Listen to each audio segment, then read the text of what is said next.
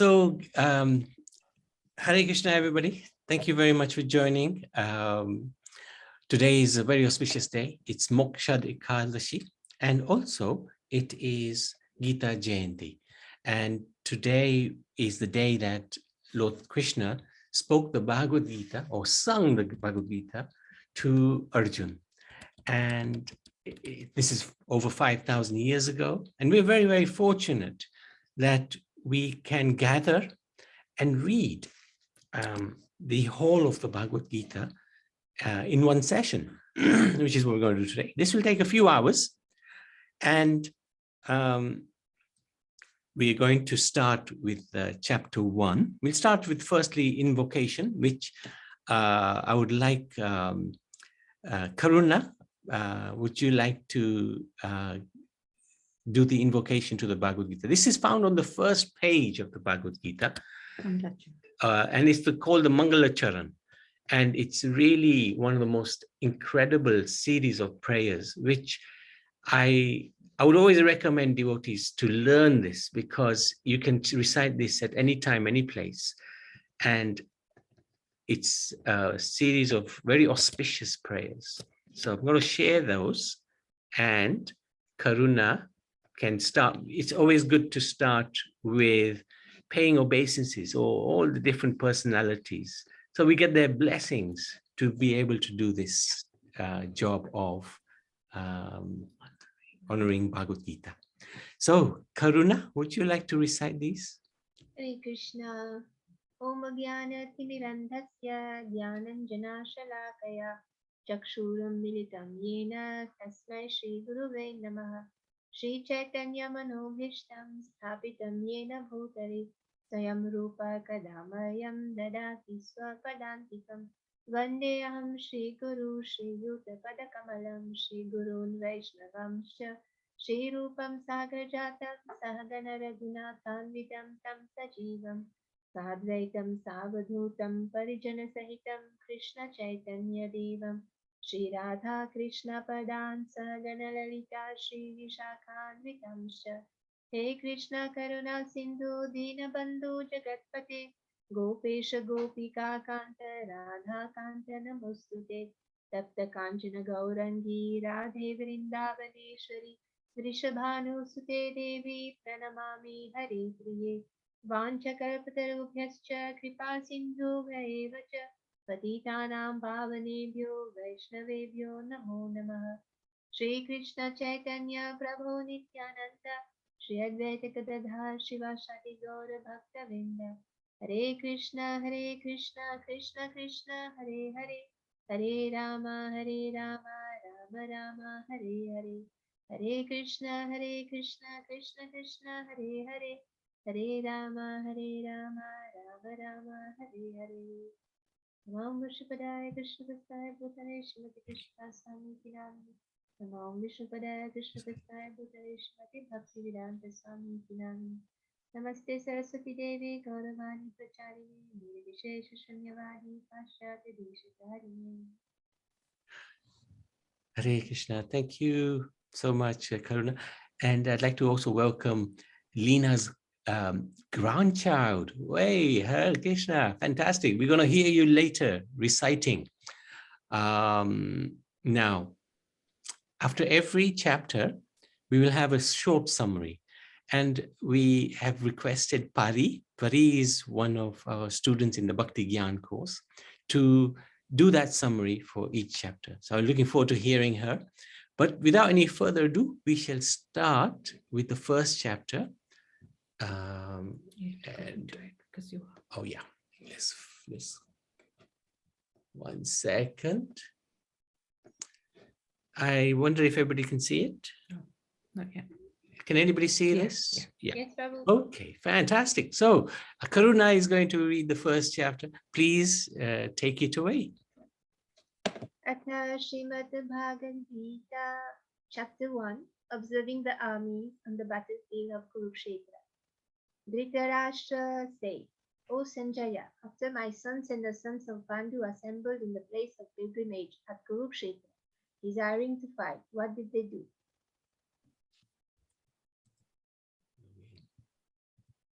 Sanjaya said, O king, after looking over the army arranged in a military formation by the sons of Pandu, King Duryodhan went to his teacher and spoke the following words.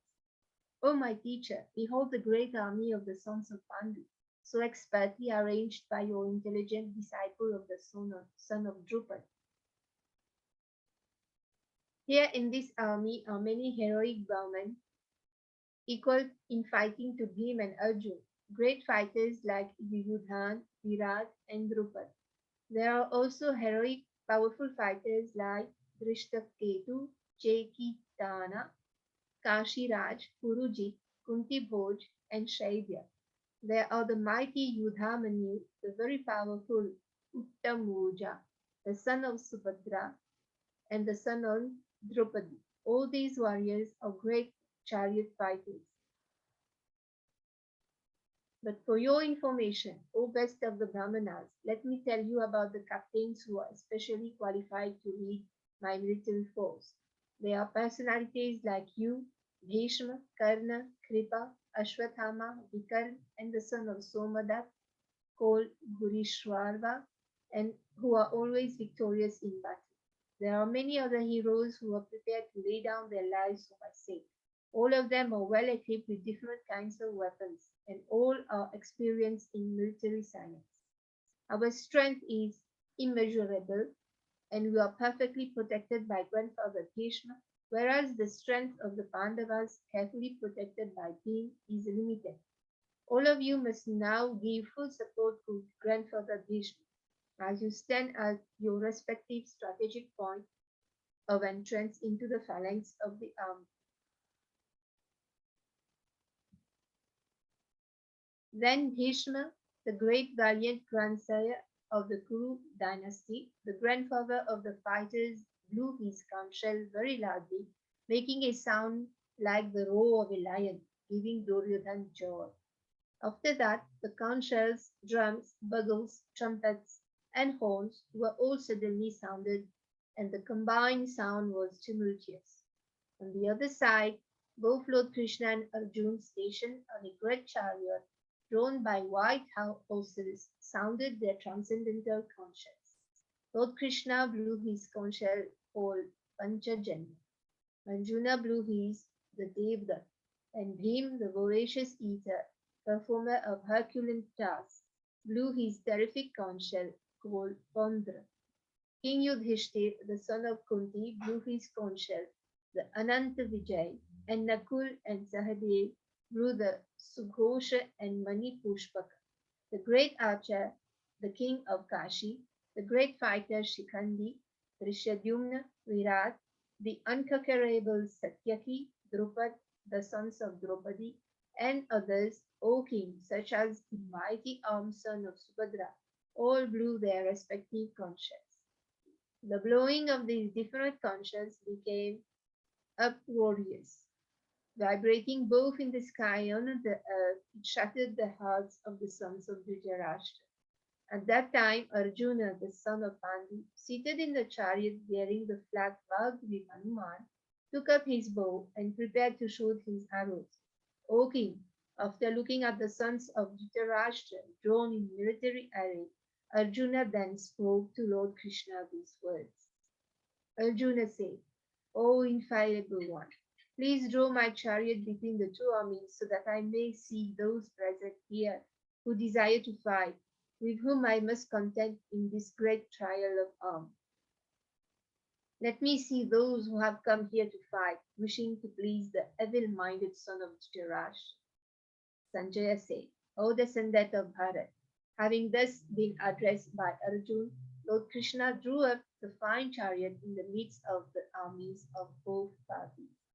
In the presence of Bhishma, Drona, and other chieftains of the world, the Lord said, Just behold Partha, all the Kurus assembled here.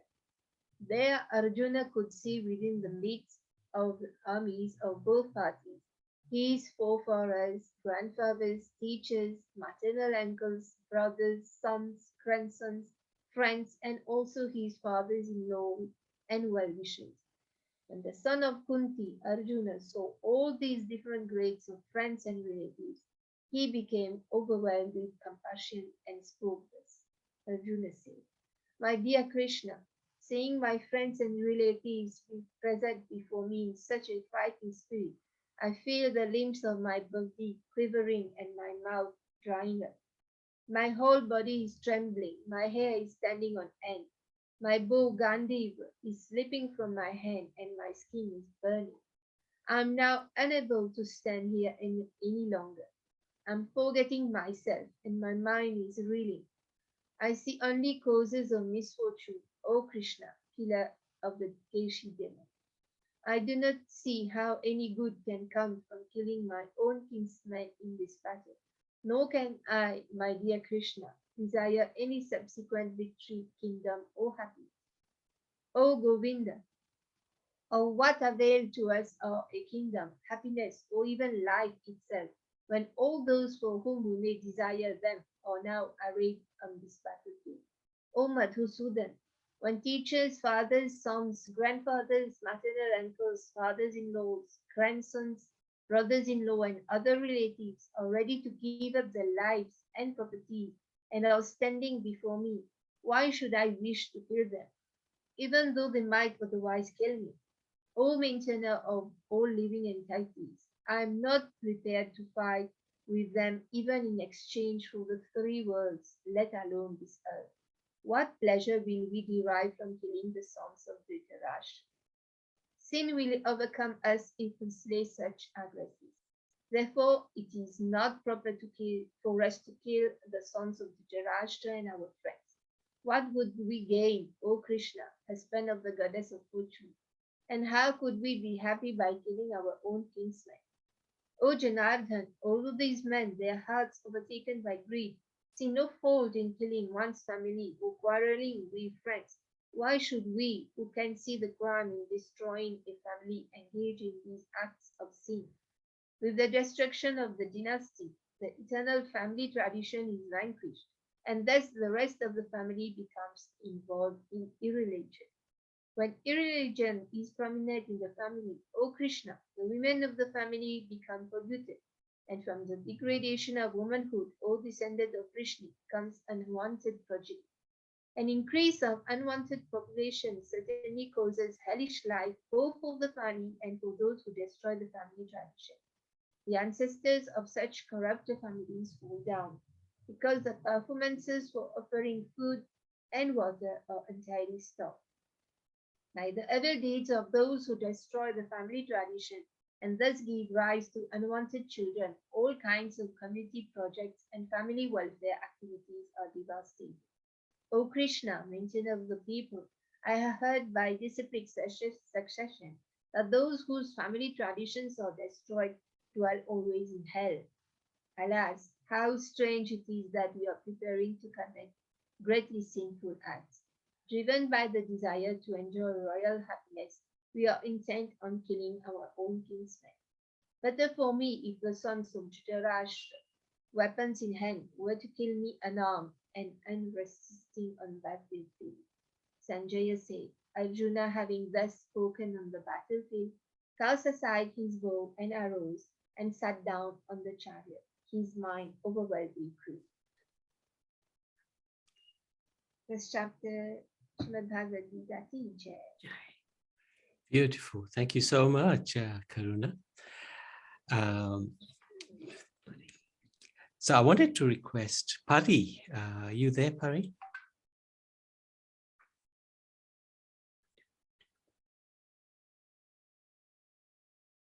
She should be one of the co-hosts. Oh, let's make her co-host. She can't unmute. Let's make. Where are you, Pari? Maybe just put your screen on so we can see you. Can't see you at the moment. Ah, okay, can see you now. Okay. Sorry. Very good. Go for it, Pari. So thank you for reading, Mataji. So a summary of the first chapter is we basically see that so Arjuna asks Krishna to pull the chariot between the two armies, and so we see that he's sort of trying to observe and he's trying to be aware of his surroundings. And it shows how sort of overwhelmed he is with this situation. He's not sure what's going on. He's not sure what to do. He's very confused, and he's basically overwhelmed with compassion, fear, confusion, grief, all of these things that we expect him to be, because he's in a war where he goes to fight his loved ones. Basically, we see that Muhammad Bhishma, his Guru Dron, even his brother, sort of Karna, is in the battlefield, and so it makes sense for him to be overwhelmed with all of these emotions. But what we also see is that he overall in the chapter, he's emotionally sort of rambling to Krishna, and it just shows how understanding the Lord is, that he hasn't spoken so much, he's just listening to Arjuna's problems. And Arjuna's basic reasons are that he sort of questions what he's going to gain if he fights, and he believes there's a lack of enjoyment, because generally in a war or in a fight you want to feel victorious. But however, Arjuna believes that there's a lack of enjoyment as he brings sin onto himself by killing his family and friends. So he sets his bow and arrow aside, and so we see that he's in a state where he's very into grief and he doesn't know what to do at the moment. Well done. Thank you very much, Pari. Good summary, good start. And this is the first time, I believe, that Pari, you're speaking on Bhagavad Gita matters, especially to quite a large group. So I'd like to congratulate you for your confidence. You speak very well. Keep it up. Just wanted to add that when Krishna, when Arjuna asked Krishna to take the chariot in the middle of the battlefield, Krishna did something which he always does. He took Arjuna to face his worst enemy. He's the worst demons. So Krishna does this in our lives. When you want to wake up, Krishna will really wake us up. So he took the chariot right in front of Bhishma, the greatest warrior, and the one that Arjuna loved, probably the most, and Bhishma loved him the most as well. So he set him up for the fall, if you like, or at least he set us up so that he can sing this Bhagavad Gita to Arjuna, because to be in front of Bhishma was nerve-wracking for Arjuna. Hence, one of the reasons why he felt very nervous, and he put some very interesting arguments in front of Krishna why he should not fight. So let's go to the next chapter, and oh yes, it's Chitra. So let's find Chitra first, and if somebody can unmute. Hare Krishna Prabhu. Thank you so much, Chitra. And if anybody else wants to read who's not on our list and wants to read a little later, please do let us know by chat, huh? Please. Thank you. Okay, Chitra, thank you. Chapter 2, Contents of the Gita summarized. Text 1. Sanjaya said, seeing Arjuna full of compassion, his mind depressed, his eyes full of tears, Madhusudan Krishna spoke the following words. The Supreme Personality of Godhead said, my dear Arjuna, how have these impurities come upon you? They are not at all befitting of a man who knows the value of life. They lead not to higher planets, but to infamy. O son of Pritha, do not yield to this degrading importance. It does not become you. Give up such petty weakness of heart and arise, O chastiser of the enemy. Arjuna said, O killer of enemies, O killer of Madhu, how can I counterattack with arrows in battle men like Bhishma and Drona, who are worthy of my worship? It would be better to live in this world by begging than to live at the cost of the lives of great souls who are my teachers. Even though desiring worldly gain, they are superiors. If they are killed, everything we enjoy will be tainted with blood. Nor do we know which is better, conquering them or being conquered by them. If we kill the sons of Dhritarashtra, we would not care to live. Yet they are now standing before us on the battlefield. Now I am confused about my duty and have lost all composure because of miserly weakness. In this condition, I am asking you to tell me for certain what is best for me. Now I am your disciple and a soul surrendered unto you. Please instruct me. I can find no means to drive away this grief which is drying up my senses. I will not be able to dispel it even if I win a prosperous, unrivaled kingdom on earth with sovereignty like the demigods in heaven. Sanjay said, having spoken thus, Arjun, chastiser of enemies, told Krishna, Govind, I shall not fight, and fell silent. O descendant of Bharat! At that time, Krishna, smiling, in the midst of both armies, spoke the following words to the grief-stricken Arjun. The Supreme Personality of Godhead said, while speaking learned words, you are mourning for what is not worthy of grief. Those who are wise lament neither for the living nor for the dead. Never was there a time when I did not exist, nor you, nor all these kings, nor in the future shall any of us cease to be. As the embodied soul continuously passes in this body, from boyhood to youth to old age, the soul similarly passes into another body at death. A sober person is not bewildered by such a change. O son of Kunti, the non-permanent appearance of happiness and distress, and their disappearance in due course, are like the appearance and disappearance of winter and summer seasons. They arise from sense perception, O son of Bharat, and one must learn to tolerate them without being disturbed. O best among men, Arjun, the person who is not disturbed by happiness and distress, and is steady in both, is certainly eligible for liberation. Those who are seers of the truth have concluded that the non-existence, the material body, there is no endurance, and of the eternal, the soul, there is no change. This they have concluded by studying the nature of both. That which pervades the entire body you should know to be indestructible. No one is able to destroy that imperishable soul. The material body of the indestructible, immeasurable, and eternal living entity is sure to come to an end.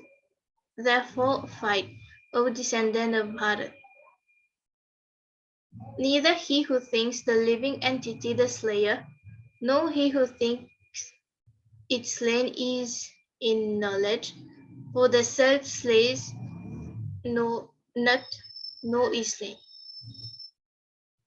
For the soul there is neither birth nor death at any time. He has not come into being, does not come into being, and will not come into being. He is unborn, eternal, ever existing, and primeval. He is not slain when the body is slain.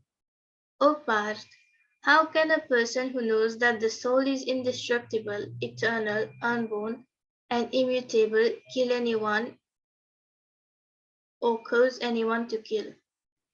As a person puts on new garments, giving up old ones, the soul similarly accepts new material bodies, giving up the old and useless ones. The soul can never be cut to pieces by any weapon, nor burned by fire, no moistened by water, nor withered by the wind. This individual soul is unbreakable and insoluble, and can neither be burned nor dried. He is everlasting, present everywhere, unchangeable, immovable, and eternally the same. It is said that the soul is invisible, inconceivable, and immutable. Knowing this, you should not grieve for the body. If, however, you think that the soul, or the symptoms of life, will always be born and die forever, you still have no reason to lament, O mighty Om. One who has taken his birth is sure to die, and after death, one is sure to take birth again. Therefore, in the unavoidable discharge of your duty, you should not lament. All created beings are unmanifest in their beginning, manifest in their interim state, and unmanifest again when annihilated. So, what need is there for lamentation?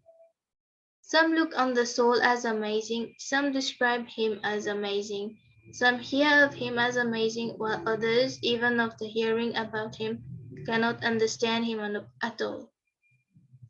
O descendant of Bharat, he who dwells in the body can never be slain. Therefore, you need not grieve for any living being. Considering your specific duty as a Kshatriya, you should know that there is no better engagement for you than fighting on religious principles, and so there is no need for hesitation. O Parth, happy are the Kshatriyas to whom such fighting opportunities come unsought, opening for them the doors of the heavenly planets. If, however, you do not perform your religious duty of fighting, then you will certainly incur sins for neglecting your duties and thus lose your reputation as a fighter. People will always speak of your infamy, and for a respectable person, dishonor is worse than death. The great generals who have highly esteemed your name and fame will think that you have left the battlefield out of fear only, and thus they will consider you insignificant. Your enemies will describe you in many unkind words and scorn your ability. What could be more painful for you? O son of Kunti, either you will be killed on the battlefield and attain the heavenly planets, or you will conquer and enjoy the earthly kingdom. Therefore, get up with determination and fight. Do thou fight for the sake of fighting without considering happiness or distress, loss or gain, victory or defeat, and by doing so you shall never incur sin. Thus far I have described this knowledge to you through analytical study. Now listen as I explain in terms of working without fruitive results. O son of Pritha, when you act in such knowledge, you can free yourself from the bondage of works.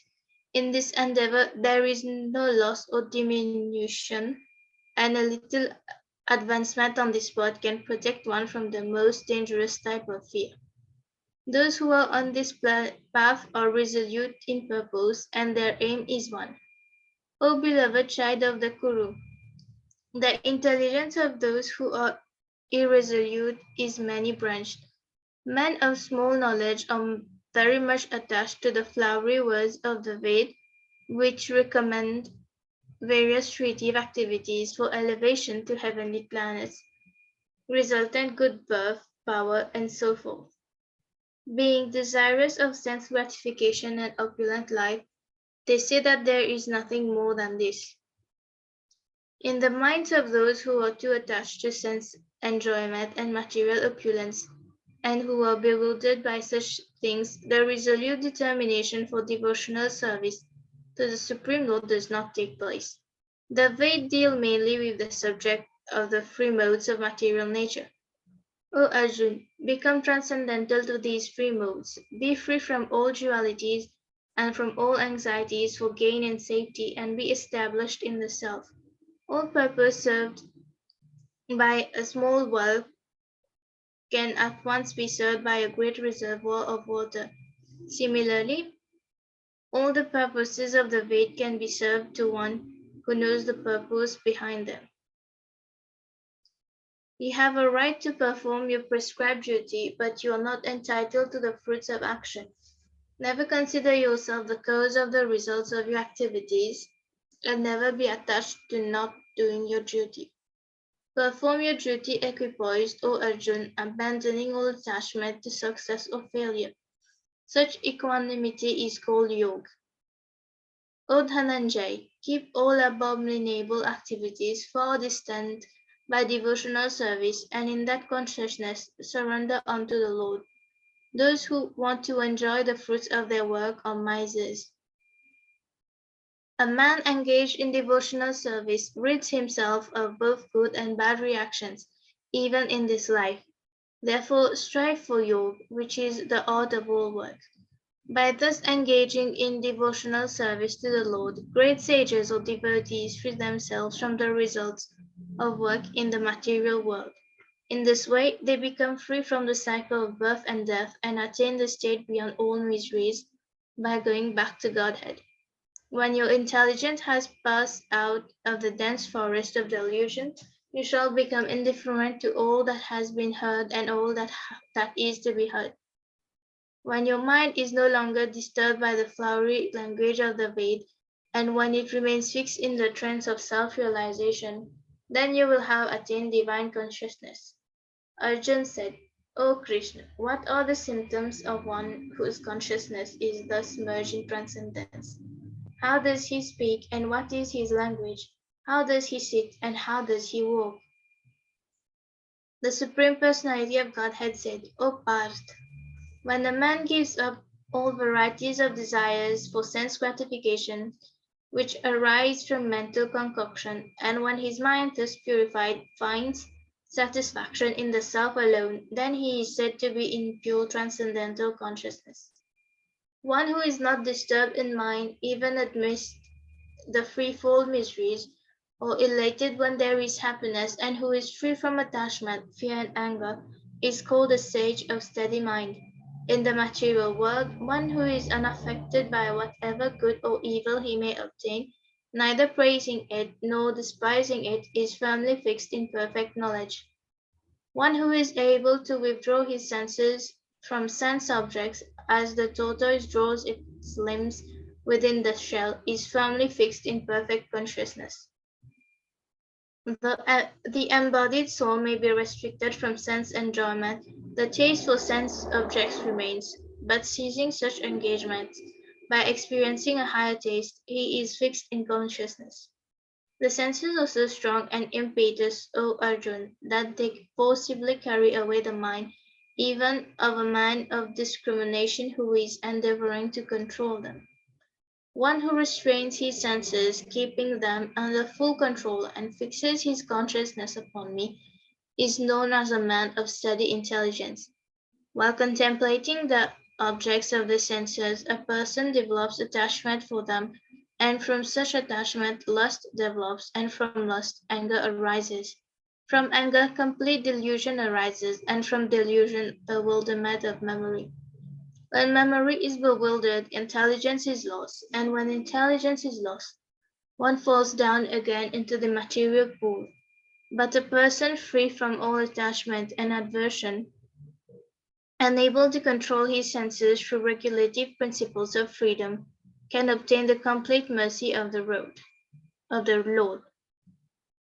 For one thus satisfied in Krishna consciousness, the threefold miseries of material existence exist no longer. In such satisfied consciousness, one's intelligence is soon well established. One who is not connected to the Supreme in Krishna consciousness can have neither transcendental intelligence nor a steady mind, without which there is no possibility of peace. And how can there be any happiness without peace? As a strong wind sweeps away a boat on water, even one of the roaming senses on which the mind focuses can carry away a man's intelligence. Therefore, O mighty Om, one whose senses are restrained from their objects is certainly of steady intelligence. What is night for all beings is the time of awakening for the self-control. And the time of awakening for all beings is night for the introspective sage.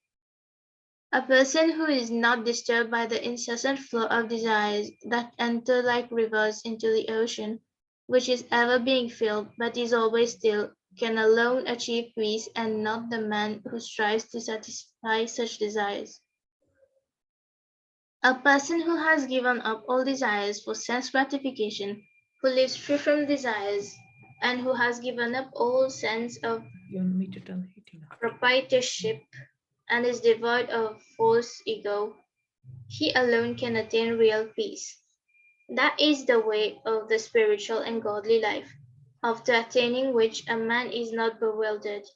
If one is thus situated even at the hour of death, one can enter the kingdom of God. End of chapter 2. Hare Krishna.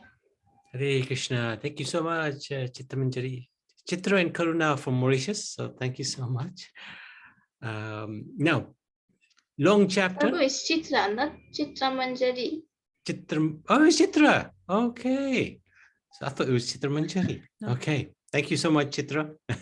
Chitra and Karuna are mother-daughter.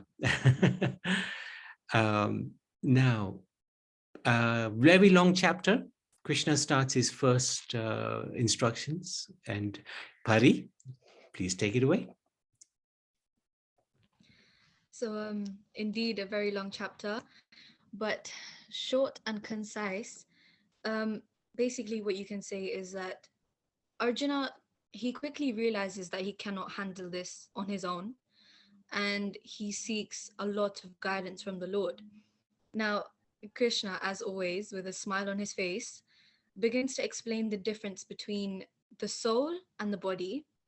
And that's when Arjuna concludes that he doesn't want to fight. That's when Krishna starts to explain his swadharma, which is Arjuna's bodily duties, or in our context, our bodily duties, and the sanatana dharma, which is duties of the soul, or moreover sort of spiritual duties. And Krishna describes the person who is doing his duty perfectly. And so when Arjuna asks how does he sit or how he walks, Krishna establishes that a person who is doing his sanatana dharma perfectly is someone who controls his senses. And I think in a lot of sessions, this is reiterated with Navi Prabhu as well. He said that lust is the cause of every downfall, because if you can't achieve something, you lust for it, and so you want it, and when you can't achieve it, there's anger, and then there's downfall. So this has been basically established. Krishna also says this to Arjun, that someone who is doing their duty perfectly is someone who is unaware of lust. Very good. Thank you very, very much. Well said. And three themes from what Krishna says. The first time he's actually addressing Arjun and explaining that we are not the body, we are the soul. So that's one theme. Second theme, he's saying, do your duty. You're a Kshatriya, you're a fighter. You have to uphold the law. And third thing he's saying is this, because Arjun asked him the question, what is somebody who's in Krishna consciousness, how does he behave? Then Krishna describes how that person, how he walks, how he talks, how he behaves. Really amazing. So thank you very much, Pari. Chapter 3 is Sitaram, again from Mauritius. Now, if you can see Sitaram, can you just unmute him, please? Anybody? I can't see him. So, have we found Sitaram? Hare Krishna, Sitaram, are you there? Ah, yeah, there he is. Hare Krishna, Prabhu. Ah, great. Hare Krishna. Thank you so much. So let's go to chapter 3, entitled Karma Yoga.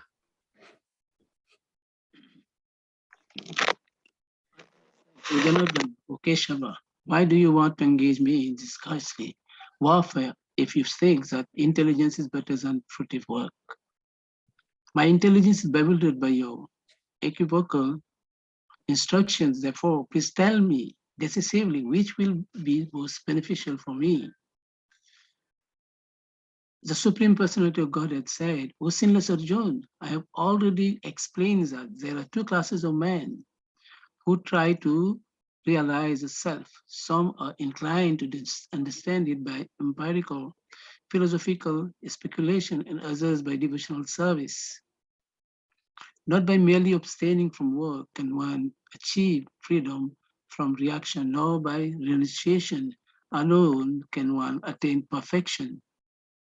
Everyone is forced to act helplessly according to the qualities acquired from the modes of material nature. Therefore, no one can refrain from doing something, not even for a moment.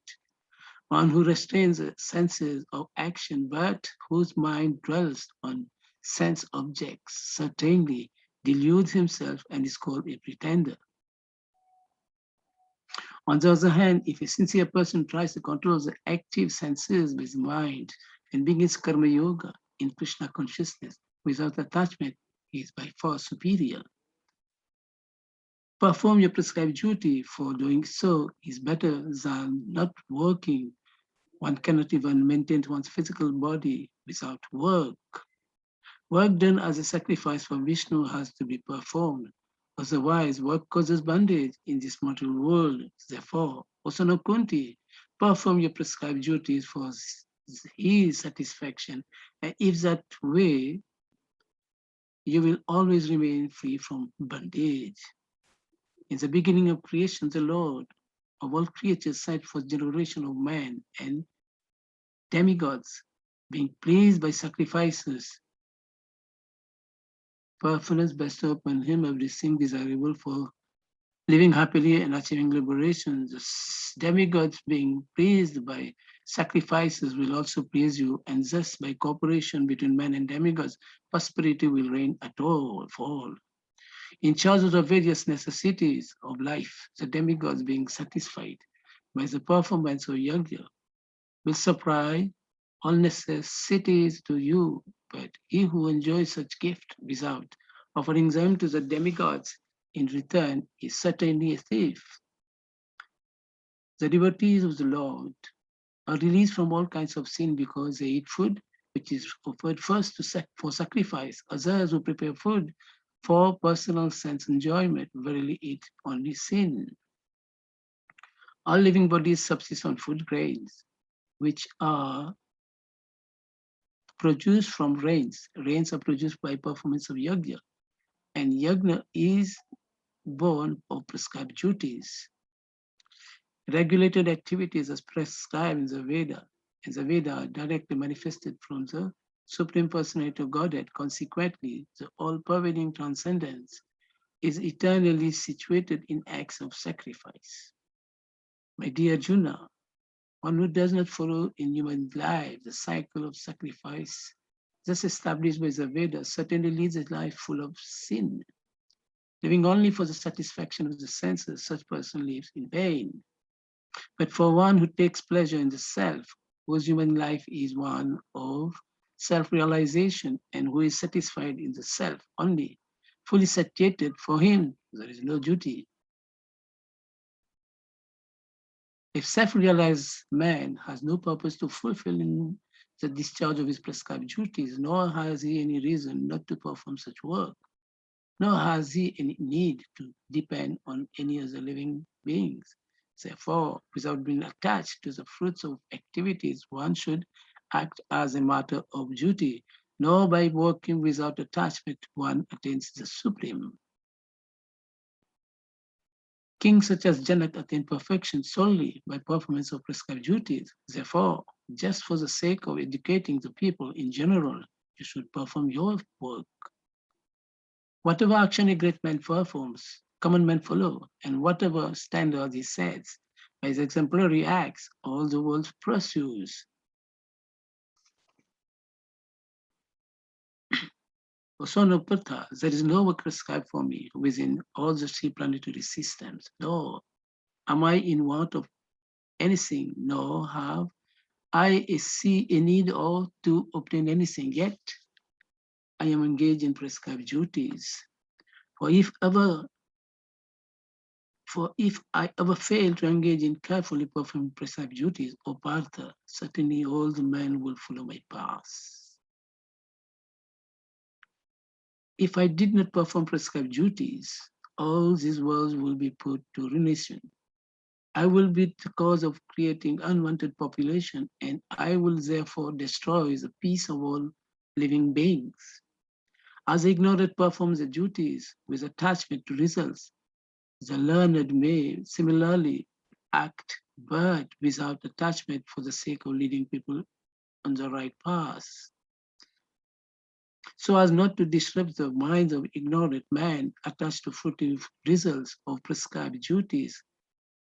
A learned person should not induce them to stop work. Rather, by working in the spirit of devotion, he should engage them in all sorts of activities for the gradual development of Krishna consciousness.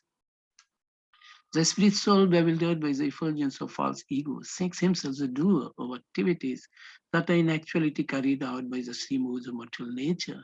One who is in knowledge of the absolute truth, Almighty Arm, does not engage himself in the and sense gratification, knowing well the difference between work in devotion and work for fruitive results. Bewildered by the modes of mortal nature, they ignorant fully engage themselves in material activities and become attached. But the wise should not unsettle them, although these duties are inferior due to the performer's lack of knowledge. Therefore, Arjuna, surrendering all your works unto me, with full knowledge of me, without desires for profit, with no claims to proprietorship, and free from lethargy, fight.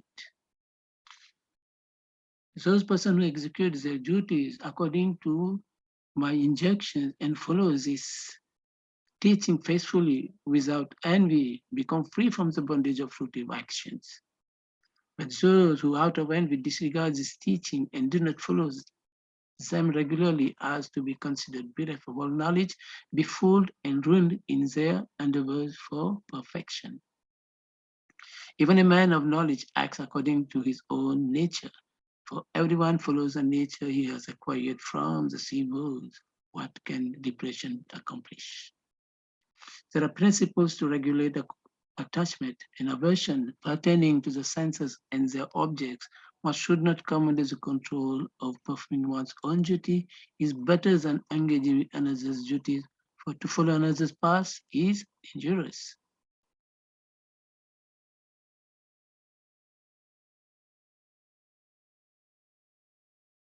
Arjuna said, O descendant of Vishnu, by what is one impelled to sinful acts?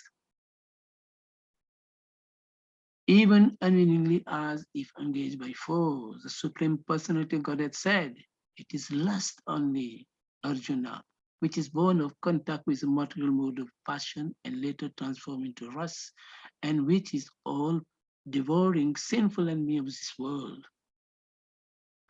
As fire is covered by smoke, as a mirror is covered by dust, or as embryo is covered by the womb, the living entity is similarly covered by different degrees of lust. Thus, the wise living entity, its pure consciousness become covered by the eternal enemy in the form of lust, which is never satisfied and which burns like fire. The senses, the mind, and the intelligence are the sitting places of this lust. Through them, lust covers the real knowledge of the living entity and bewilders him. Therefore, Arjuna, best of the Bharatas, in every beginning curb, this great symbol of sin, lust, by regulating the senses and slay this destroyer of knowledge and self-realization. The working senses are superior to dull matter. Mind is higher than the senses. Intelligence is still higher than the mind, and he, the soul, is even higher than the intelligence. Thus, knowing one's self to be transcendental to the material senses, mind, intelligence, and mighty armed Arjuna. One should steady the mind by deliberate spiritual intelligence, Krishna consciousness, and thus by spiritual strength conquer this insatiable enemy known as lust. Jai, chapter 3, Ki Jai, Bhagavad Gita, Ki Jai, Sitaram, Ki Jai. Thank you very much. So, Karma Yoga, let's see what Pari has to say. So, chapter 3, Karma Yoga. Essentially, after chapter 2, Sri Krishna could have stopped. And that's because Krishna had already told Arjun who he is, what he should do. He had given knowledge. But Arjuna wanted to know more. He wanted his knowledge to turn into action and not just help him for the war, but more possibly for the rest of his life. And for our benefit as well, he decided to inquire from the Lord. Now, the Lord describes the practice of karma yoga as the technique of achieving spiritual connection with the Lord through our daily work. And basically, it's got quite a few themes to it, because it's not exactly that simple to describe. But I think most simply it's that by acting for the pleasure of the Supreme, you can liberate gradually to Krishna. And what that means is karma is basically the law of action. So if you keep committing good actions, then you sort of elevate in spirituality, because you know you have good qualities. And someone that's liberated can also practice bhakti yoga, which is essentially, it's not the same as karma yoga, but bhakti yoga sort of brings more of the Lord into their practice. And whilst the world may sort of continue to act through material nature, you're giving your own mind and your own actions to the Lord, and so you're pleasing the Lord. And that's what karma yoga is. That's what I understood from it. Yep, no, that was good, Pari. Thank you so much. Good explanation of karma yoga. It's where you basically not becoming attached to the fruits. You're just doing your duty. This is what Krishna is encouraging Arjuna to do. So thank you very, very much. And also, just the last bit of the chapter, Arjuna asks Krishna, what is it that makes people sin? Right? He asks this question, and Krishna says to him, it is simply lust. Simply when we want something so desperately, we think we need it. We actually don't need it, but because we think we really need this material item, we become like attached to it, lusty for it. So he's saying, destroy this element of lust right from the beginning of your life. As soon as you think of it, just get rid of it. All right, thank you so much. So now we have two wonderful children who are going to recite the fourth chapter. No, we don't. We have Nutanji. Sorry, Nutanji is going to recite fourth chapter. Looking forward to hearing you. Can we unmute? If we can find her. Let me just, sorry. If you could maybe we can see you, then we might be able to unmute. Hare Krishna. Well done. Thank you. I've just done it. Hare Krishna to everyone. Hare Krishna. Welcome. Thank you. Chapter 4, Transcendental Knowledge. The personality of Godhead, Lord Shri Krishna said, I instructed this imperishable science of yoga to the sun god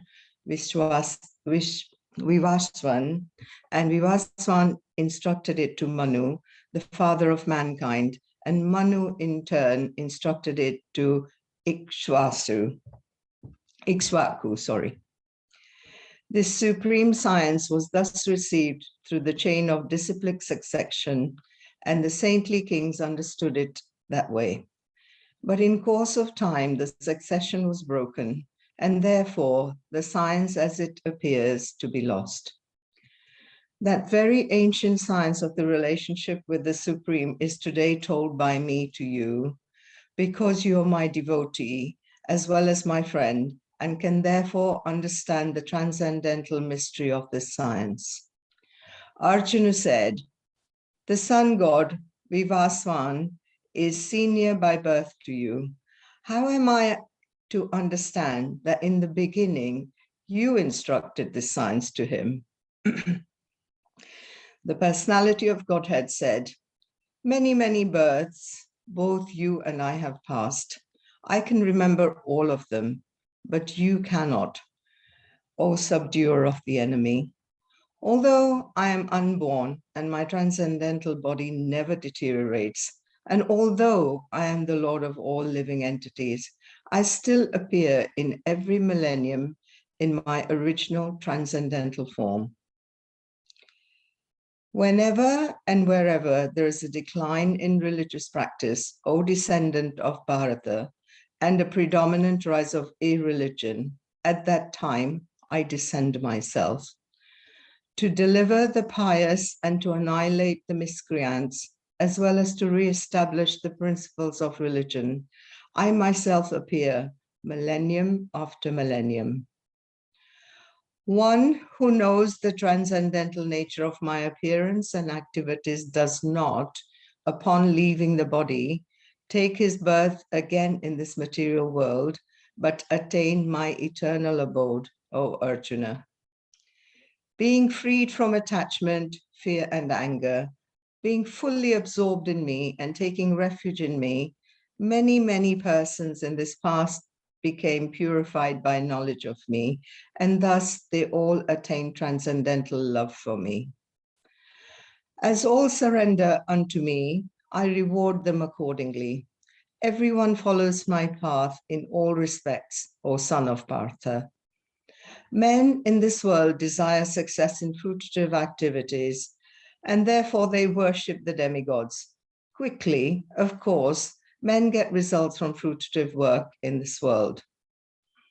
According to the three modes of material nature and the work associated with them, the four divisions of human society are created by me.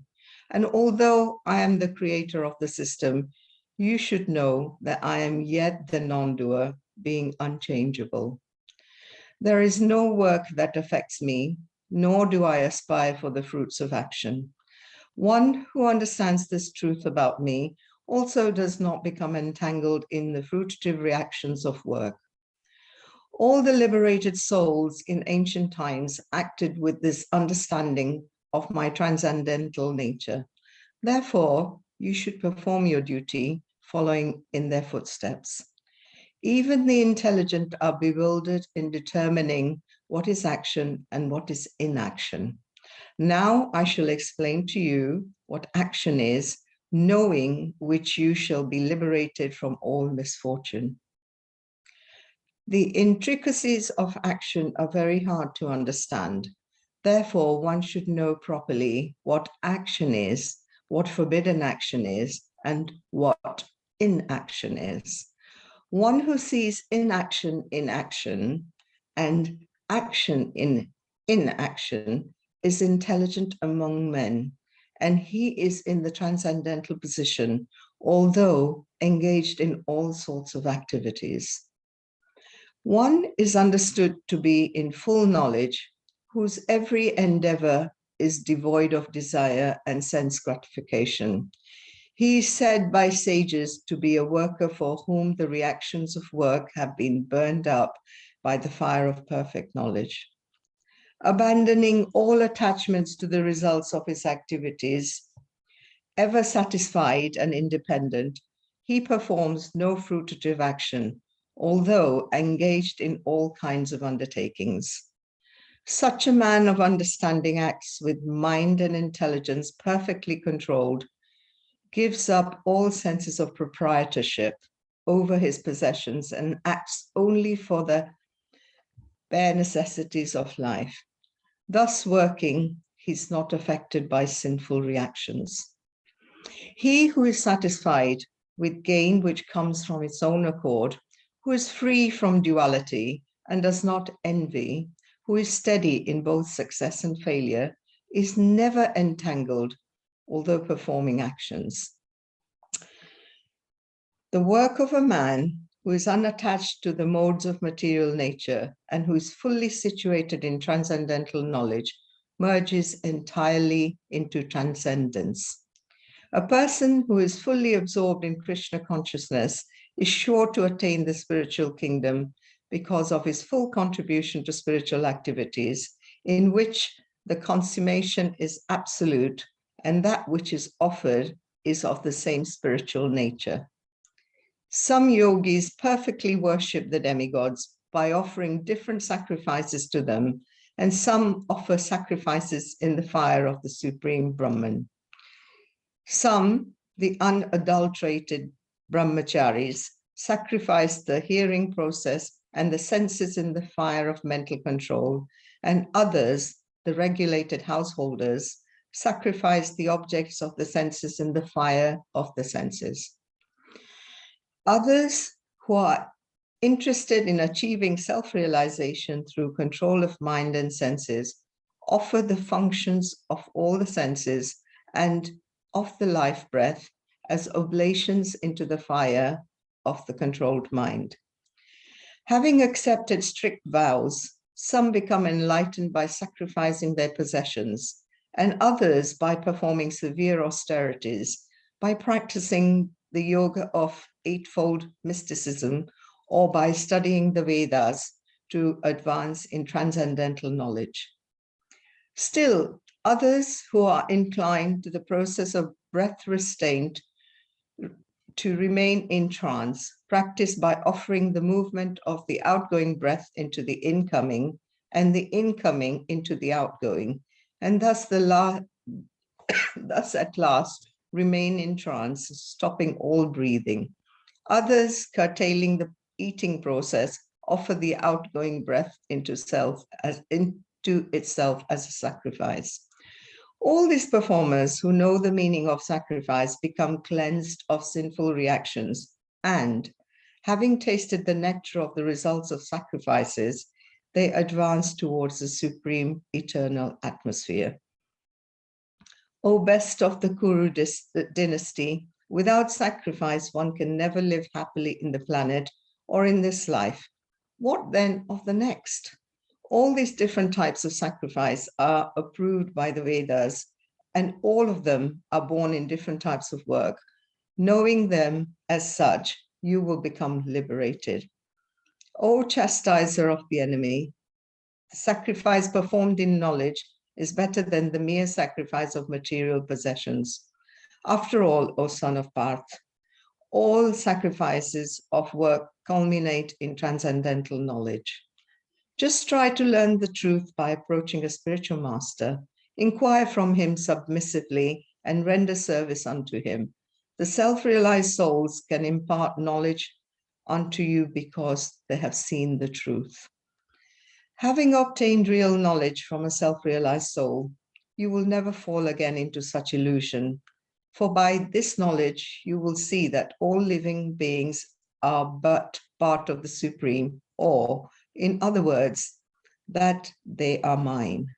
Even if you are considered to be the most sinful of all sinners, when you are situated in the boat of transcendental knowledge, you will be able to cross over the ocean of miseries.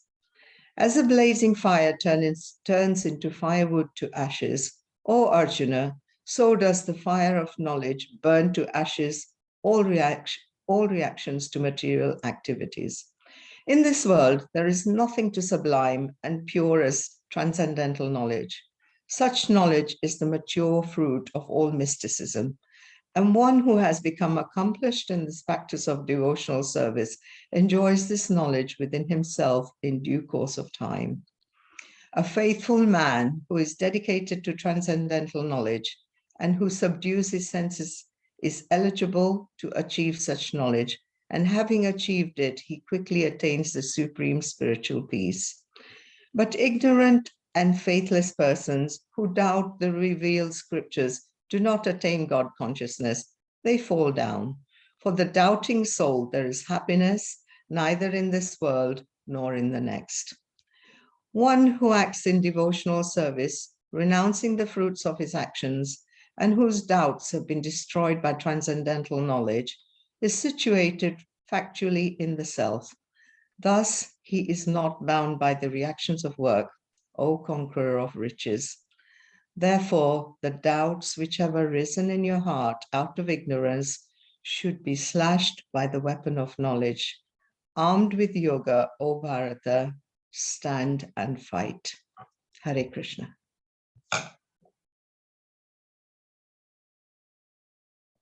Thank you so much. It was Nutanji, so nice to hear.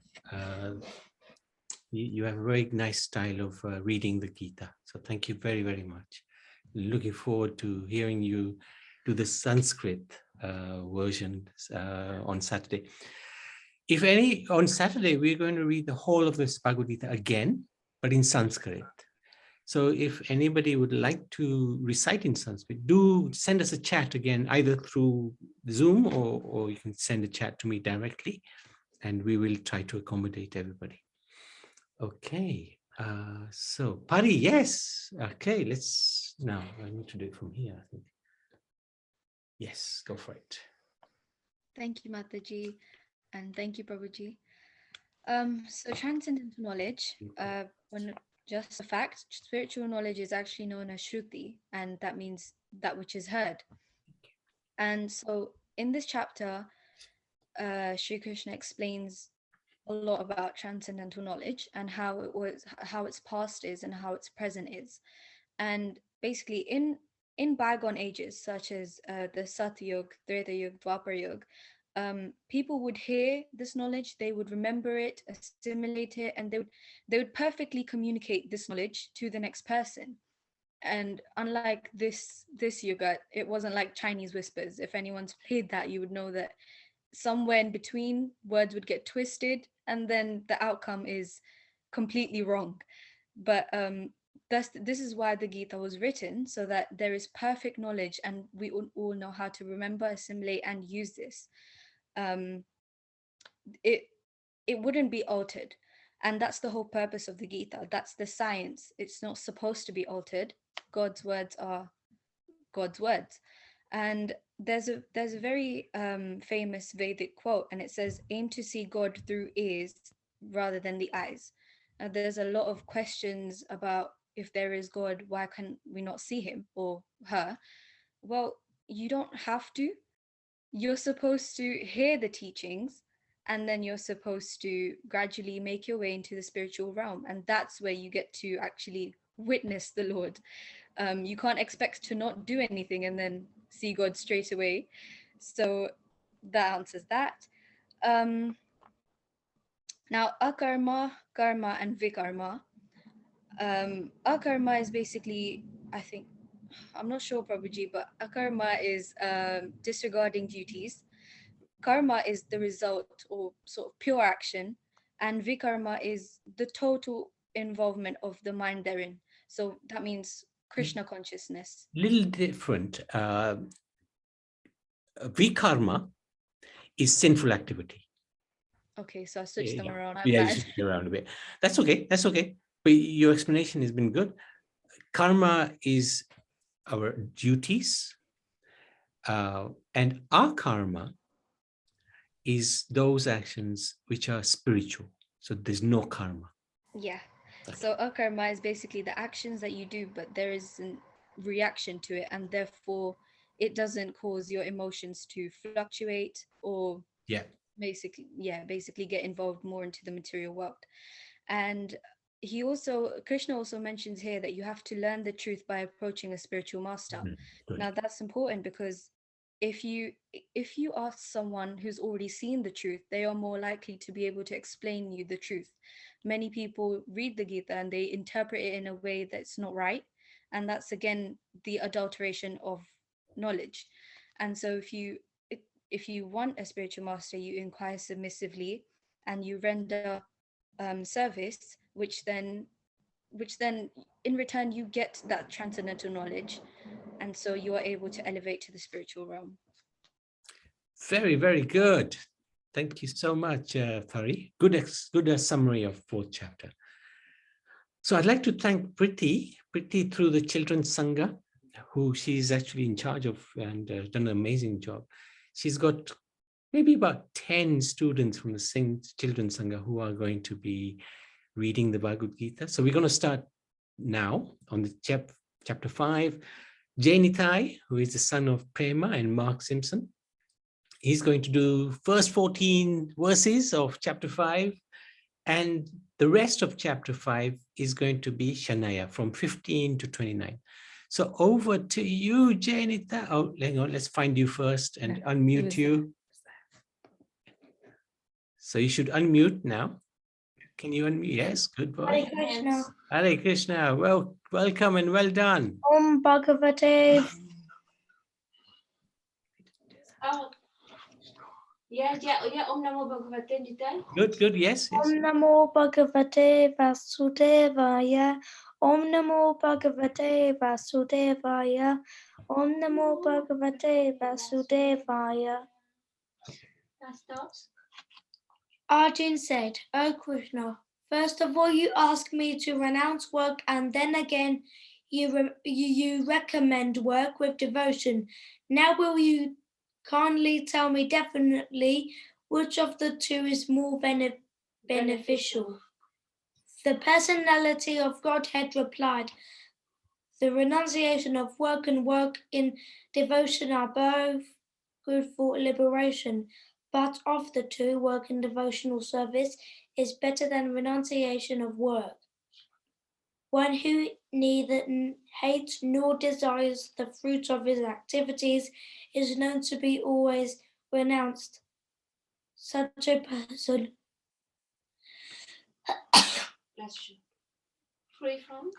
free from all dualities, easily overcomes material bondage and is completely liberated.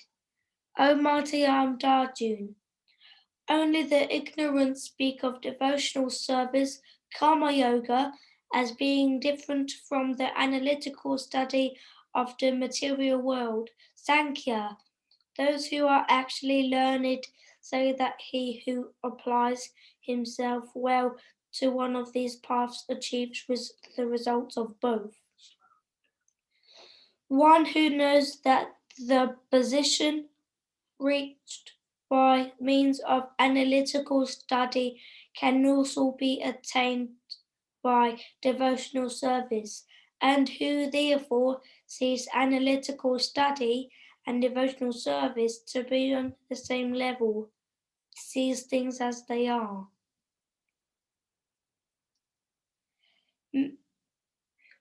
Merely renouncing all activities yet not engaging in the devotional service of the Lord cannot make one happy, but a thoughtful person engaged in devotional service can achieve the supreme without delay. One who works in devotion, who is a pure soul, and who controls his mind and senses, is dear to everyone, and everyone is dear to him. Though always work in such a manner is never entangled.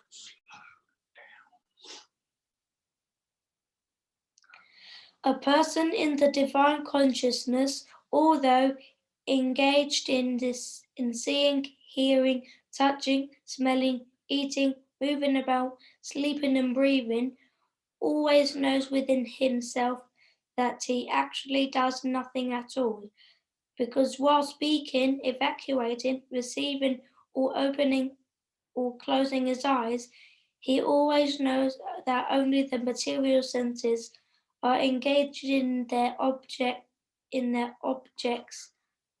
and that he is aloof from them. One who performs his duty without attachments, surrendering the resultant to the Supreme Lord, is unaffected by sinful action, as the lotus leaf is untouched by water. The yogis, abandoning attachment, act with body, mind, intelligence, and even with the senses only for the pure purpose of purification. The steadily devoted soul attains unadulterated peace because he offers the result of all activities to me, whereas a person who is not in union with the divine, who is greedy for the fruit of his labor, becomes entangled. When the embodied living being controls his nature and mentally renounces all actions, he resides happily in the city of Nine Gates, the material body, neither working nor causing work to be done. The embodied spirit, master of the city of his body, does not create activities, nor does he induce people to act, nor does he create fruits of action. All this is enacted by the modes of material nature. 15. Okay, good boy. Well done. You read so confidently. I was really impressed. Thank you so much. And Thank Prema, you, we've got Hare you down Krishna. for, thank you. Prema, we got you down for chapter 16. So just hold on. Yeah. Okay, Shayana, are you there?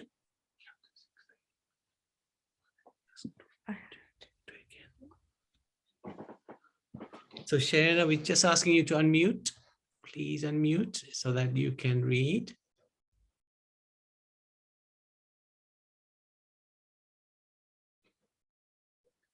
Shayana, are you there? Yes, Okay, go for it. it's Shania. Shania, thank you. Nor does the Supreme Lord assume anyone's sinful or pious activities. Embodied beings, however, are bewildered because of the ignorance which covers their real knowledge. When, however, one is enlightened with the knowledge by which science is destroyed, then his knowledge reveals everything, as the sun lights up everything in the daytime. When one's knowledge, mind, faith, and refuge are all fixed in the Supreme, then one becomes fully cleansed of misgivings through complete knowledge and thus proceeds straight on the path of liberation. The humble sages, by virtue of true knowledge, see with equal vision a learned and gentle Brahman, a cow, an elephant, and a dog and a dog-eater, outcast. Those whose minds are established in sameness and equanimity have already conquered the conditions of birth and death. They are flawless like Brahman, and thus they are already situated in Brahman. A person who neither rejoices upon achieving something pleasant, nor laments upon obtaining something unpleasant, who is self-intelligent, who is unbewildered, and who knows the science of God is already situated in transcendence. Such a liberated person is not attracted to material sense pleasure, but is always in trance, enjoying the pleasure within. In this way, the self-realized person enjoys unlimited happiness, for he concentrates on the Supreme. An intelligent person does not take part in the sources of misery, which are due to contact with the material senses. O son of Kunti, such pleasures have a beginning and an end, and so the wise man does not delight in them. Before giving up this present body, if one is able to tolerate the urges of the material senses and check the force of desire and anger, he is well situated and is happy in this world. One whose happiness is within, who is active and rejoices within, and whose aim is inward, is actually the perfect mystic. He is liberated in the Supreme, and ultimately he attains the Supreme. Those who are beyond the dualities that arise from doubts, whose minds are engaged within, who are always busy working for the welfare of all living beings, and who are free from all sins, achieve liberation in the Supreme. Those who are free from anger and all material desires, who are self-realized, self-disciplined, and constantly endeavoring for perfection, are assured of liberation in the Supreme in the very near future. Shutting out all external sense objects, keeping the eyes and vision concentrated between the two eyebrows, suspending the inward and outward breath within the nostrils, and thus controlling the mind, senses, and intelligence. The transcendentalist, aiming at liberation, becomes free from desire, fear, and anger. One who is always in this state is certainly liberated. A person is full conscious of me, knowing me to be the ultimate beneficiary of all sacrifices and austerities, the supreme lord of all planets and demigods, and the benefactor and well-wisher of all living entities, attains peace from the pangs of material miseries. Well done. Very beautifully read, Shania. Thank you very, very much. Very confident. I like it very much. So let's hear what Pari has to say for the 5th chapter, which is action in Karma Yoga, action in Krishna consciousness. Okay.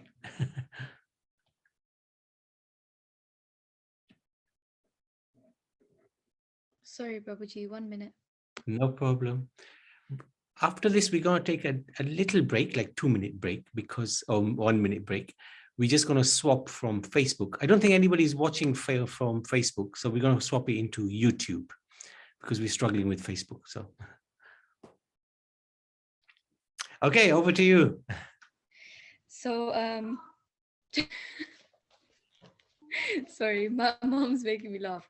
Hey, Mom, get off.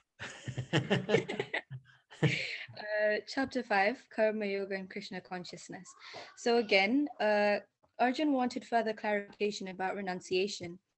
And renunciation is sort of a touchy topic because if anyone's aware about I'm pretty sure everyone is, but in the Mahabharata, obviously Arjun's father, Pandu, decided it would be better to leave all his kingdom's duties and go and live in a forest, which we call a vanvas. And Krishna also brought that up, and he said, is that something you want to do?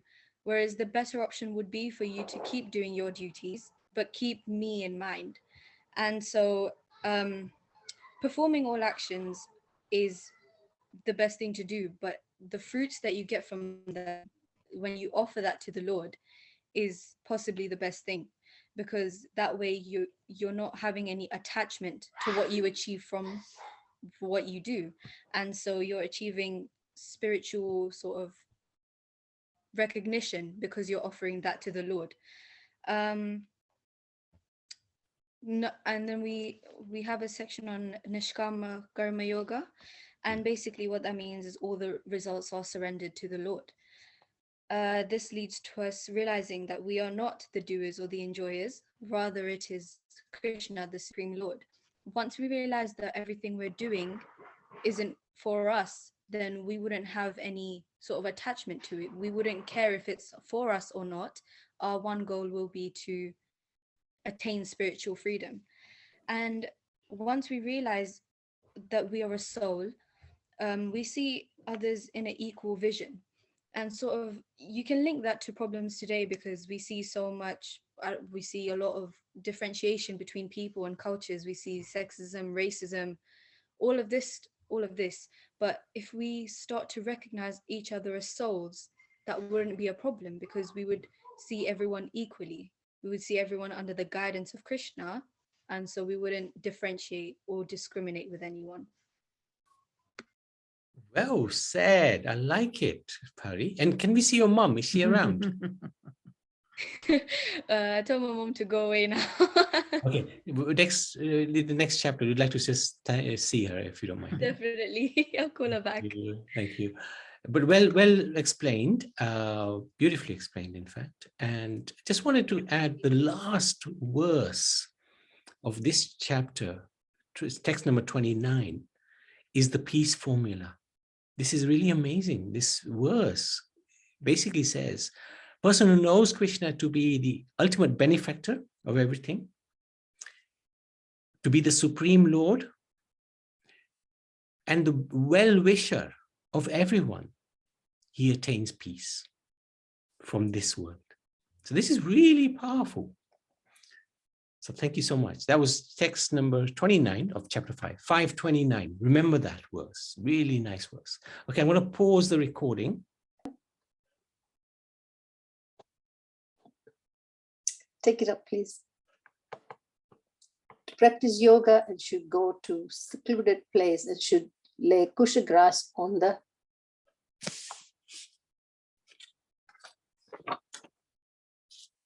take the lines up.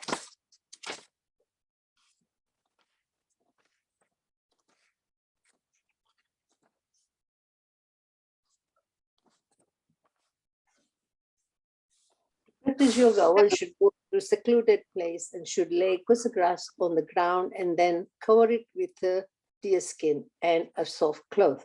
The seat should be neither too high nor too low, and should be situated in a sacred place. The yogi should then sit on it very firmly and practice yoga to purify the heart by controlling his mind, senses, and activities and fixing the mind on one point. Next, 13 and 14. One should hold one's body, neck, and head erect in a straight line and stare steadily at the tip of the nose, thus with an unagitated, subdued mind, devoid of fear, completely free from sex life. One should meditate upon me within the heart and make me the ultimate goal of life. Thus, the practicing constant control of the body, mind, and activities, the mystic transcendentalist, his mind regulated, attains to the kingdom of God for abode of Krishna by cessation of material existence.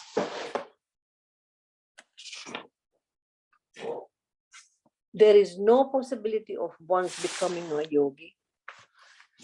O Arjun, if you eat too much or eat too little, sleeps too much or does not sleep enough,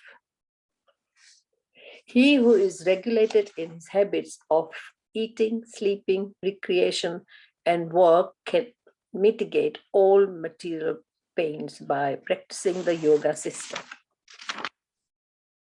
When the yogi, by practice of yoga, disciplines his mental activities and becomes situated in transcendence, devoid of all material desires, he is said to be well established in yoga.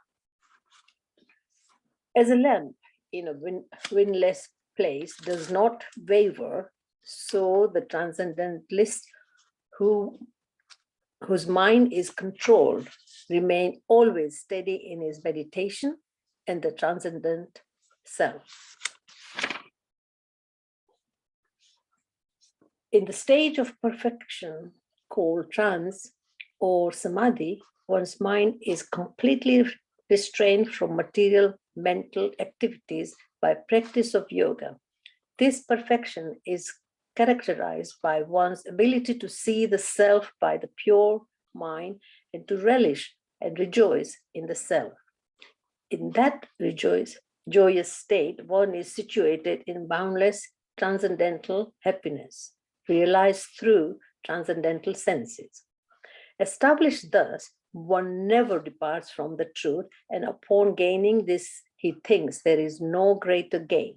Being situated in such a position, one is never shaken, even in the midst of greatest difficulty. This indeed is actually freedom from all miseries arising from the materialistic context. One should engage oneself in the practice of yoga with a determination and faith, and not to be deviated from the path. One should abandon without exception all material desires born of mental speculation, and thus control all the senses on all sides by the mind. Gradually, step by step, one should become situated in trance by means of intelligence sustained by full conviction, and thus the mind should be fixed on the self alone and should think of nothing else. From whenever the mind wanders due to this flickering and unsteady nature, one must certainly withdraw it and bring it back under the control of the self. The yogi whose mind is fixed on me verily attains the highest perfection of transcendental happiness. He is beyond the mode of passion. He realizes his qualitative identity with the Supreme, and thus he is freed from all reactions to past deeds. Thus, the self-control yogi, constantly engaged in yoga practice, becomes free from all material contamination and achieves the highest stage of perfect happiness and transcendental loving service to the Lord. A true yogi observes me in all beings and also sees every being in me. Indeed, the self-realized person sees me, the same Supreme Lord, everywhere. For one who sees me everywhere and sees everything in me, I am never lost, nor is he ever lost to me. Such a yogi who engages in the worshipful service of the Supersoul, knowing that I and the Supersoul are one, remains always in me in all circumstances. He is perfect yogi who, comparison to his own self, sees the true equality of all beings in both their happiness and their distress. O Arjun. Arjun said, O Madhusudan, the system of yoga which you have summarized appears impractical and unendurable to me, for the mind is restless and unstable. The mind is restless, turbulent, obstinate, and very strong. O Krishna, and to subdue it, I think is more difficult than controlling the wind.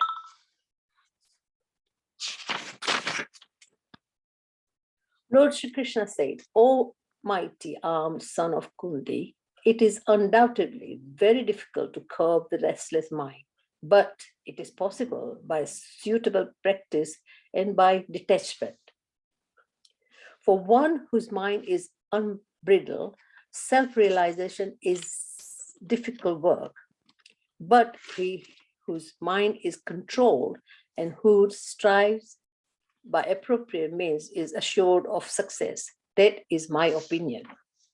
Arjuna said, O Krishna, what is the destination of the unsuccessful transcendentalist who in the beginning takes to the process of self-realization with faith, but who later desists due to worldly mindedness and thus does not attain perfection in the mysticism. Almighty armed Krishna, does not such a man who is bewildered from the path of transcendence fall away from both spiritual and material success and perish like a riven cloud with no position in any sphere?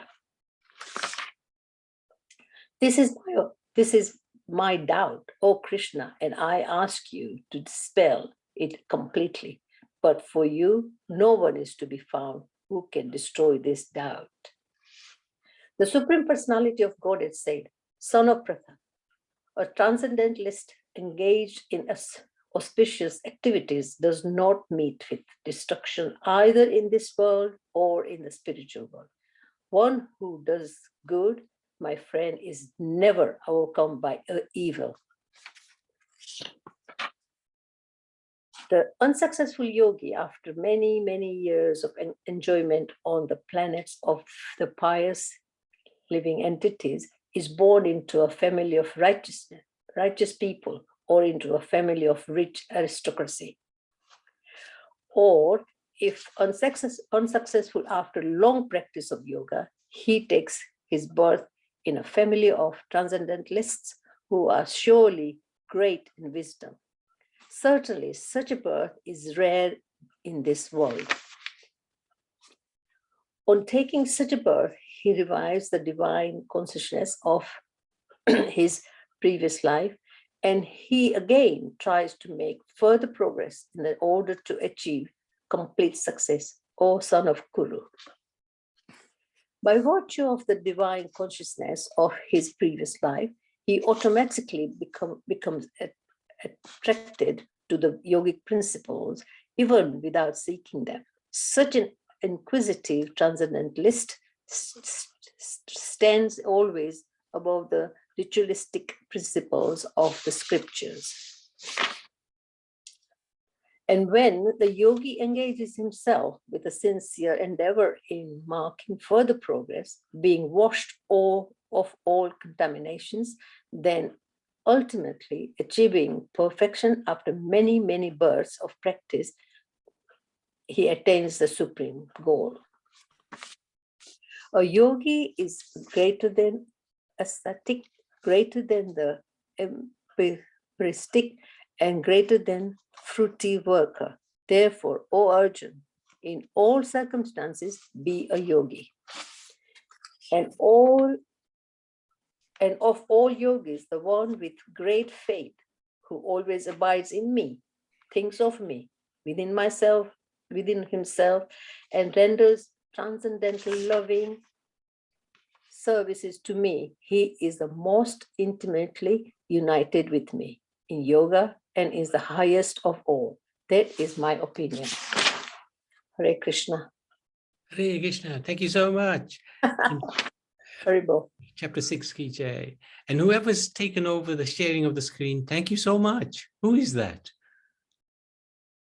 Prabhuji, this is my mom. You asked her to Okay, Hare Krishna. Very good. Prabhuji. So Pari is doing very nicely. She's summarizing the Gita's chapter by chapter. So well done. Thank you very much. We are also having session at 7 p.m. today. Sorry? So we also have session Okay. for Jayanti at 7 p.m. today. Yeah, well, we're going to continue. So we probably overlap that session. Okay, Pari, over to you. Thank you. So chapter 6, thank you Mataji for reading. So chapter 6 is all about Dhyana Yoga, and in present day there are many practices such as Hatha Yoga and Pranayama that benefit you physically and emotionally. Now, and then I think there's another, you can see that as we go on, Krishna provides even more sort of solutions to how to attain him. And despite being all these solutions, Arjuna questions that this practice specifically for himself, and he sort of implies that it's very difficult. And I think if Arjuna implies that, then definitely us in the Kali Yuga, it must be a lot more difficult for us as well. And so essentially it makes you think about which yoga is the best, and Bhakti Yoga, because it sort of involves Krishna in every process of him. And it's also said about Dhyana Yoga that a spiritualist who can't achieve the end result becomes lost in both spheres. And with this, I think it means you sort of get lost between the material and the spiritual world. And it's sort of a really risky procedure, which is why I think you have to be really trained to sort of do it. And it again reiterates the need of a guru, a need of a spiritual master. And because it's such a risky procedure, I think many people don't really apply it, because as Prabhuji's told us time and time again, Krishna loves us a lot and he wants us back with him as soon as possible. And so taking the long way, taking something that's going to take a lot of time, probably isn't the best choice. But people do tend to do it because it sort of it puts you in a state where you don't you're in the middle of everything. And so that's what Dhyana Yoga is all about. It controls your senses and it controls your mental state, and it controls you physically as well. And then towards the end as well, it explains the cycle of birth. And basically what that is your spiritual practice never goes to waste. If we look at it in percentages, if I'm at 40% now and something happens and I take another rebirth, I will start at that 40%. Therefore, whatever you do never goes to waste. And if I keep increasing that percentage, I will be born into a family that is already a part of the Gita. I won't have to go through too many struggles just to retain that knowledge again. And so we see Krishna explaining about the cycle of birth as well. Very good. Thank you. This chapter also, he describes about the state of the mind, like if the mind is controlled, then is our good friend. If the mind is not controlled, is our worst enemy. And this point about the riskiness of doing spiritual activities. I think that's what Arjuna was saying to Krishna, that look, if I go on this path and fail, then I've lost, haven't I? Because I'm not in the spiritual sphere, and I've left the material sphere. I'm in no man's land. So, but Krishna reassures him that anybody who does any spiritual activity, it will never be lost. Like you said, it will never be lost. And secondly, it will protect you from the greatest danger, which is death. So Krishna is really kind. He's saying, look, don't worry, just do something spiritual. I know what I've told you is very difficult because Dhyan Yoga is tough, but there are so many different practices, especially bhakti, that we can engage in, which are very, very easy, but very, very spiritual as well. So thank you, Pari. Very, very good explanation. So now 7th chapter. So we're 1/3 of the way through the Bhagavad Gita. And these 6 chapters represent Karma Yoga. Now we are entering into Bhakti Yoga. These next 6 chapters represent Bhakti Yoga. And we have 2 wonderful children from this Children's Sangha. And again, thanks to Priti. And also thank you, Priti, for taking over the Bhagavad Gita on the screen. That's really important. Thank you.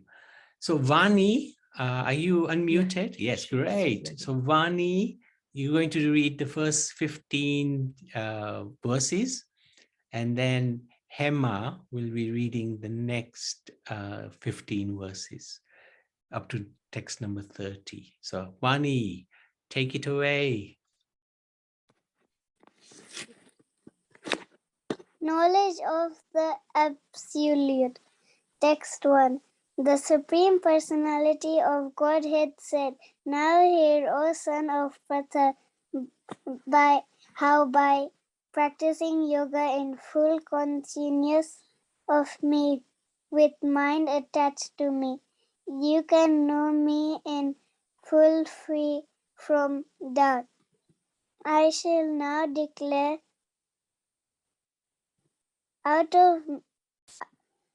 of many thousand among men, one may. I shall now declare you full in knowledge. I shall now declare unto you in full this knowledge, both phenomenal and numinous. This being known, nothing further shall remain for you to know. Out of many thousand among men, one may endeavor for perfection, and of those who have achieved perfection, hardly one knows me in truth. Earth, water, fire, air, ether, mind, intelligence, and also false ego. All together, these 8 constitute my separated material energies. Besides these, O mighty aunt Arjun, there is other superior energy of mine which compromises the living entities who are exploiting the resources of this material inferior nature. All created beings have their source in these 2 natures of all that is material and all that is spiritual in this world. Know for certain that I am both the origin and the dissolution. O connoisseur of wealth, there is no truth superior to me. Everything rests upon me as pearls are strung on a thread. O son of Kunti, I am the taste of water, the light of the sun and the moon, the syllable Om in the Vedic mantras. I am the sound in either and disability in man. Ability in man. I am the original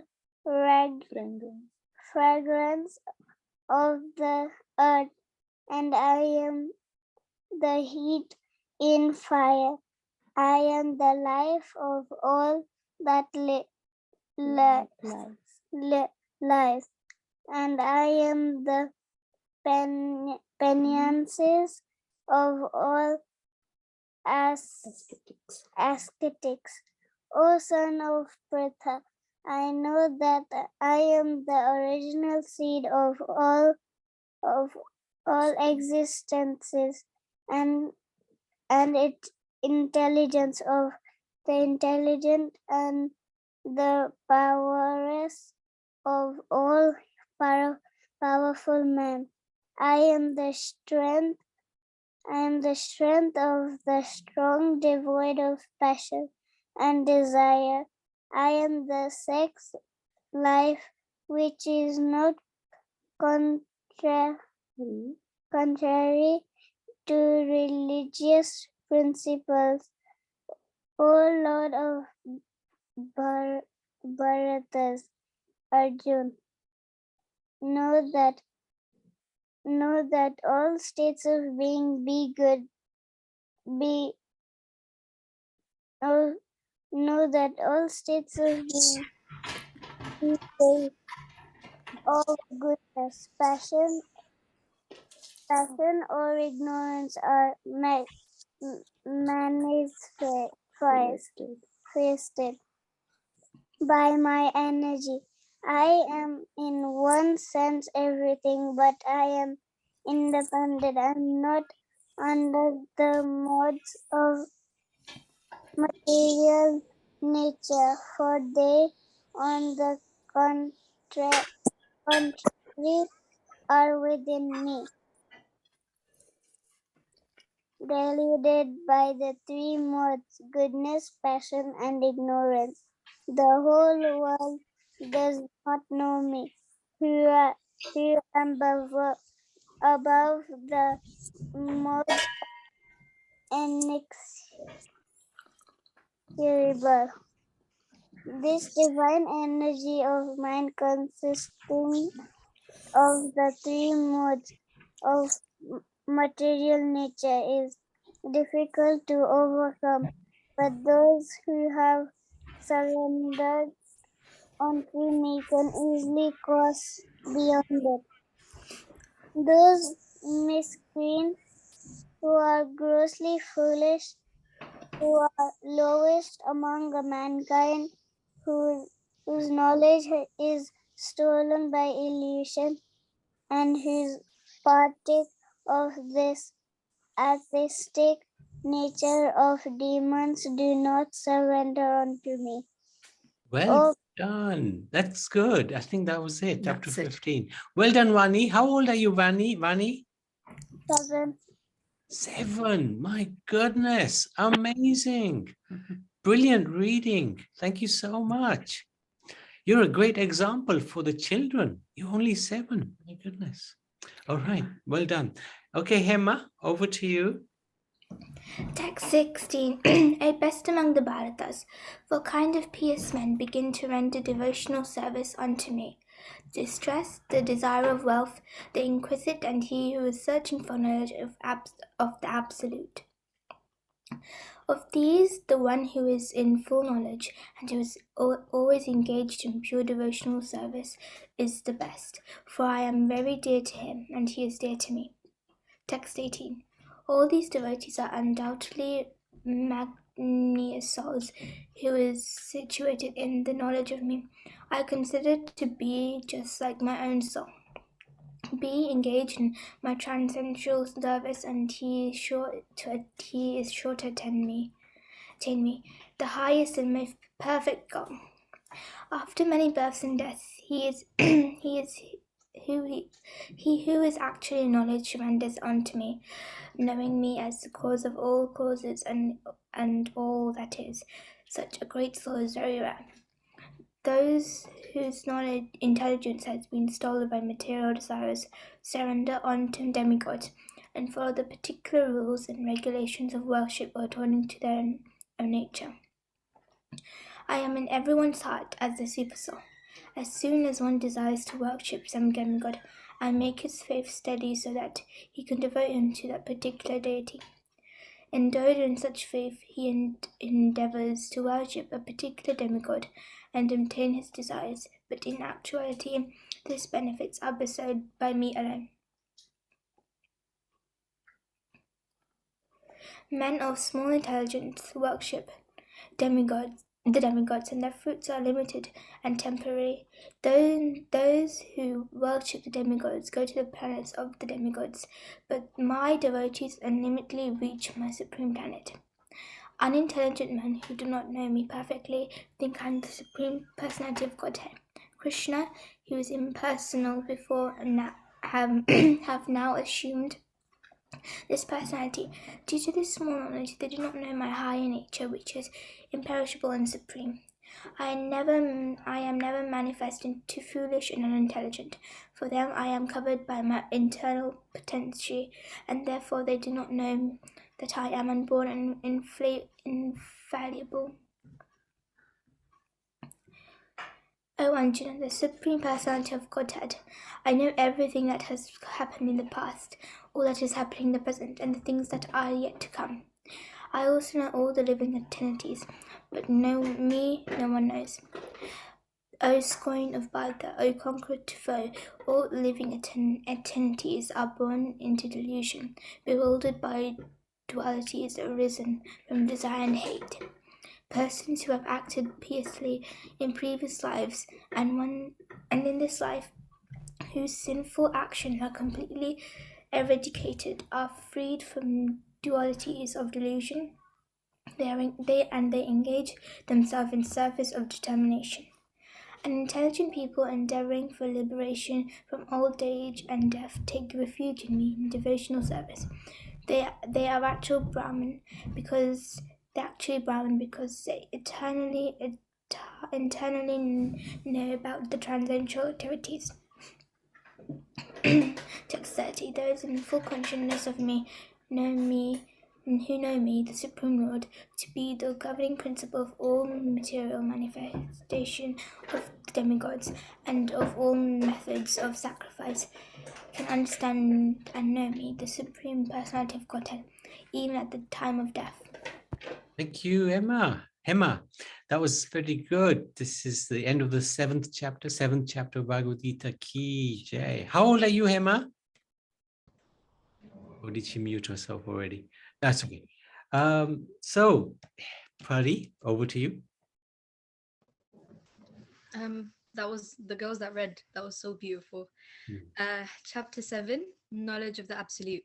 Now, this chapter starts to focus more on Bhakti Yoga, the yoga that I've referred to in the past chapters, and it's probably the best form of yoga that a devotee could use to reach the spiritual realm. And basically what Bhakti Yoga is when you start making Krishna enter the process, when you start even you offer the results you obviously already, but you start involving him in the process and you start thinking of him while you're doing it. I think that's the main thing.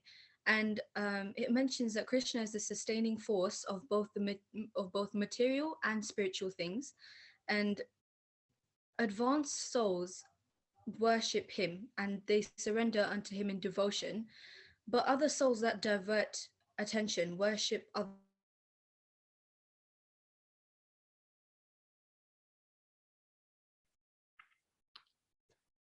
We may have lost you, Pari, or we might be lost. One of the two.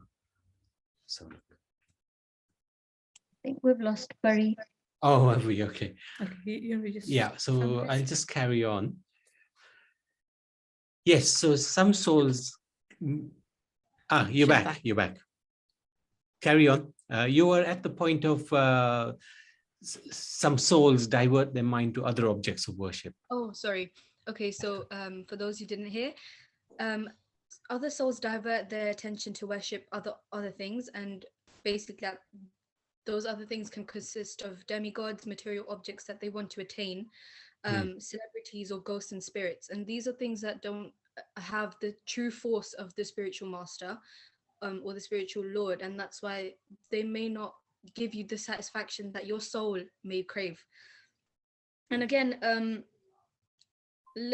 I think the theme of listening about the Lord, it's something that's really reiterated, because you can't learn and you can't teach without actually listening. And it's said that when your senses are engaged in the Lord, you are purified in that moment. So if you're listening, you're purified. If you're looking at the Lord, you're purified. So it could be, and so think about it. If all your senses are engaged in the Lord, then you are purified completely in that moment. Furthermore, Krishna sort of explains everything in which he rests, and it's an example could be that he's the string that holds together the pearls of a necklace. So yeah, he gives that example himself. Actually, he himself gives that example. So yeah, so it also talks about the people that approach Krishna and the ones who don't.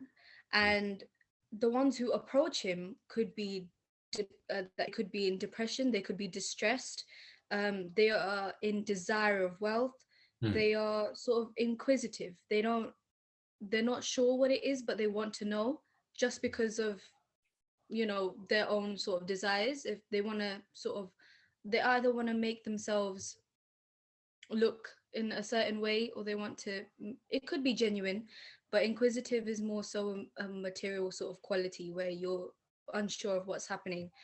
And another person that approaches him is someone that actually wants the knowledge of the absolute, and that's the highest sort of quality you should have when you're looking to know about Krishna. And those who don't approach him, they're considered to be known foolish and blinded and sort of very attached to the material world. And those are just some of the people that approach him and don't approach him. And we also see the theme of who we should worship and who we shouldn't. Like he mentions the demigods, and the demigods, it's okay to worship them, but they are not the supreme personality of Godhead, because that is what Krishna is. And demigods, yeah, they might give you what you want in the moment when you worship them, but it's not necessarily for your long-term benefit. And that's what you get when you pray to Krishna. I think the easiest example I could think of is in food. If you're hungry, yeah, you in the moment you really might want chips, or you might want cake or crisps or something, but what you really need is a meal, something that will nourish you, something that will keep you energetic in the long term. And so that's the difference between demigod and the supreme personality of the Godhead. very nice, good example. And it's not that we disrespect, we respect the demigods as Lord expects us to, but our worship is exclusively for the Supreme Lord, because as you very nicely said, he can award the ultimate benefit, whereas demigods can give you just temporary benefits. Thank you very much, Pari. Excellent explanation. Now we have two really extraordinary souls who are going to read chapter 8. That's Hari and Himo, and they are two brothers. And in the children's Sangha, they always give me and Priti a very hard time with so many different questions, but their questions are really wonderful. And they're ready. Can we see you for 1 second? Yep, we're here. Where are you? No, that's here. Anyway, it doesn't matter. You carry on. Yeah, go for it. Go for it. Namaste, Hare Krishna. Hare Krishna. Chapter 8, Attaining the Supreme. Arjuna inquired, O my lord, O supreme person, what is Brahma? What is the self? What are fruitive activities? What is a material manifestation? And what are the demigods? Please explain this to me. Who is the Lord of sacrifice? And how does he live in the body? O Madhusudana? And how does engaged in devotional service, how you at the time of death? The Supreme Personality of Godhead said, the indestructible, transcendental living entity is called Brahman, and his internal nature is called Adhyatma, the self. Action pertaining to the development of material bodies of the living entities is called karma, or fruitive activities. O best of embodied beings, the physical nature which is constantly changing is called Adibhuta, the material manifestation. The universal form of Lord, which includes all the demigods, like those of the sun and moon, is called Adideva, and I, the Supreme Lord, represented as the super soul in the heart of every embodied being, and am called Adihiyajana, the Lord of sacrifice. And whoever at the end of his life quits his body, remembering me alone, at once attains my nature. Of this there is no doubt.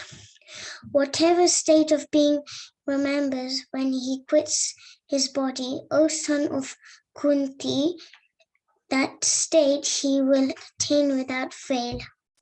Therefore, Arjuna, you should always think of me in the form of Krishna, and at the same time carry out your prescribed duty of fighting. With your activities dedicated to me and your mind and intelligence fixed on me, you will attain me without doubt. And he who meditates on me as the Supreme Personality of Godhead, his mind constantly engaged in remembering me, undeviated from the path. He or path is sure to reach me. One should meditate upon the Supreme Person as the one who knows everything, as he who is the oldest, who is the controller, who is smaller than the smallest, who is the maintainer of everything, who is beyond all material conception, who is inconceivable, and who is always a person. He is luminous like the sun, and he is transcendental beyond this material nature. One who at the time of death fixes his life between the eyebrows, and by the strength of yoga, which an undeviating mind engages himself in remembering the Supreme Lord in full of devotion, which certainly attain to the Supreme Personality of Godhead. Persons who are learned in the Vedas, who utter Omkara, and who are the great sages in the renounced order, enter into Brahman. Desiring such perfection, one practices celibacy. I shall now briefly explain to you this process by which one may attain salvation. The yogic situation of detachment from all sensation engagements, closing all the doors of senses and fixing the mind on the heart and the live air on top of the head. One establishes himself in yoga. After being situated in this yoga practice and vibrating the scared syllable Om, the supreme combination of letters, if one thinks of the supreme personality of Godhead, quits his body, he will certainly reach the spiritual planets. For one who always remembers me without deviation, I am easy to obtain, O son of Prata, because of his constant engagement in devotional service. Well done, Hari. How old are you, Hari? 7. Wow, you're amazing. And there's Himo. Straight face, Himo.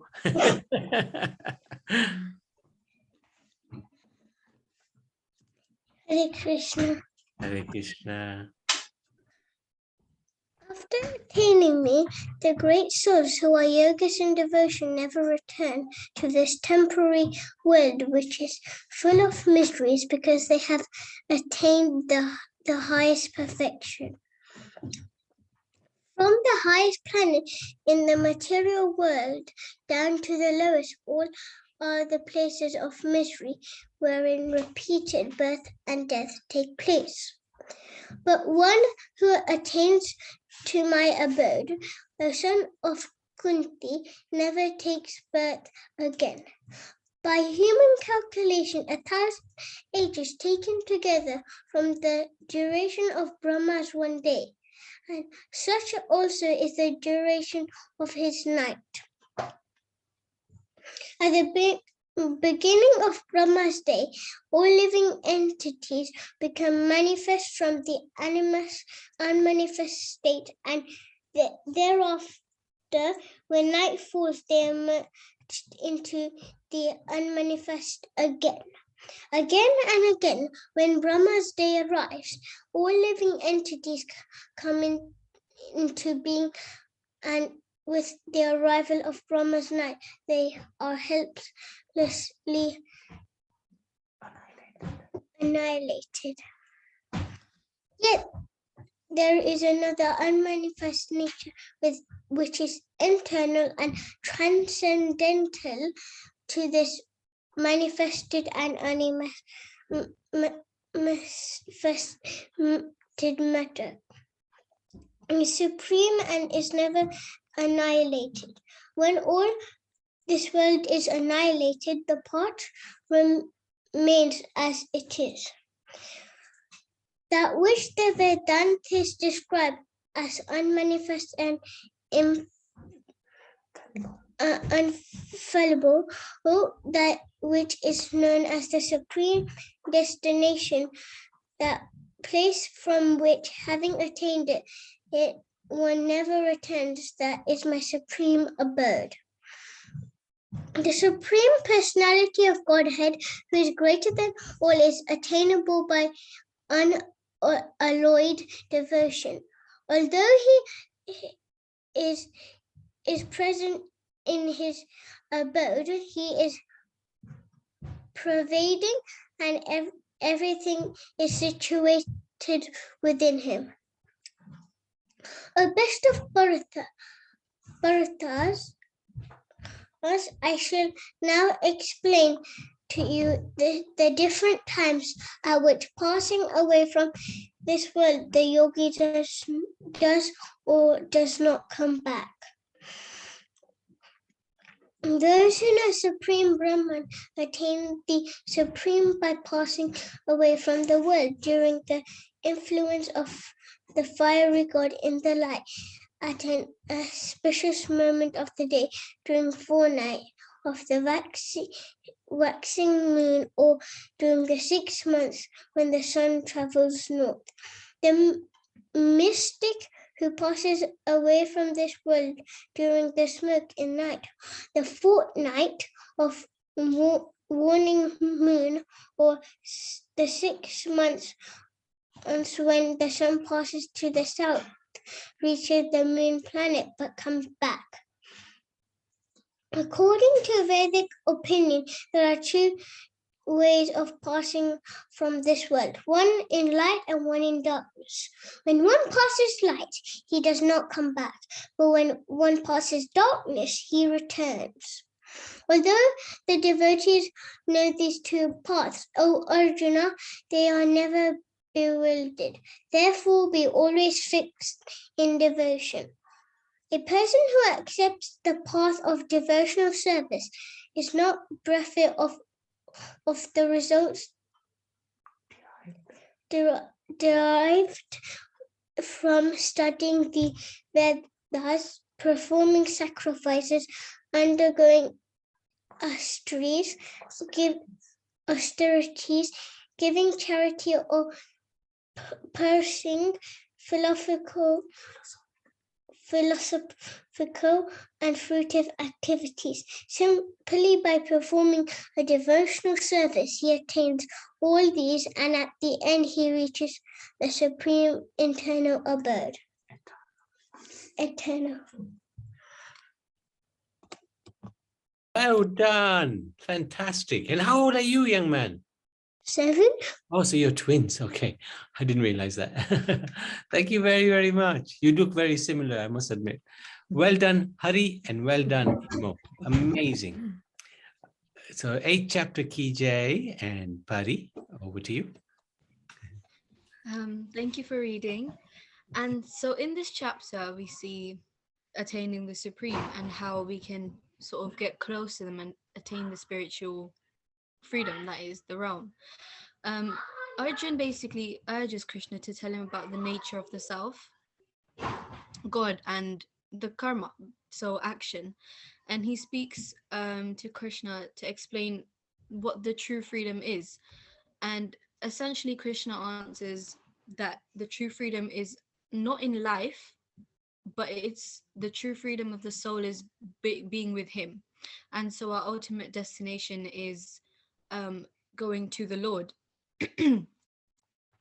He defines a lot of the self's creative power, and he basically says that it's essential to sort of be in that state of bhakti yoga, because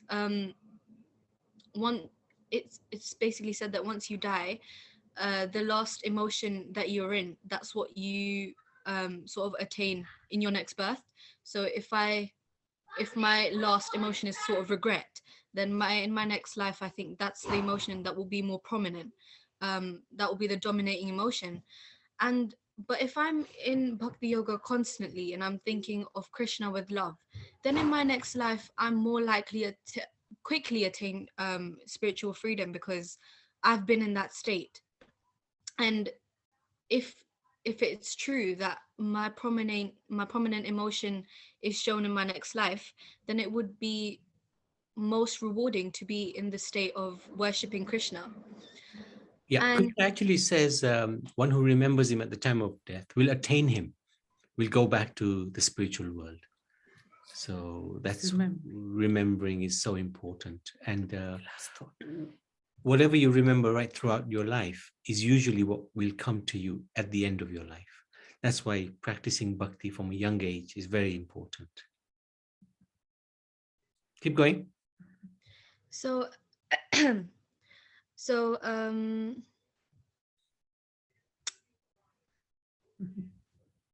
I think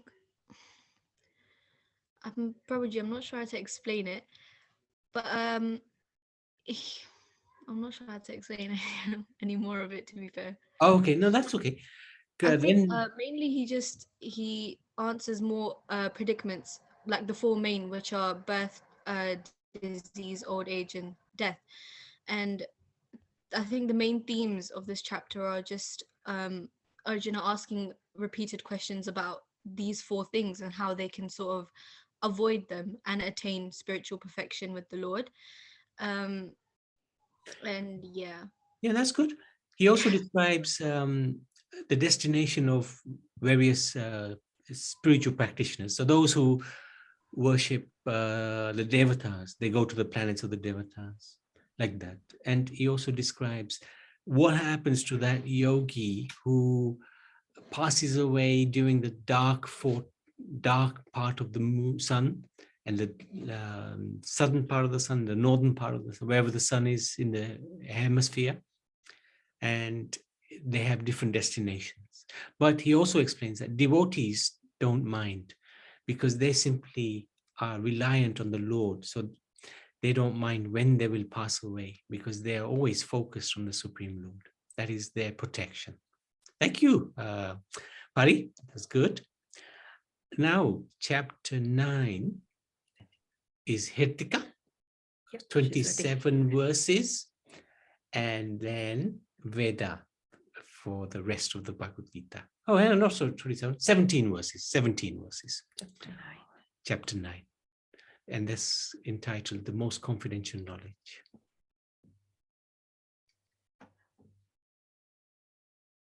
Hare Krishna. Hare Krishna.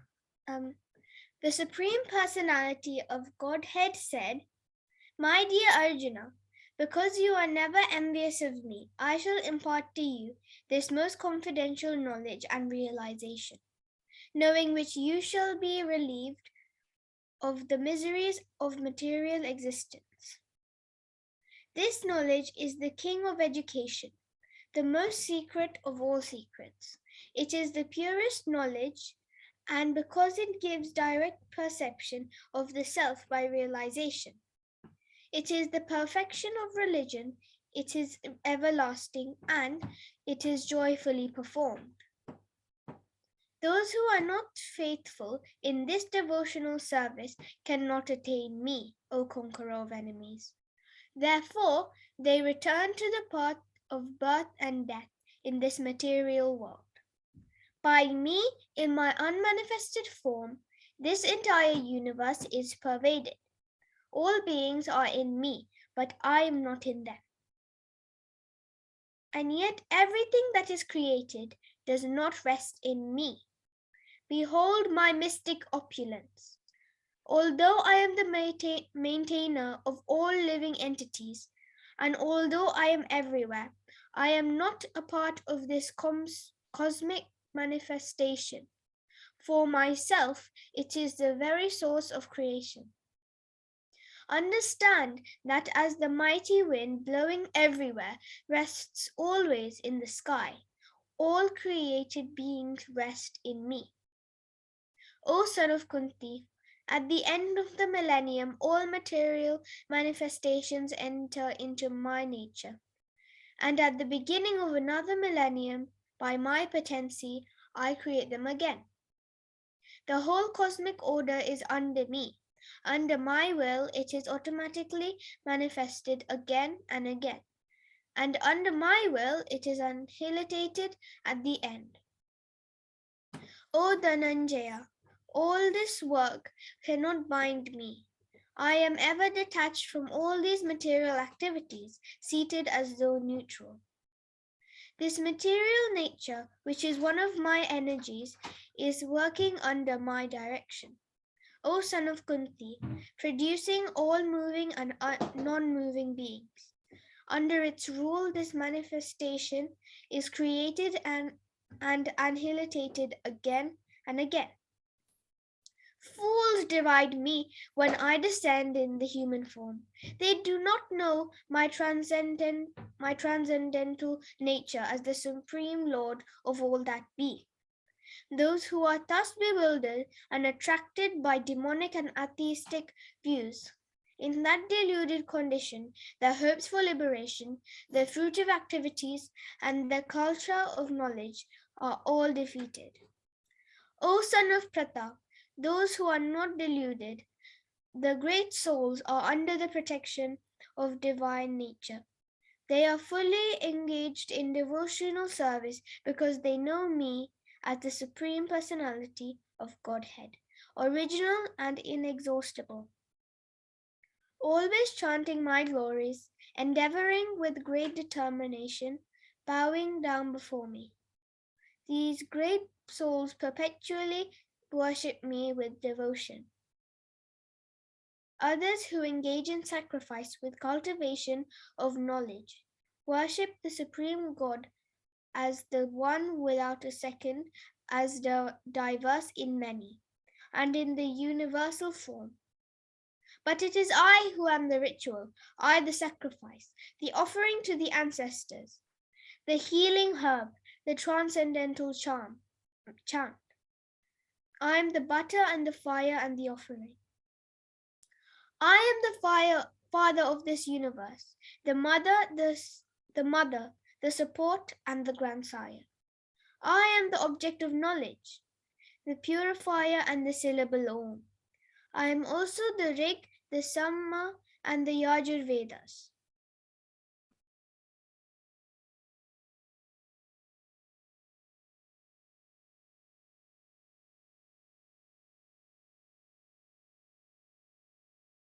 Oh, Veda's next. Are you ready? Thank you very much, Hitika. So confident. Really good reading. Huh? Fantastic reading, in fact. Yeah. So Veda from number 18. Okay.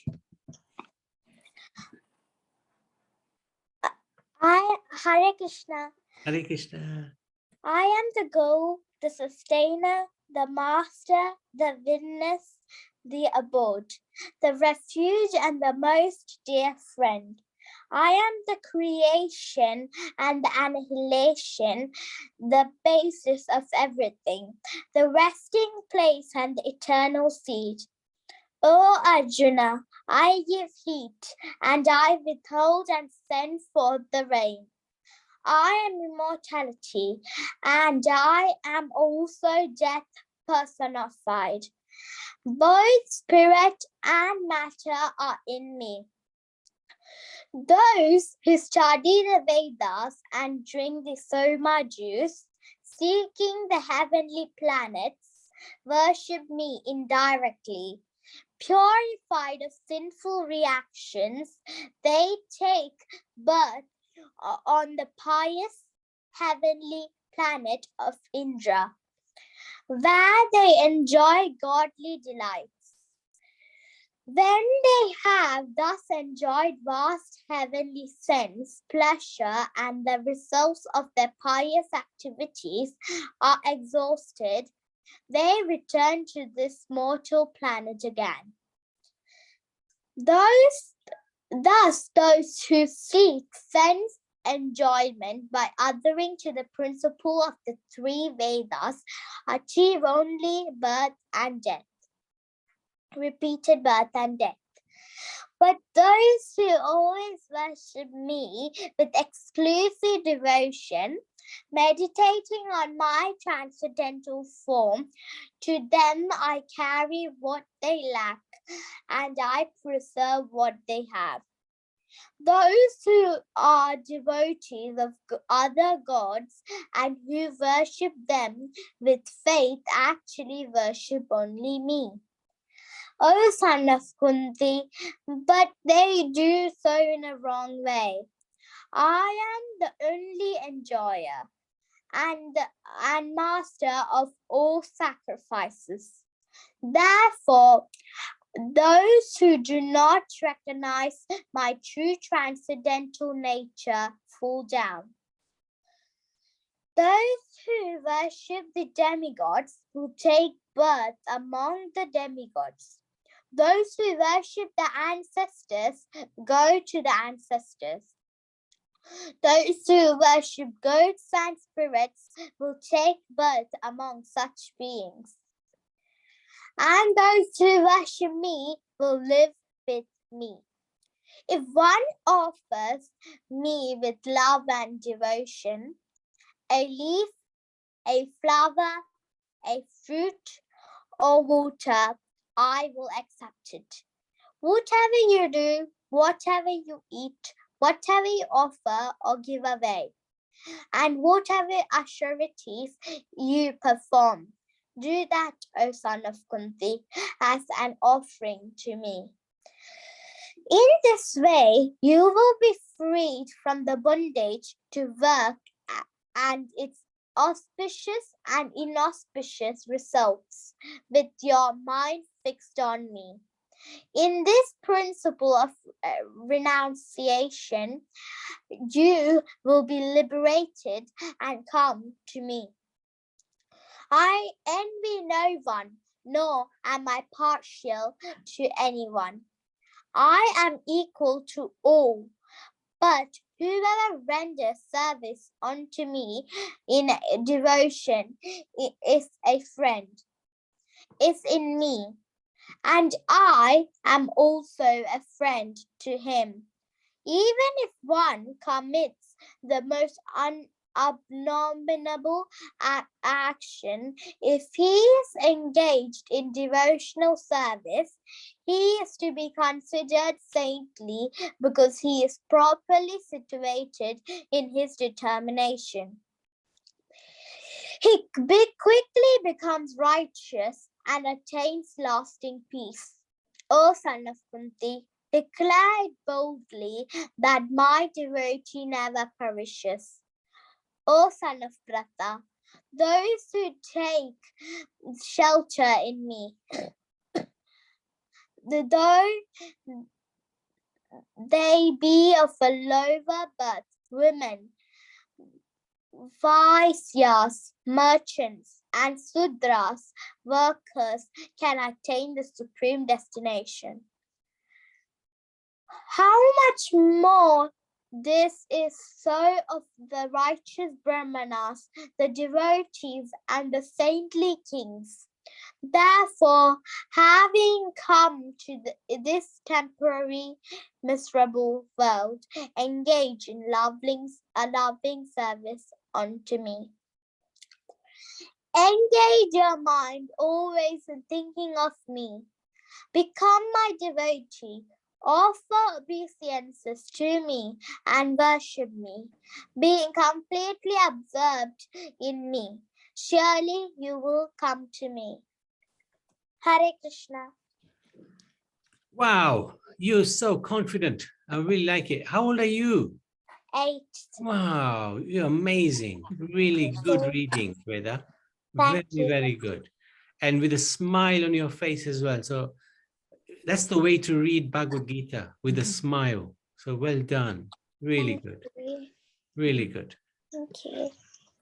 Thank you for reading. Vale. So chapter 9, the most confidential knowledge. Now halfway through, and this is, I think this is where most of the important information lies as well.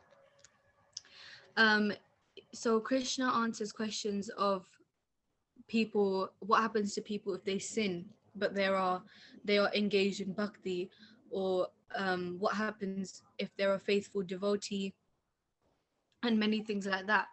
And someone who isn't practicing bhakti, they can't attain the Lord, because the Lord, all he wants from us is in like immense love.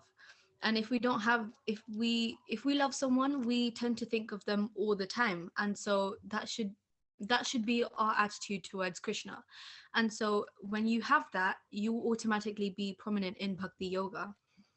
And so if you're not practicing that, that means, well, there must be a sort of, I guess, just a little bit more to go. He reveals himself in everything, and this ranges from the butter, the fire, and the austerity to everything, even in the material world as well as the spiritual world. But this doesn't mean that we look for him in material objects. We fail to realize that worshipping his true form is the most beneficial for us to attain spirituality. If I do love my mom, but I go, worship her, I don't know, her clothes or something she uses, that's not me sort of loving her. That's me loving the things that she attains. If I'm going to love something fully, then I must love the person for it. And anything offered to him for benefit is never equal to anything offered with love. If I perform a sacrifice for the Lord, but it's for my own benefit, then it wouldn't be considered as important as me just offering a leaf or a pot of water or a flower to the Lord. And he also mentions that if we worship the demigods or the ancestors or ghosts, we take a place in that category. And so to attain Krishna, the Supreme Lord, we must worship him. And it makes sense. If you worship something day and night, then it means you sort of want to be in that category. And if we do have immense love for Krishna, then I think it makes sense to only worship him. And when he mentions anyone who commits sin will be forgiven if he's in devotional service. Now, that doesn't mean that you perform sins and then ask forgiveness from the Lord and then expect to be forgiven. It's more of, you wouldn't actually commit sin if you are under the guidance of the Lord. So it sort of goes hand in hand. But yeah, I think that's mainly what this chapter is about. Good explanations. And I like the explanation about if you worship the Lord or if you worship his things, if you're worshiping his things, his opulence, because perhaps you want his opulence rather than you want him. So that's a very nice example, that actually our focus should be the Lord rather than perhaps some of the opulent things in this world that surrounds us. Very nice point. And he also says that the devotee who worships him, he protects that. Whatever he's got, he'll maintain. Whatever he hasn't got, the Lord will provide. This is the beauty of bhakti and beauty of being devoted to the Lord. Thank you very much. Very good explanation. So now we have Samarth. Samarth, are you there, Samarth? Pretty, is Samarth there? Yes, he is. Would you like to unmute her? Ah, yes, he's there. He's there. Great, great. And then, so you're doing the first 21 verses, and then Sri Krishna. Wow, we got Sri Krishna. He's going to actually speak in the rest of the 10th chapter. Okay, go for it. Hare Krishna. Hare Krishna. Presence of the Absolute.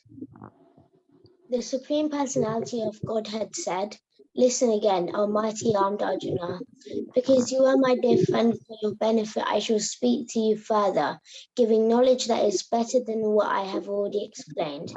Neither the host of demigods nor the great sages know my origin or opulences. For in respect, I am the source of the demigods and sages.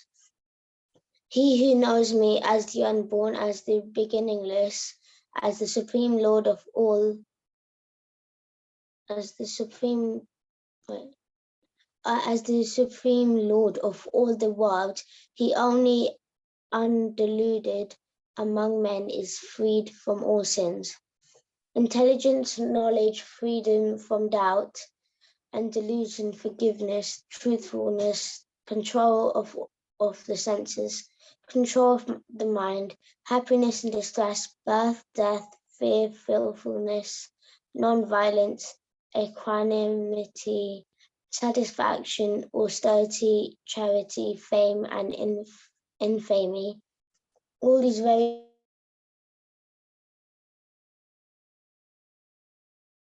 qualities of living to me. The 7 great sages, and before them the 4 other great sages, and the Manus, protagonators of mankind, come from me born from my mind, and all of the living beings populating the various planets descend from them. One who is factually convinced of the opulence and mystic power of mine engages in unalloyed devotional service of there is no doubt. I am the source of all spiritual material worlds. Everything emanates from me. The wise who perfectly know this engage in my devotional service and worship me with all their hearts.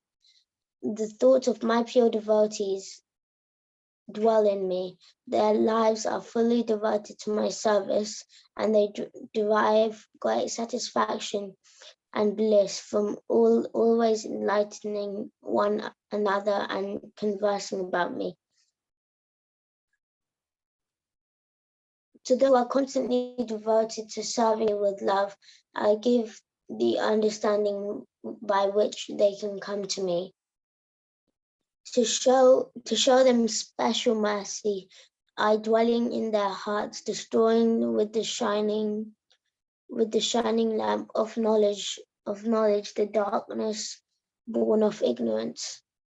Arjuna said, "You are the supreme personality of Godhead, the ultimate abode, the purest, the absolute truth. You are eternal, transcendental, original person, the unborn, the greatest." All the great sages such as Narada, Asita, Devala, Vyasa confirmed this truth about you, and now you yourself are declaring it to me. Oh Krishna, I totally accept as truth all what you have told me. Neither the demigods nor the demons, O Lord, can understand your personality. Indeed, you alone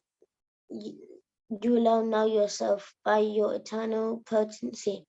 O Supreme Person, original of all, Lord of beings, God of gods, Lord of the universe, please tell me in detail of your divine opulences, which by you pervade all these worlds. O Krishna, Supreme Mystic, how shall I constantly think of you, and how shall I know you? In what various forms are you to be remembered, O Supreme Personality of Godhead? O Janardana, again, please describe in detail the mystic power of your opulences. I am never satiated in hearing about you, for the more I hear, the more I want to taste the nectar of your words. The Supreme Personality of Godhead said, "Yes, I will tell you my splendorous manifestations, but only of those which are prominent, O Arjuna, for my opulence is limitless. I am the super soul, O Arjuna, seated in the heart of living entitled. I am the beginning, the middle, and the end of all beings. Of the Adityas, I am Vishnu. Of light, I am the radiant sun. Of the Maruts, I am Maharishi. And among the stars, I am the moon." Well done, Samarth. Beautifully read. Thank you. Thank you. Oh, Shri Krishna, over to you. Saint Jai Krishna. Of the Vedas, I am the Sama Veda. To demigods, I am Indra, the king of heaven. Of the senses, I am the mind, and in living beings, I am the living force. Of all Rudras, I am Lord Shiva. Of the Yakshas, I am the Rakshasas. Of the Lord of wealth and the Vashus, I am fire, and of mountains, I am Meru. Of priests, O Arjuna, know me to be the chief. Brahaspati. Of generals, I am Kartikeya, and of bodies of water, I am the ocean. Of the great sages, I am Bhrigu. Of vibrations, I am the transcendental Om. Of sacrifices, I am the chanting of the holy names, and of immovable things, I am the Himalayas. Of all trees, I am the banyan tree, and of the sages among the demigods, I am Narada. Of the Gandharvas, I am Chitraratha, and among perfected beings, I am the sage Kapila. Of horses, know me to be Vaishrava, produced during the churning of the ocean of nectar. Of Lord the elephants, I am Erevat, and among men I am the monarch. Of weapons, I am the thunderbolt. Among cows, I am the Shurabi. Of causes for procreation, I am Kadarpa, the god of love, and of serpents, I am Vasuki. Of the many-hooded Nagas, I am Ananta, and among the aquatics, I am the demigod Varuna. Of the parted ancestors, I am Ariyama, and among the dispensers of law, I am Yama, the lord of death. Among deity demons, I am the devoted Prahlada. Among subduers, I am time. Among beasts, I am the lion, and among birds, I am Garuda. Of purifiers, I am the wind, and of wielders of weapon, I am Rama. Of fishes, I am the shark, and of flowing rivers, I am the Ganges. Of all creations, I am the beginning and the end, and also the middle, O Arjuna. Of all sciences, I am the spiritual science of the self, and among logicians, I am the conclusive truth. Of letters, I am the letter A, and among compound words, I am the dual compound. I am also inexhaustible time, and of creators, I am Brahma. I am all devouring death, and I am generating principle of all that is yet to be. Among women, I am fame, fortune, fine speech, memory, intelligence, steadfastness, and patience. Of the hymns in the Samaveda, I am the Brihat Sama, and of poetry I am the Gayatri. Of months, I am Marga Sharisa, and of seasons, I am the flower-bearing spring. I am also the gambling of cheats, and of the splendid I am the splendor. I am victory, I am adventure, and I am strength the strong. Of the descendants of Vishnu, I am Vasudeva, and of the Pandavas, I am Arjuna. Of the sages, I am Vyasa, and among great thinkers, I am Osana. Among all means of suppressing lawlessness, I am punishment, and of those who seek victory, I am morality. Of secret things, I am silent, and of wise, I am the wisdom. Furthermore, Arjuna, I am the generating seed of all existence. There is no being, moving or non-moving, that can exist without me. Almighty conqueror of enemies, there is no end to my divine manifestations. What I have spoken to you is but a mere indication of my infinite opulences. Know that, know that all opulent, beautiful, and glorious creations spring from but a spark of my splendor. But what need is there, Arjuna, for all this detailed knowledge? In a single fragment of myself, I pervade and support this entire universe. Very good reading, Sri Krishna. Fantastic. How old are you, Sri Krishna? Oh, he's probably muted now, isn't he? No worries. Thank you very, very much. Brilliant reading. Okay, Pari, 10th chapter. Amazing chapter, actually. You muted. You muted, eh? Sorry. No. Okay, so the 10th chapter, the opulence of the absolute. Opulence referring to the grandeur, and absolute referring to Krishna. So here we see that Krishna himself classifies him as the highest of sort of every category there is. For example, in the alphabets, he's A, and A is the foremost letter, which is a vowel. It's used a lot. He says within the rivers, he's the Ganga. And so we see him giving himself a level of his opulence. And then during the end, he says, what need is there for all this detail? And it shows how humble the Lord himself is. Good. And we analyze this in a way that even though Krishna sort of explains everything to Arjuna, it's not him being sort of conceited in a way. It's him genuinely showing the truth to Arjuna. But then in the end, again, he says, what need is there for all this detail? Because he's already provided the knowledge. However, he goes on to explain his nature to Arjuna, because Arjuna is a close friend to him. And I think to an extent, they're even cousins. And so because Arjuna has the intellect, he's already listened to Krishna so much, it only makes sense that Arjuna gets the whole sense of how grand the Lord is and why he should surrender himself unto him, even though he already has. And then text 8 to 11, it shows the essence of the Bhagavad Gita, and it sort of explains that the Lord is the source of everything. He's the origin of everything, and how his devotees should interact with him. And it reveals himself to his devotees. and it destroys all doubts that anyone may have, because so many people, again, they question if the Lord is there, if there is something such as God, then why don't we see him act? But that's how spiritualists identify the Lord. They identify him in every creation there is. In the birds, for example, Garuda, and in the lions, he is I mean, in the animal kingdom, he's the fiercest. So it's sort of, it's not the fact that you have to see the Lord, but you have to feel his essence in every creation there is. And you can only sort of see that if you're engaged in bhakti yoga again. And so, yeah, I think that's about it. And then he explains about, so Krishna also, as the supreme, he sort of explains how he's the greatest of sages, and Krishna and Arjuna then sort of wants to know more and more about Krishna's opulence. So that's what this chapter is about. Very good. And about the sages, it's actually Arjuna is saying to Krishna, actually, I accept you as the supreme, but not just I. So because I'm your friend, others might think, hey, they're just buddies, you know. So that's why Arjuna accepts Krishna as the supreme. But he says to Krishna, not just I, but the great sages also accept you as a supreme. So thank you for the explanation. Very good, very thorough.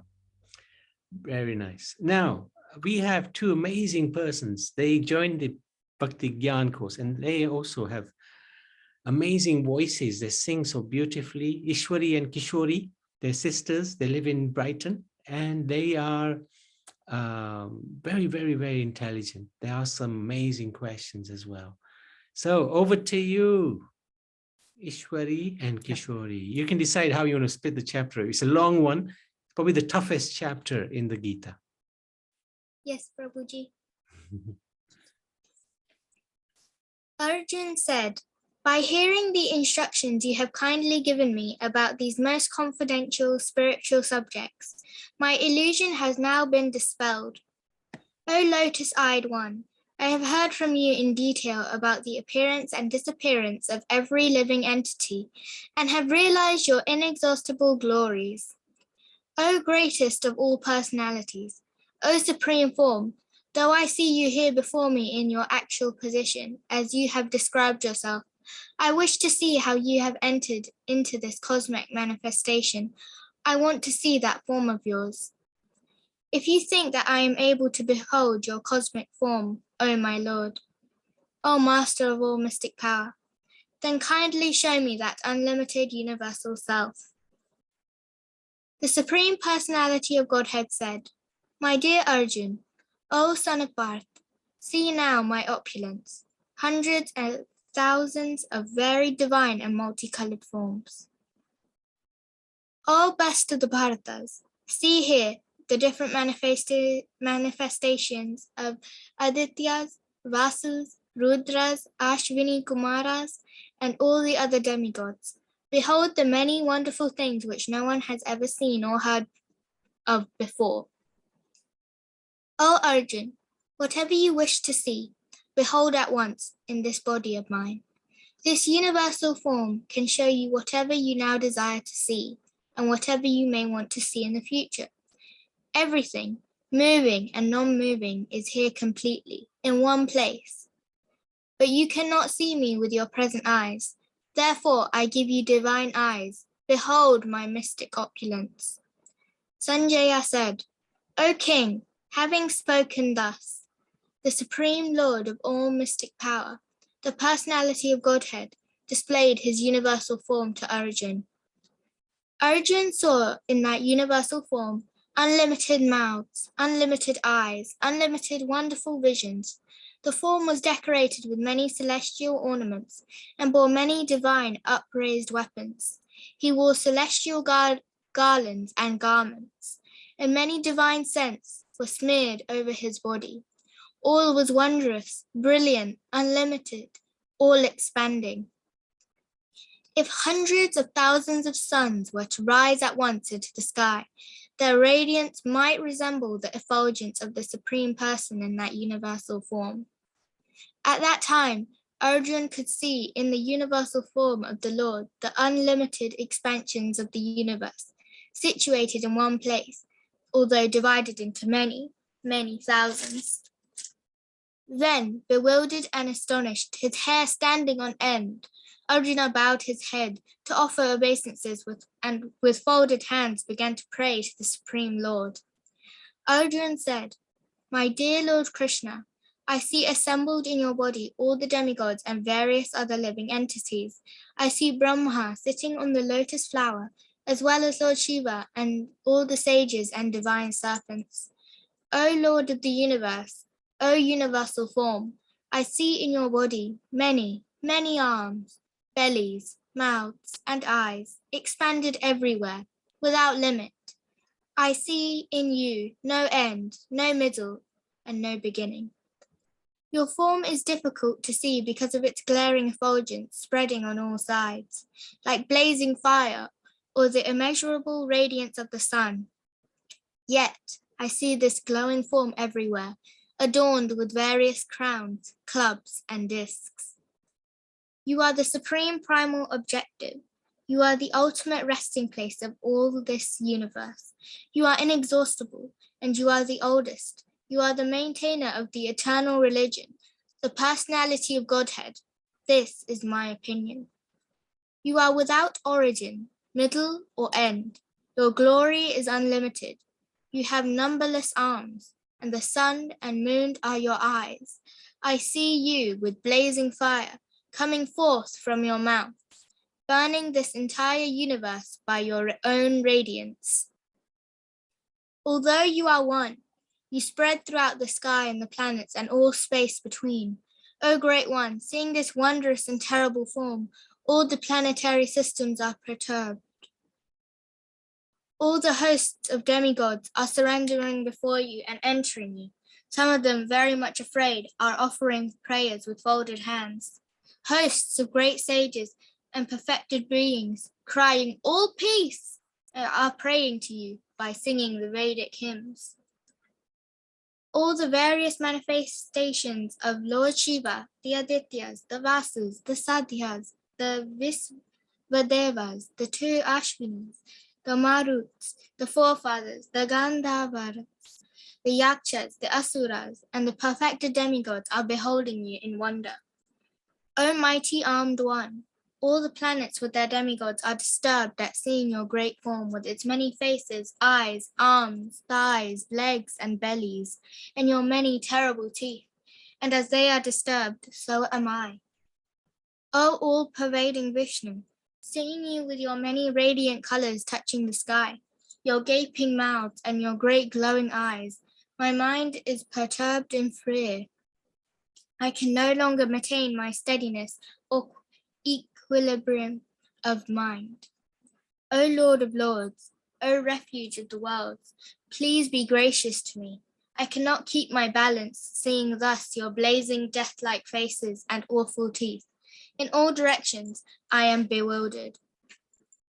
All the sons of Dhritarashtra, along with their allied kings, and Bhishma, Drona, Karna, and our chief soldiers also, are rushing into your fearful mouths, and some I see trapped with their heads smashed between your teeth. As the many waves of the rivers flow into the ocean, so do all these great warriors enter blazing into your mouths. I see all people rushing at full speed into your mouths, as moths dash to destruction in a blazing fire. O Vishnu, I see you devouring all people from all sides with your flaming mouths, covering all the universe with your effulgence. You are manifest with terrible scorching rays. O Lord of Lords, so fierce of form, please tell me who you are. I offer my obeisances unto you. Please be gracious to me. You are the primal Lord. I want to know about you, for I do not know what your mission is. The Supreme Personality of Godhead said, "Time I am, the great destroyer of the worlds, and I have come here to destroy all people. With the exception of you, the Pandavas, all the soldiers here on both sides will be slain. Therefore, get up, prepare to fight and win glory. Conquer your enemies and enjoy a flourishing kingdom.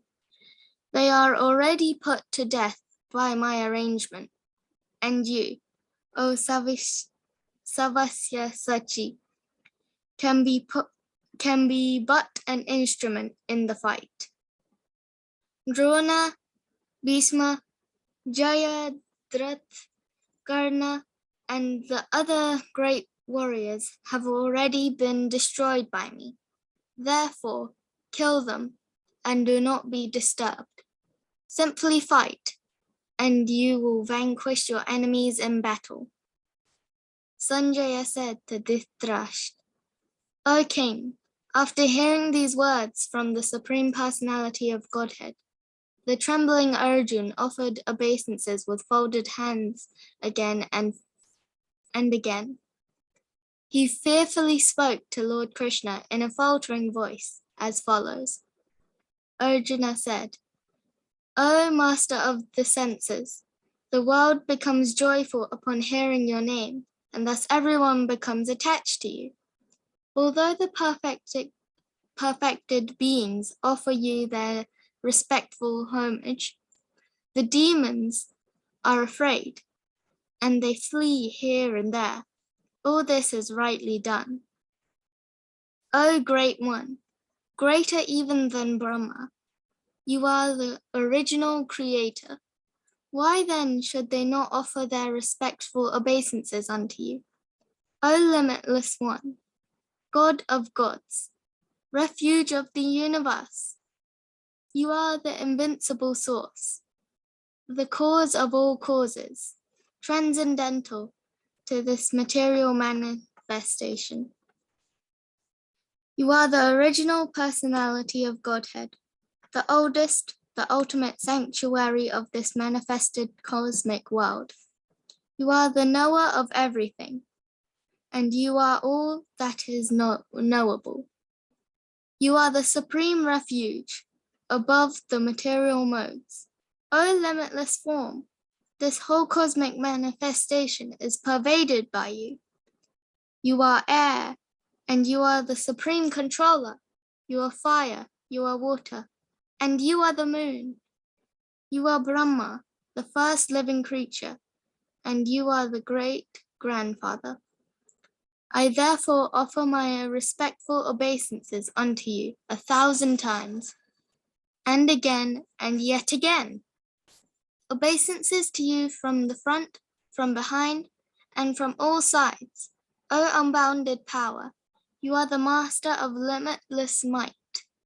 You are all pervading, and thus you are everything.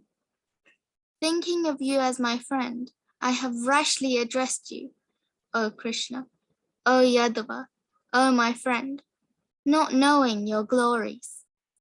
Please forgive whatever I have may done, in madness or in love. I have dishonored you many times, jesting as we relaxed, lay on the same bed, or sat or ate together, sometimes alone and sometimes in front of many friends. O infallible one, please excuse me for all those offenses. You are the father of this complete cosmic manifestation, of the moving and the non-moving. You are its worshipable chief. You are the supreme spiritual master. No one is greater than you, nor can anyone be one with you. How then could there be anyone greater than you within the three worlds, O Lord of immeasurable power? You are the supreme Lord, to be worshipped by every living being. Thus I fall down to offer you my respectful obeisances and ask your mercy. As a father tolerates the impudence of his son, a friend the impertinence of a friend, or a husband the familiarity of his wife, please tolerate the wrongs I have made on you. After seeing this universal universal form, which I have never seen before. I am gladdened, but at the same time my mind is disturbed with fear.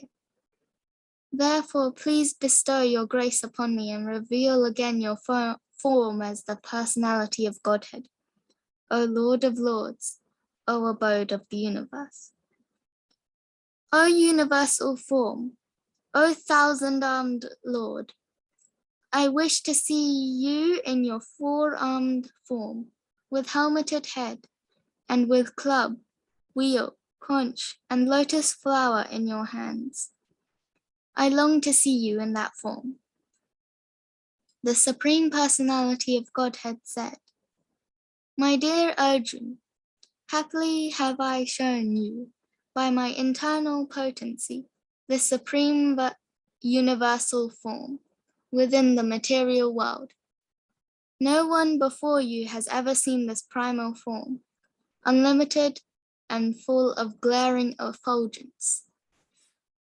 O best of the Kuru warriors, no one before you has ever seen this universal form of mine, for neither by studying the Vedas, nor by performing sacrifices, nor by charity, nor by pious activities, nor by severe penances can I be seen in this form in the material world.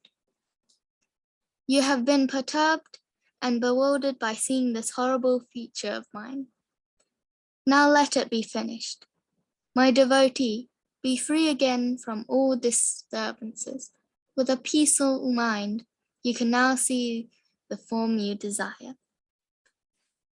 Sanjaya said to Dhritarashtra, the Supreme Personality of Godhead, Krishna, having spoken thus to Arjun, displayed his real four-armed form, and at last showed his two-armed form, thus encouraging the fearful Arjun. When Arjun thus saw Krishna in his original form, he said, O Janardana,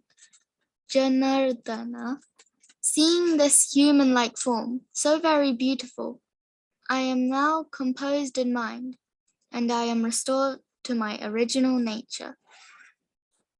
The Supreme Personality of Godhead said, My dear Arjun, this form of mine you are now seeing is very difficult to behold. Even the demigods are ever seeking the opportunity to see this form, which is so dear. The form you are seeing with your transcendental eyes cannot be understood simply by studying the Vedas, nor by undergoing serious penances, nor by charity, nor by worship. It is not by these means that one can see me as I am. My dear Arjun, only by undivided devotional service can I be understood as I am, standing before you, and can thus be seen directly. Only in this way can you enter into the mysteries of my understanding. My dear Arjun, he who engages in my pure devotional service, free from the contaminations of fruitive activities and mental speculation, he who works for me, who makes me the supreme goal of his life, and who is friendly to every living being, he certainly comes to me. Jai, beautifully read. 11th chapter of Bhagavad Gita ki Jai. Well done, Ishwari. And Kishori, did you both read? Oh, you're probably muted now. Thank you very much. You're so competent in how you do everything. So thank you. Fantastic, Ishwari, Kishori. Okay, buddy. Over to you. Ishwari and Kishori. So chapter 11, the universal form. Now, right at the start of the chapter, Arjuna says that now that I've heard, well, he essentially, in summarized words, says that now that I've heard about your opulences, I would like to see them. And it shows how even Arjuna had to sort of hear about the Lord first before seeing them. And it also shows that Krishna does anything for his devotees, and he's just as surrendered to him as we are to to us than as we are to him. But it just requires undivided devotion and all the time. When Arjuna asks to see, the Lord says that he requires divine eyes, and it again shows that mortals cannot see his true form. We have to be into bhakti to see his true form, and when we see his fearsome form with multiple arms, multiple legs, his teeth, his bellies, everything is an expansion within him. And I think essentially he also connotes that even if Arjuna didn't fight, all these people who were on Duryodhana's side, including Duryodhana, would have been destroyed, because a dharma is a dharma, and it doesn't matter if Arjuna is not fighting, the Lord will establish dharma by any means. But Arjuna in this case is just a medium for him. We see when he reveals his universal form, we see there's a slight contrast in Krishna. There's parts where he requires thousands of suns. That's his effulgence, but he's got this fearful sort of face, and we kind of see good sides and bad sides in universal form. But then again, the spiritual form, the one where he grows up in Vrindavan, and his spiritual form is his normal sort of form we see everywhere, that is always above the universal form. And it shows how much, like, to get someone to follow something, it shows how people instill fear in them. And we see that Krishna doesn't always, we don't see Krishna as in his universal form. We see him in his sweet, sort of smiling spiritual form. And it shows that Krishna doesn't have to instill fear to make people follow him. He just has to sort of be himself. And that's what the Lord is all about. Just the Lord being himself can sort of make so many people love him. And that's the beauty of Krishna's spiritual form. But at the same time, that's the hardest form to sort of attain. And we see that only by having bhakti we can attain that form. And it shows how you have to love the Lord so much to be able to just see that one form. Also, and when when Arjuna says, he sort of apologizes to the Lord by saying, like, I'm sorry for, calling you my friend, or I'm sorry for establishing a relationship. It shows how Arjuna himself, like such a great warrior, he's really feared by this form. And so Krishna goes back to his spiritual form just to sort of calm Arjuna down so that he's not scared anymore. And because the Lord also mentions that no one's seen it in the material world, it shows that he doesn't want to look fearful to any. He doesn't want to show anyone his fearsome form. All he needs is this sort of love and the bhakti for us, so that we can all, as souls, go back to him. Very good explanation. I like it. Thank you very much. Wonderful. So 12th chapter is Bhakti Yoga, one of our favorite chapters. Of course, they're all good chapters, but this one really is such an amazing chapter. And amazing devotee called Naniben is going to recite, and I'm just trying to find her. She's also known as Pooja. Where are you, Pooja? Naniben. There she is. Okay, Naniben, you can unmute and please recite away.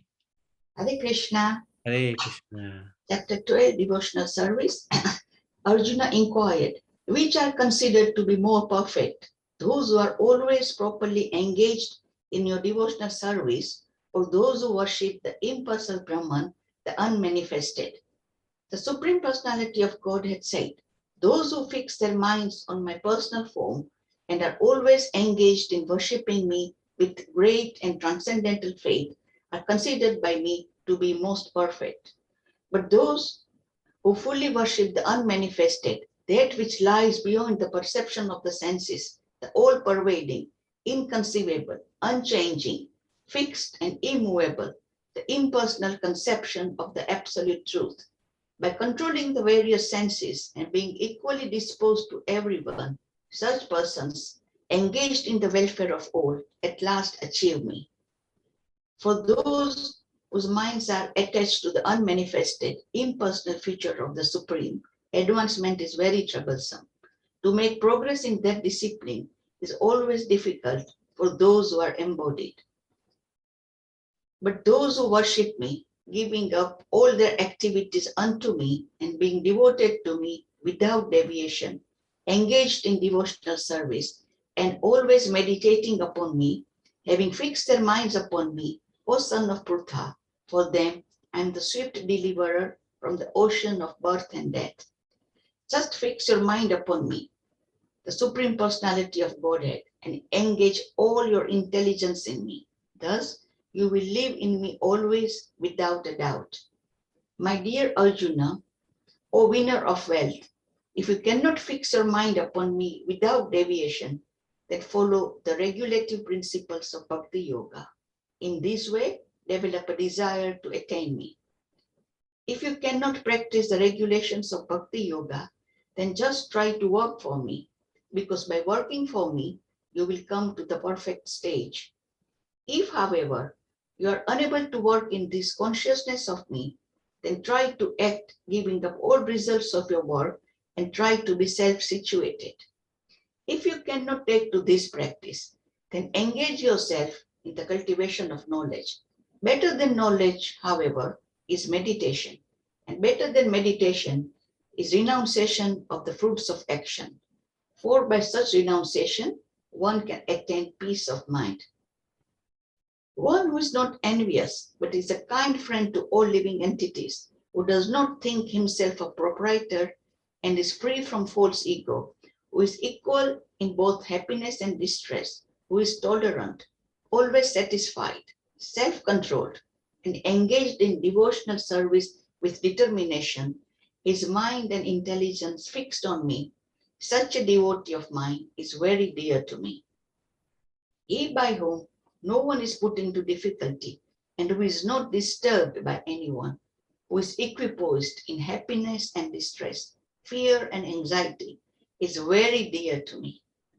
My devotee, who is not dependent upon the ordinary course of activities, who is pure, expert, without cares, free from all pains, and not striving for some results, is very dear to me. One who neither rejoices nor grieves, who neither laments nor desires, and who renounces both auspicious and inauspicious things, such a devotee is very dear to me.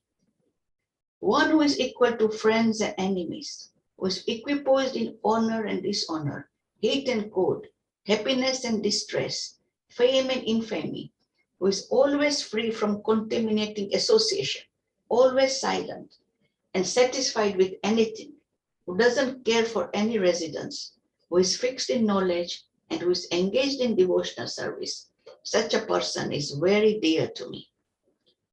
Those who follow this imperishable path of devotional service and who completely engage themselves with faith, making me the supreme goal, are very, very dear to me. Hare Krishna. Thank you. Thank you, Naniman. Fantastically read, as always. So magnificent chapter. And this is the end of the Bhakti Yoga part of the Bhagavad Gita. Although all of it is Bhakti Yoga, but specifically this chapter is all about Bhakti. Okay, Fari. Thank you for reading, Mataji. So yeah, quite a short chapter. 12. So chapter 12 is about Bhakti Yoga, and we see at the start that Arjuna asks Krishna which form is better to worship, his personal form or his impersonal form. And Krishna says that in both ways you are worshipping him, but the better form and possibly the one that attains the highest form of spiritual achievement is the personal form, is his personal form. And then he sort of moves on to describes all the ways that his devotee should be. and it's all about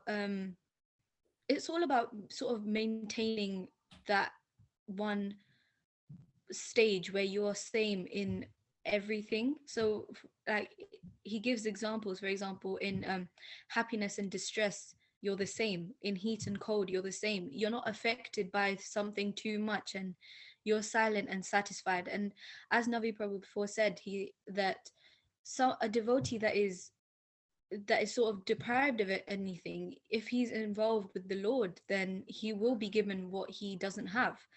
And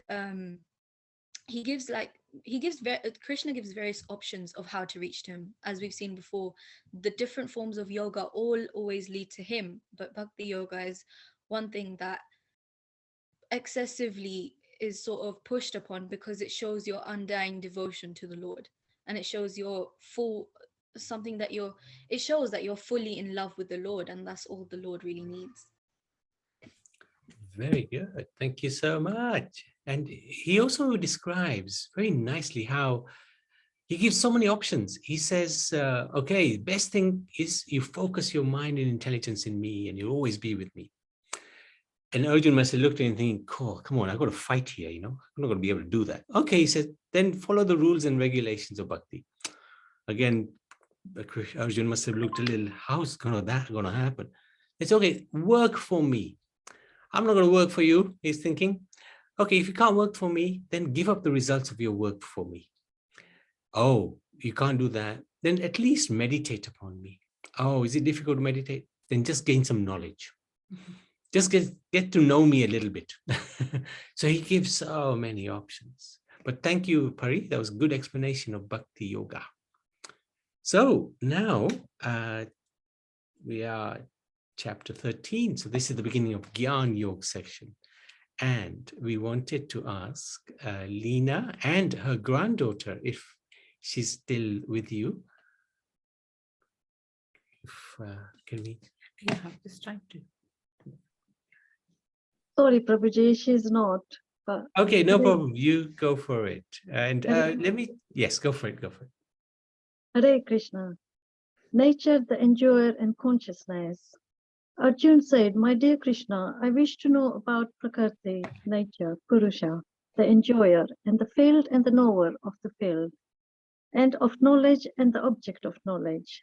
The Supreme Personality of Godhead said, this body, O son of Kunti, is called the field, and one who knows this body is called the knower of the field. O son of Bharata, you should understand that I am also the knower in all bodies, and to understand this body and its knower is called knowledge. That is my opinion. Now please hear my brief description of this field of activity and how it is constituted, what its changes are, when it's produced, who that knower of the field of activities is, and what his influences are. That knowledge of the field of activities and of the knower of activities is described by various sages in various Vedic writings. It is especially presented in Vedanta Sutra with all reasoning as to cause and effect. The five great elements, false ego, intelligence, the unmanifested, the 10 senses and the mind, the 5 sense objects, desire, hatred, happiness, distress, the aggregate, the life symptoms, and convictions, all these are considered in summary to be the field of activities and its interreactions.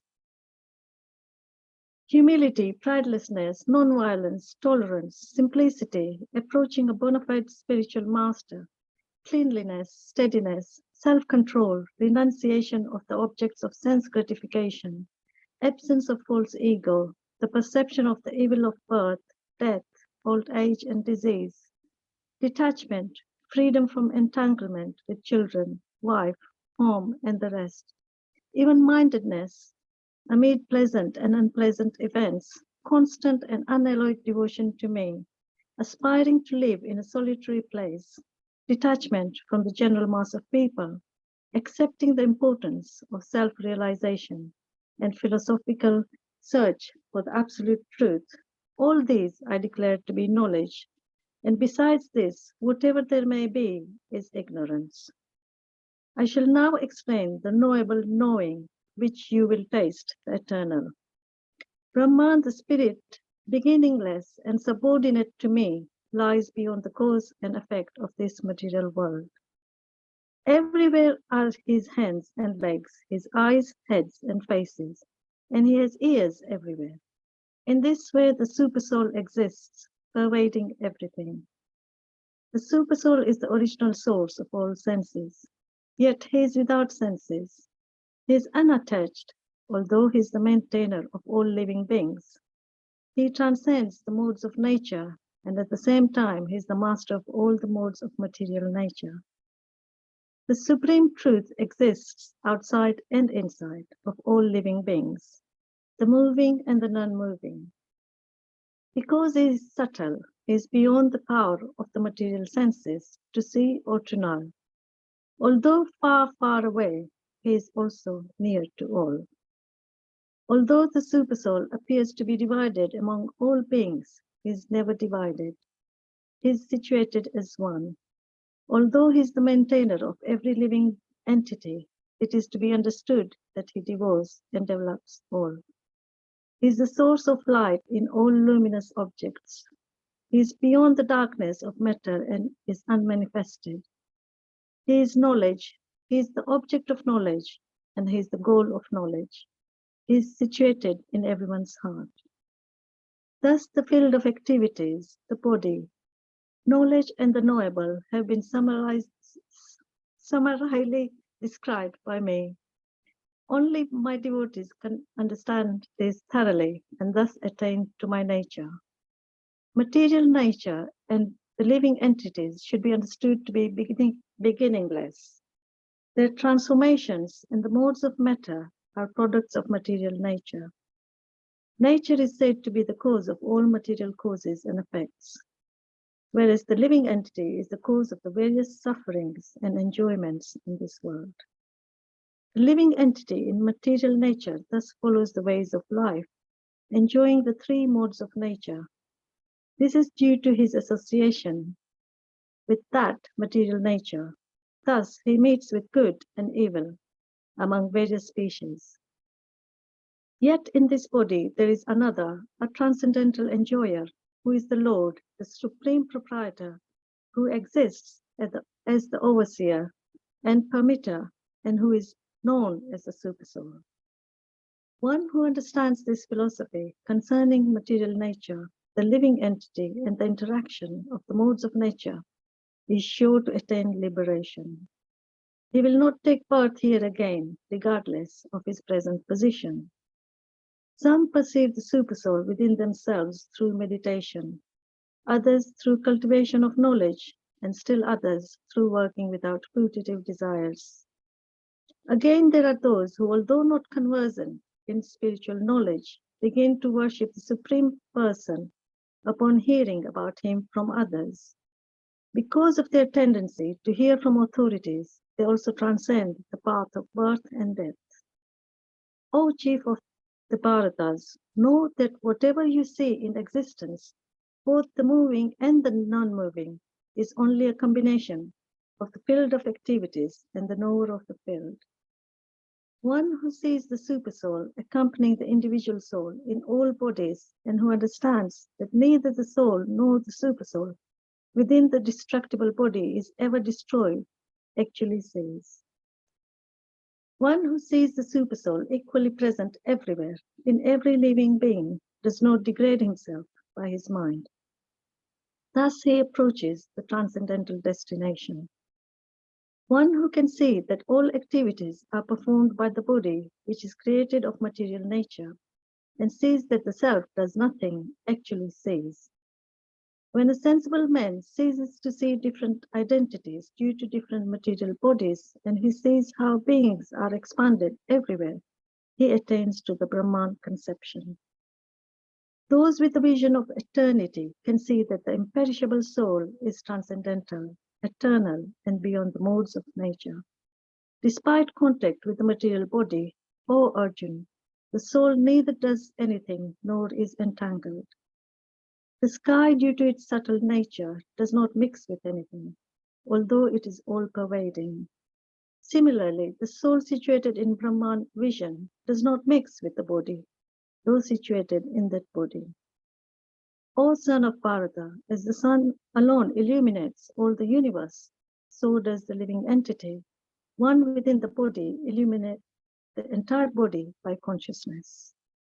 Those who see with eyes of knowledge the difference between the body and the knower of the body, and can also understand the process of liberation from bondage in material nature, attain to the supreme goal. Hare Krishna. Hare Krishna, thank you so much. Very nicely read. And thank you for the darshan of your wonderful deities. These are very unique Radha Krishna deities because Radha's got her arm around Krishna. And she's also got her arm or hand on his flute. So, very unique deity. Thank you so much. Thank you. Krishna's mercy. Hare Krishna. Okay, tough chapter, this one. Pari, over to you. Thank you for reading, Mataji. So, chapter 13, nature, the enjoyer, and consciousness. So, the material nature starts being introduced. Now, we see that Krishna starts saying things like nature is the cause of the activity. So, for example, if we feel heat or if we feel cold, that's because of the nature in this sort of material world. And he says that the self is what generates responses to the bodily activity, such as pain or pleasure. So what he basically means is, in this world, these things we bring onto ourselves. And if we don't want to experience these things, because these things will always have an effect on us. If we feel too hot, then we're gonna have to do something to cool ourselves down. If we feel too cold, we're gonna have to sort of be stuck inside our house. If we feel too much pain, it might cause us a lot of stress or depression. So these type of things bind us to material nature even more, because we constantly do things to sort of bring them to a level of where we feel comfortable. But that's what Krishna says. To sort of get these things to a level where you don't have to fix them, you must attain me. And the only way to again attain him is through bhakti yoga and all the ways he's suggested before. And when we're in the spiritual realm with Krishna, our souls become Satchit Ananda, which means we sort of receive eternal happiness. And he also mentions that between the enjoyer, a lot of people think that if I'm doing something, I am the one who gets benefit out of it, or I am the one that sort of receives the fruit of this. But actually, the supreme enjoyer is Krishna, as he's the one that receives all. If we are souls and we belong to him, then technically what we do good, he is getting the supreme enjoyment of that. And so he also talks about the 6 sort of concepts, and he talks about Prakriti, which is nature in the material world. He talks about Purusha, the enjoyer or supreme enjoyer, which is Krishna himself. He talks about Kshetra, which is like the field of activities, the body. He talks about Kshetrajna, and that's the soul within the body. He talks about Jnanam, which is knowledge, and Gnayam, which is the object of the knowledge. And so he describes knowledge as well, and the nature of the soul. And he says that the nature of the soul will always be to attain the Lord. No matter how much time it would take, we will sort of get there, but it may just delay others. And I think that's about it. Good. No, very good. It's a tough chapter, this one, but well explained. Arjuna asks lots of questions, and Krishna describes a lot in this chapter about the body and nature, material nature. Thank you. Okay, now we have 2 wonderful souls here. from the Children's Sangha, and Yash. Very good. So here you're reading the first 14 verses, and thereafter it'll be Yash. Over to you. The three modes of material nature. The Supreme Personality of Godhead said, "Again I shall declare to you this supreme wisdom, the best of all knowledge, knowing which all the sages have attained the supreme perfection. By becoming fixed in this knowledge, one can attain to the transcendental nature like my own, thus established. One is not born at the time of creation or disturbed at the time of dissolution. The total material substance called Brahman is the source of birth, and it is that Brahman that I impregnate, making possible the birth of all living beings, O son of Bharata. It should be understood that all species of life, O son of Kunti, are made possible by birth in this material nature, and that I am the seed-giving father. Material nature consists of three modes: goodness, passion, and ignorance. When the internal living entity comes in contact with nature, Almighty armed Arjuna, he becomes conditioned by these modes. O sinless one, the mode of goodness, being purer than the others, is illuminating, and it frees one from all sinful reactions. Those situated in that mode becoming conditioned by a sense of happiness and knowledge. The mode of passion is born of unlimited desires and longings, O the son of Kunti. And because of this, the embodied living entity is bound to material fruitive actions. O son of Bharata, know that the mode of darkness,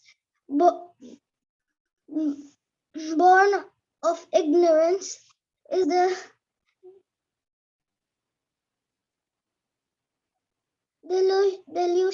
delusion of all embodied living entities. The results of this mode are madness, indolence, and sleep, which bind the conditioned soul. O son of Bharata, the mode of goodness conditions one to happiness, passion conditions one to fruitive action, and ignorance, covering one's knowledge, binds one to madness. Sometimes the mode of goodness becomes prominent, defeating the modes of passion and ignorance. O son of Bharata, sometimes the mode of passion defeats goodness and ignorance, and at other times ignorance defeats goodness and passion. In this way, there is always competition for supremacy. The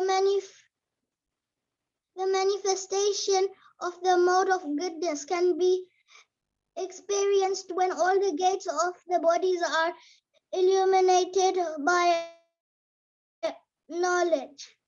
O chief of the Bharatas, when there is an increase in the mode of passion, the symptoms of great achievement, fruitive activity, intense endeavor, and uncontrollable desire and hankering develop.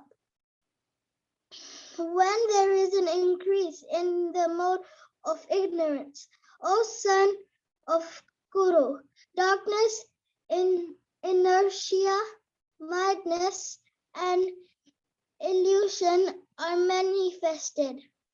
When one dies in the mode of goodness, he attains to the pure higher planets of the great sages. Well done here. Very well read. Thank you so much. And now it's Yash. And we need to unmute Yash. Let's see if we can find him. Okay, over to you, Yash. Hare Krishna. Hare Krishna. When one dies in the mode of passion, he takes birth among those engaged in fruitive activities. And when one dies in the mode of ignorance, he takes birth in the animal kingdom. The result of pious action is pure and is said to be in the mode of goodness, but action done in the mode of passion results in misery, and action performed in the mode of ignorance results in foolishness. From the mode of goodness, real knowledge develops. From the mode of passion, greed develops. And from the mode of ignorance, develop foolishness, madness, and illusion. Those situated in the mode of goodness gradually go upward to the higher planets. Those in the mode of passion live on the earthly planets, and those in the abominable mode of ignorance go down to the hellish worlds. When one properly sees that in all activities no other performer is at work than these modes of nature, and he knows the Supreme Lord, who is transcendental to all these modes, he attains my spiritual nature. When the embodied being is able to transcend these three modes associated with the material body, he can become free from birth, death, old age, and the distress, and can enjoy nectar even in this life. Arjuna inquired, O my dear Lord, by which symptoms is one known who is transcendental to these three modes? What is his behavior, and how does he transcend the modes of nature? The Supreme Personality of Godhead said, O son of Pandu, he who does not hate illumination, attachment, and illusion when they are present, or long for them when they disappear, who is unwavering and undisturbed through all these reactions of the material qualities, remaining neutral and transcendental, knowing that the modes alone are active, who is situated in the self and regards alike happiness and distress, who looks upon a lump of earth, a stone, and a piece of gold with an equal eye, who is equal toward the desirable and the undesirable, who is steady, situated equally well in praise and blame, honor and dishonor, who treats alike both friends and enemy, and who renounced all material activities. Such a person is said to have transcended the modes of nature. One who engages in full devotional service, unfailing in all circumstances at once, transcends the modes of material nature and thus comes to the level of Brahman, and I am the basis of the impersonal Brahman, which is immortal, imperishable, and eternal, and is constitutional position of ultimate happiness. Well done. Thank you so much, Yash. Very good reading. Now let's go to Pari for a summary of the 14th chapter. Very interesting chapter. Thank you for reading. So, chapter 14, the three modes of material nature. Now, I remember this chapter very, very well, and I've created so many quizzes on it. So, the Lord starts off describing our attitude, our behavior, our lifestyle, and all our senses, and how they come under three modes of nature: goodness, passion, and ignorance. And he explains how they permeate everything we do and how they sort of influence, how we come under the influence of each at different times in our life. So he talks about how goodness is illuminating and it leads to happiness and it leads to the person sort of gaining a place in the higher planets. And that's sort of a summarization of goodness. Then comes passion and how a person in the mode of passion predominantly has a lot of desires and a lot of longings, and how they lead to you being very involved in fruitive actions and gaining a place in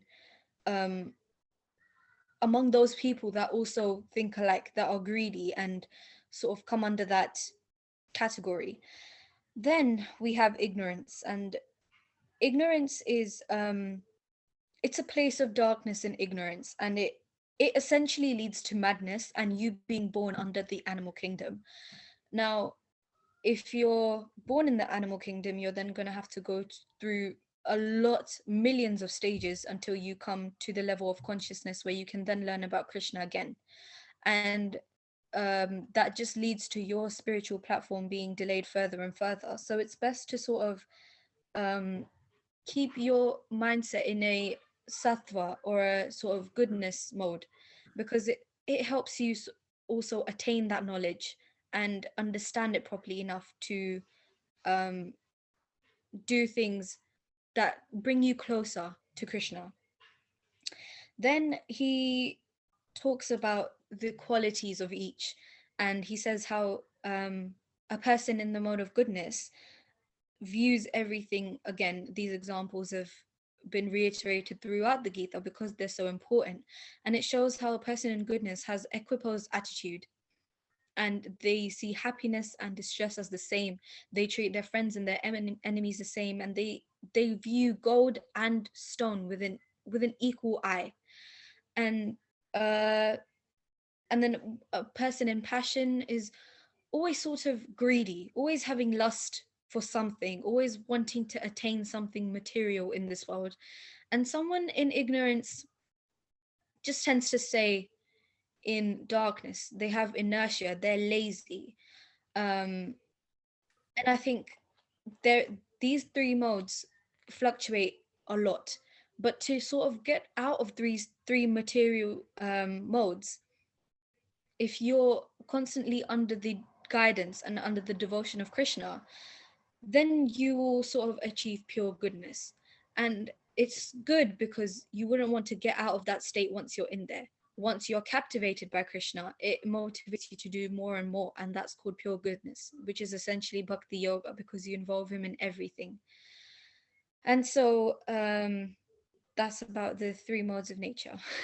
Thank you. Very well explained. And essentially the chapter talks about three modes, as you said, very nicely, and how they work, which you explained.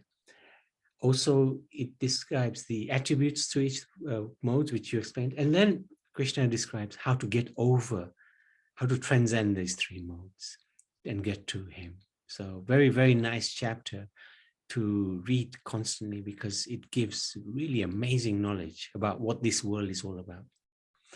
Now, I can see two wonderful characters there, the twins, Kathan and Katit. They're going to read chapter 15. Wow, looking forward to you reading it. And they're really young. They're like 6, I think. So over to you, Kathan and Katit. Maybe 10 verses each. Om Namo Bhagavate Vasudevaya. Om Namo Bhagavate Vasudevaya. Om Namo Bhagavate Vasudevaya. The Supreme Personality of Godhead saying, it is said that there is an imperishable banyan tree that has its root upwards and its branches down, and whose leaves are Vedic hymns. One who knows this tree will know of the Vedas. The branches of this tree extend down towards upwards, nourished by the three modes of material nature. The twigs are objects of the senses. The tree also have roots going down, and these are bound to the fruitive actions of human society.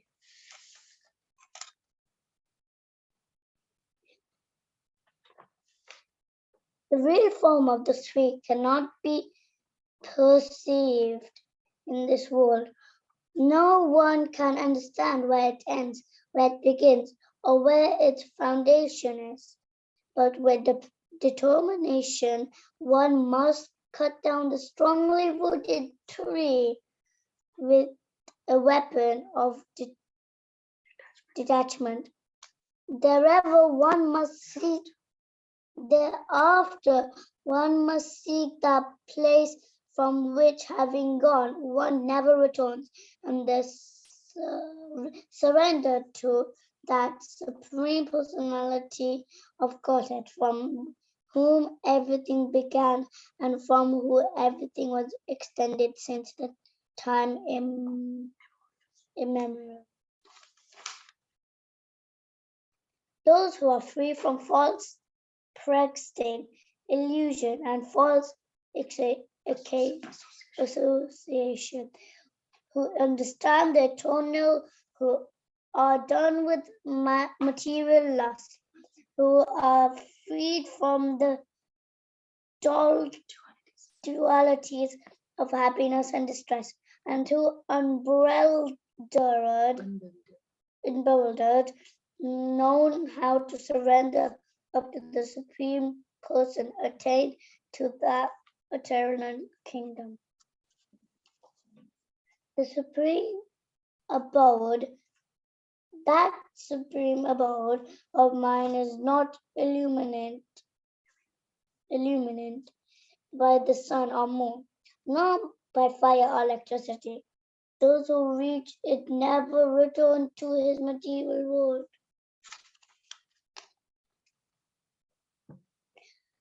The living entities in this conditioned world are my eternal fragmental thoughts. Due to conditioned life, they are struggling very hard with 6 senses, which include the mind. The living entity in the material world carries his different conceptions of life from one body to another. As the air carries aromas, thus he takes one kind of body and again quits to take another. The living entity, thus taking other gross body, obtains a certain type of ear, eye, tongue, nose, and sense of touch, which are grouped about the mind. He thus enjoys a particular set of sense objects.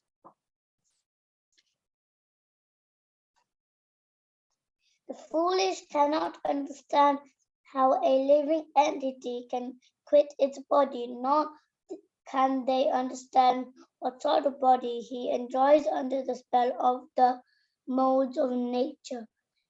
But one whose eyes are trained in knowledge can see all of this.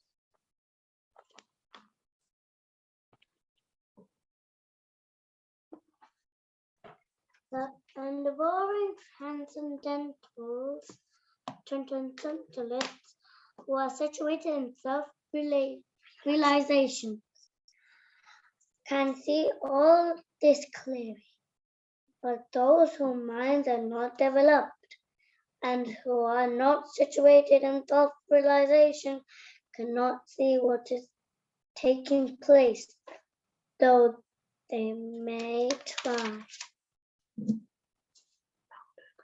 The splendor of the sun, which dissipates the darkness of this whole world, comes from me, and the splendor of the moon and the splendor of fire are also from me. I enter into each planet, and by my energy they stay in orbit. I become the moon, and thereby supply the juice of life to all vegetables. I am the fire of digestion in the bodies of all living entities, and I join with the air of life, outgoing and incoming, to digest the 4 kinds of foodstuff. I am seated in everyone's heart, and from me, remembrance, knowledge, and forgetfulness.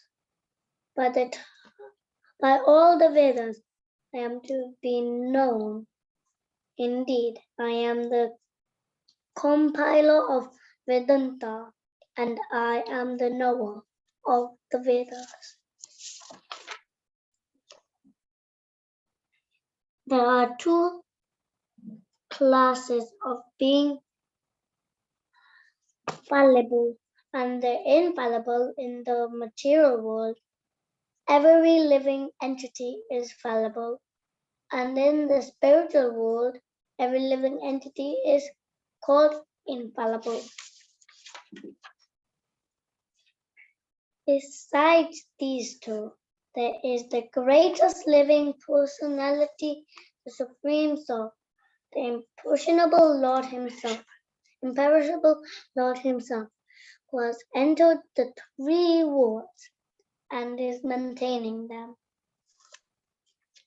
Because I am transcendental beyond both the fallible and the infallible, and because I am the greatest, I am celebrated both in the world and in the Vedas as the Supreme Person.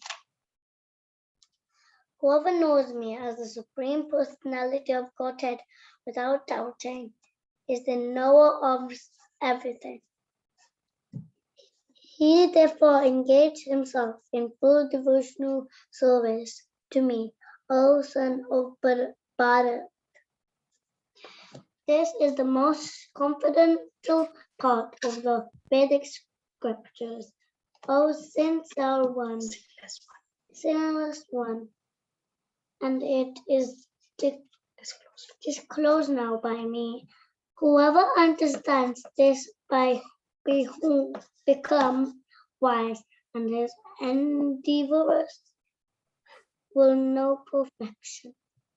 Jai, well done. 15 chapter Ki Jai, and Kathan and Katit Ki Jai. Very good reading, both of you. And how old are you? 6, Thank you. right? 6.5.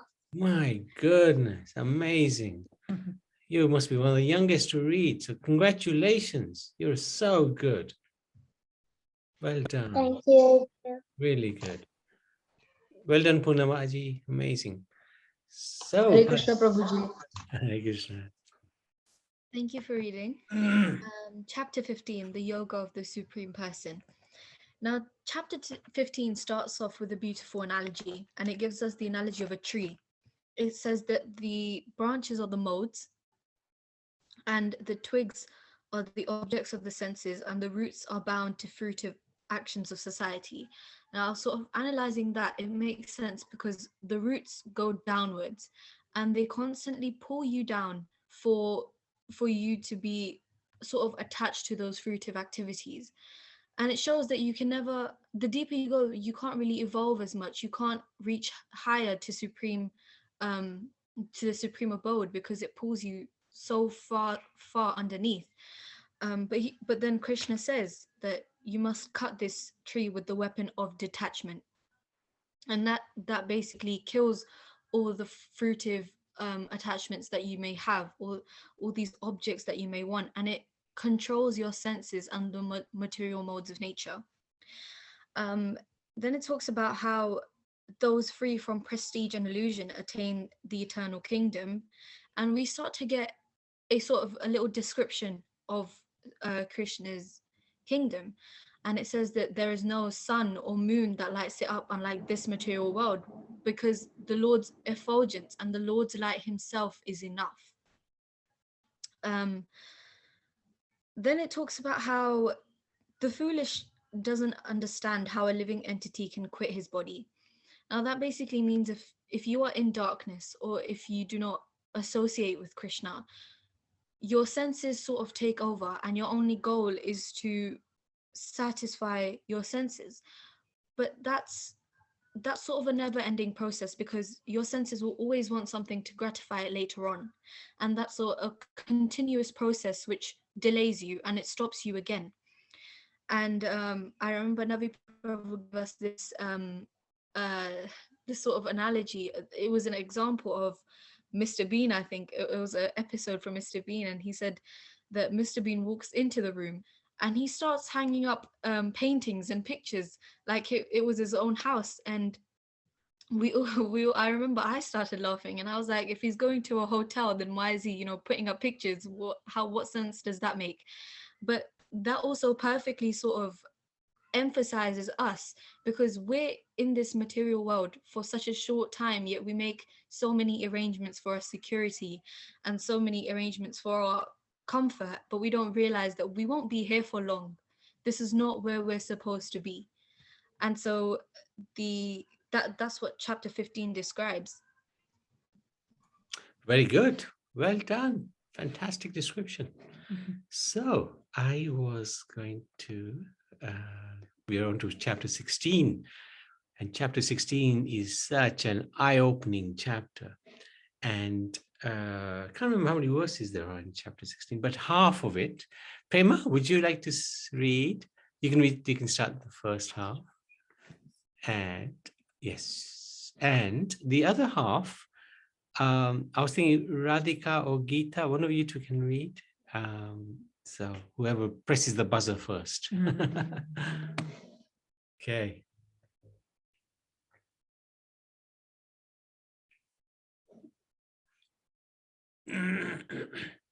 Prema?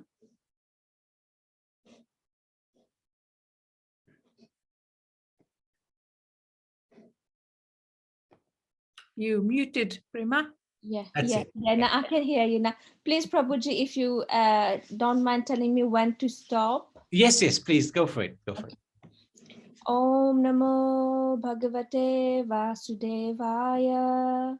Om Namo Bhagavate Vasudevaya. Om Namo Bhagavate Vasudevaya. Chapter 16, the Divine and Demoniac Natures. The Supreme Personality of Godhead said, fearlessness, purification of one's existence, cultivation of spiritual knowledge, charity, self-control, performance of sacrifice, study of the Vedas, austerity, simplicity, non-violence, truthfulness, freedom from anger, renunciation, tranquility, aversion to fault-finding, compassion for all living entities, freedom from covetous, gentleness, modesty, a steady determination, vigor, forgiveness, fortitude, cleanliness, and freedom from envy and from the passion for honor. These transcendental qualities, O son of Bharata, belong to godly men endowed with divine nature. Pride, arrogance, conceit, anger, harshness, and ignorance. These qualities belong to those of demoniac nature, O son of Partha. The transcendental qualities are conducive to liberation, whereas the demoniac qualities make for bondage. Do not worry, O son of Pandu, for you are born with the divine qualities. O son of Partha, in this world there are two kinds of created beings. One is called divine and the other demoniac.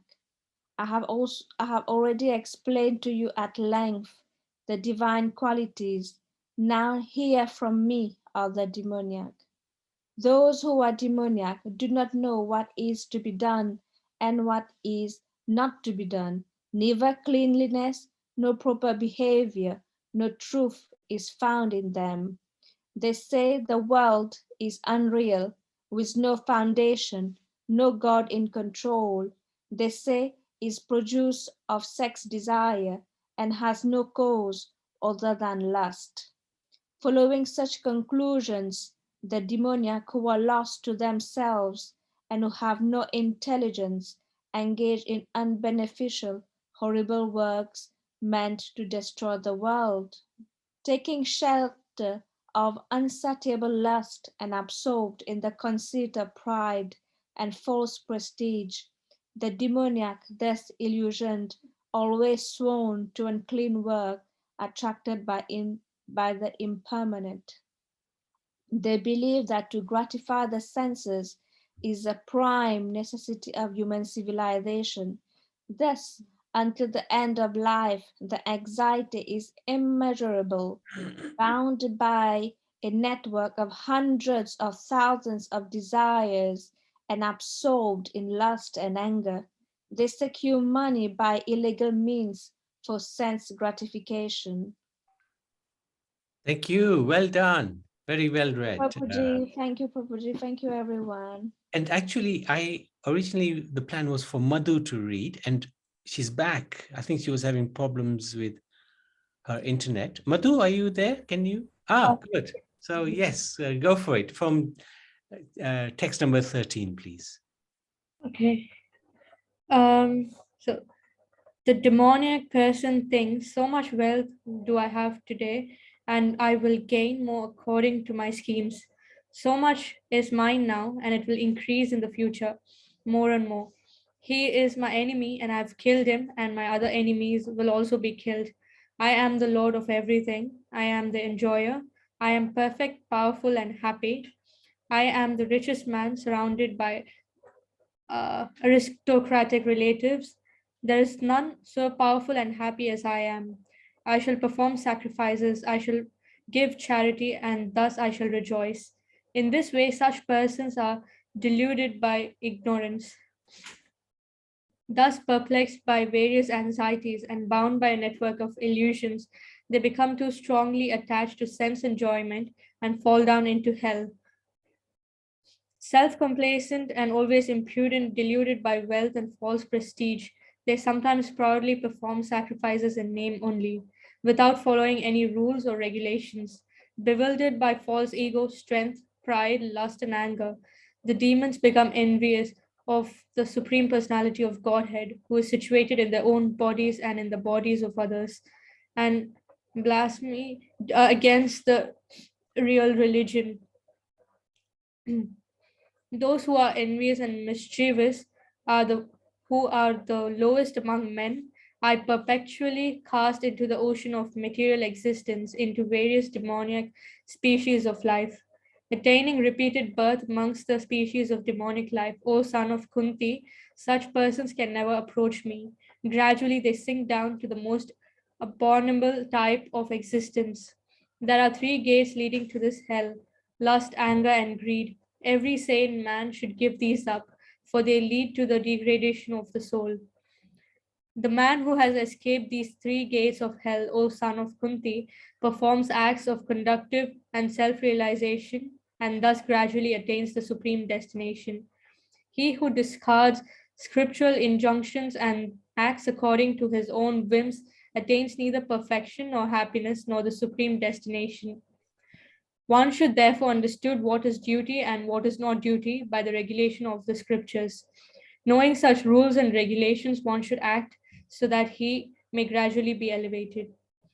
Jay, thank you so much, Madhu. I must let everybody know, Madhu has really become a very big part of our temple because she does so many things. So thank you so much, Madhu. You're so helpful in everything. And she's actually just qualified as an architect, and she's doing work experience in getting our center up and running or renovated. So amazing. Thank you so much, Madhu. Okay. So over to you, Pari. Chapter Thank you for 16. Ah, very good. And, congratulations, Madhu Mataji. So chapter 16, divine and demonic. Oh, we just lost you.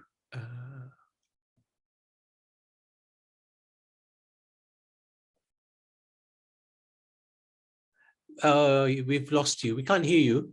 You are unmuted, but we can't hear you. Prabhuji, are you able to hear me now? Yeah, can hear you now. Okay, so sorry about that. My internet connection was a bit lost there.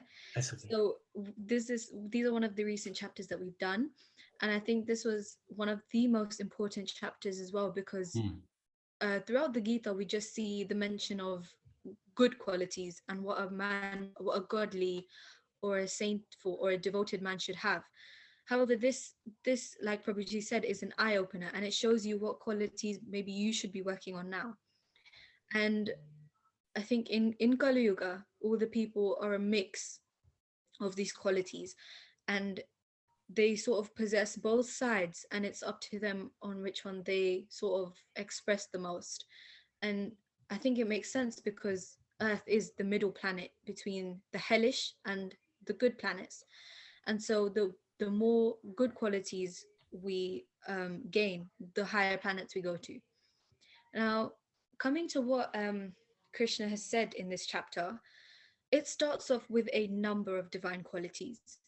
Then it goes and starts to explain more about demoniac qualities and the nature, and it particularly emphasizes them. And it also shows what a demonic personality would say. For example, I am the enjoyer, I have given charity, things like this. The repetition of I shows how arrogant a demonic person would be. And then it goes down to talk about the 3 gates of hell, which are lust, anger, and greed. And so we see that these are things that we should really sort of keep out of our nature, and even one of these demonic qualities could sort of set us a bit back from being where we should be in our spiritual progress. So that's what the divine and demonic natures are about.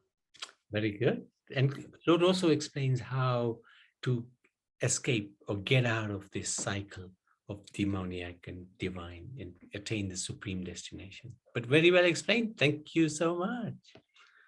Now, chapter 17, we would like to call upon Deepika and her wonderful son, Praneeth.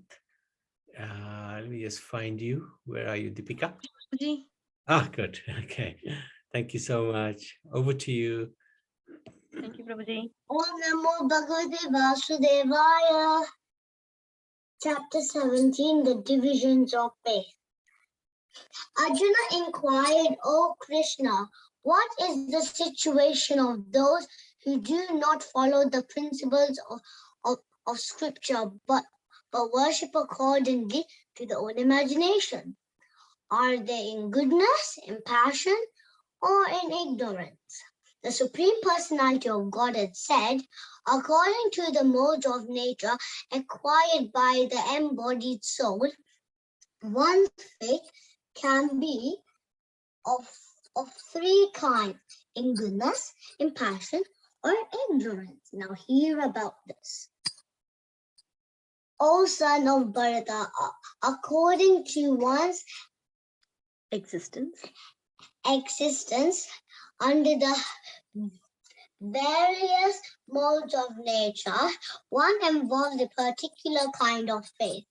The living being is said to be of a particular faith according to the modes he has acquired. Men in the mode of goodness worship the demigods. Those in the mode of passion worship the demons. And those in the mode of ignorance worship ghosts and spirits.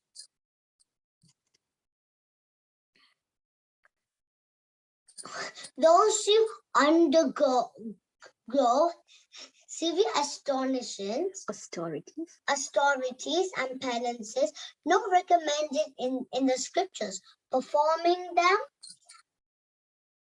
out of pride and egoism, who are impelled by lust and attachment, who are foolish and who tolerate torture the material elements of the body as well as the super soul dwelling within are to be known as demons.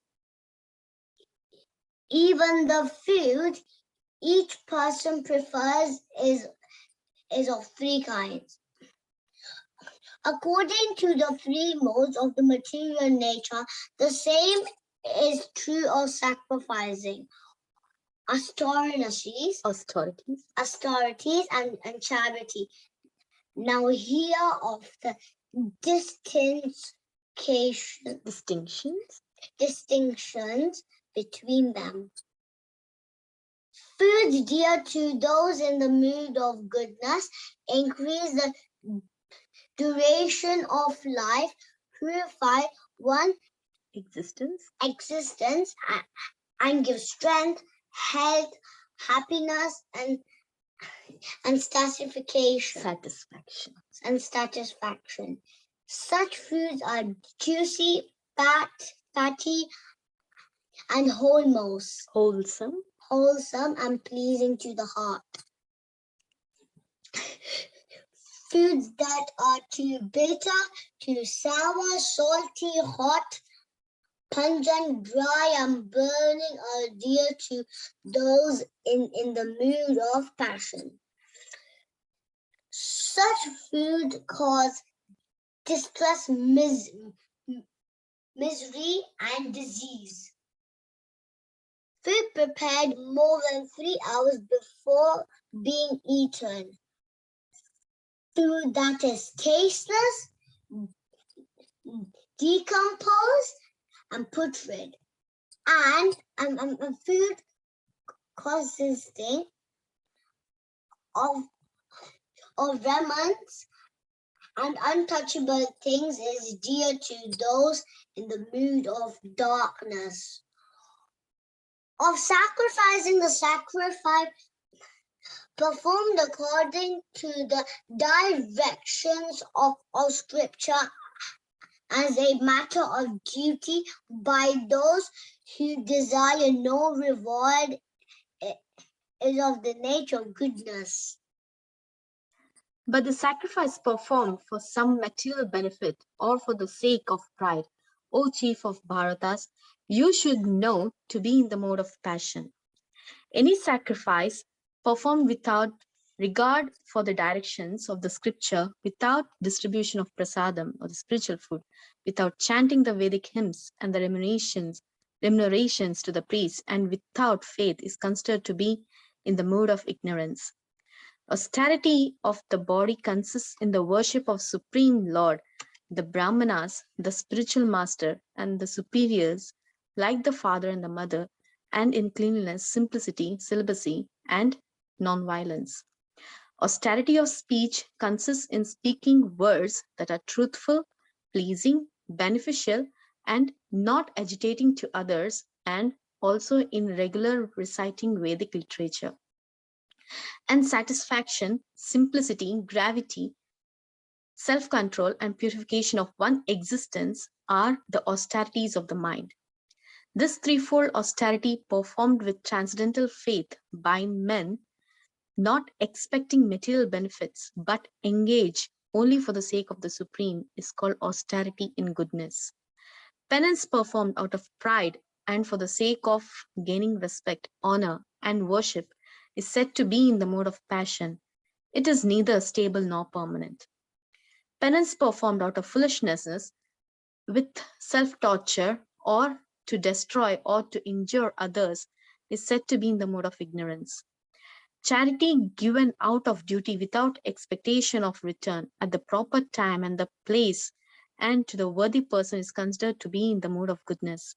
But charity performed with the expectation of some return or with a desire for the fruitive results or in grudging mood is said to be charity in the mode of passion.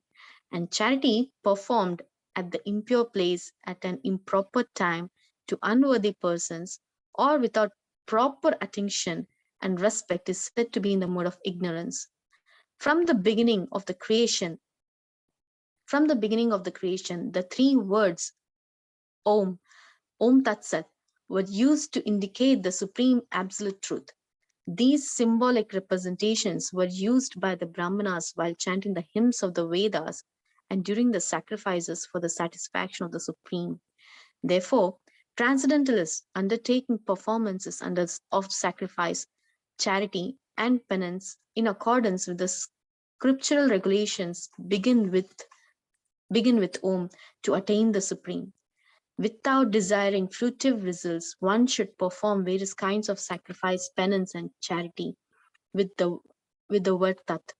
That purpose of such transcendental activities is to get free from the material entanglement.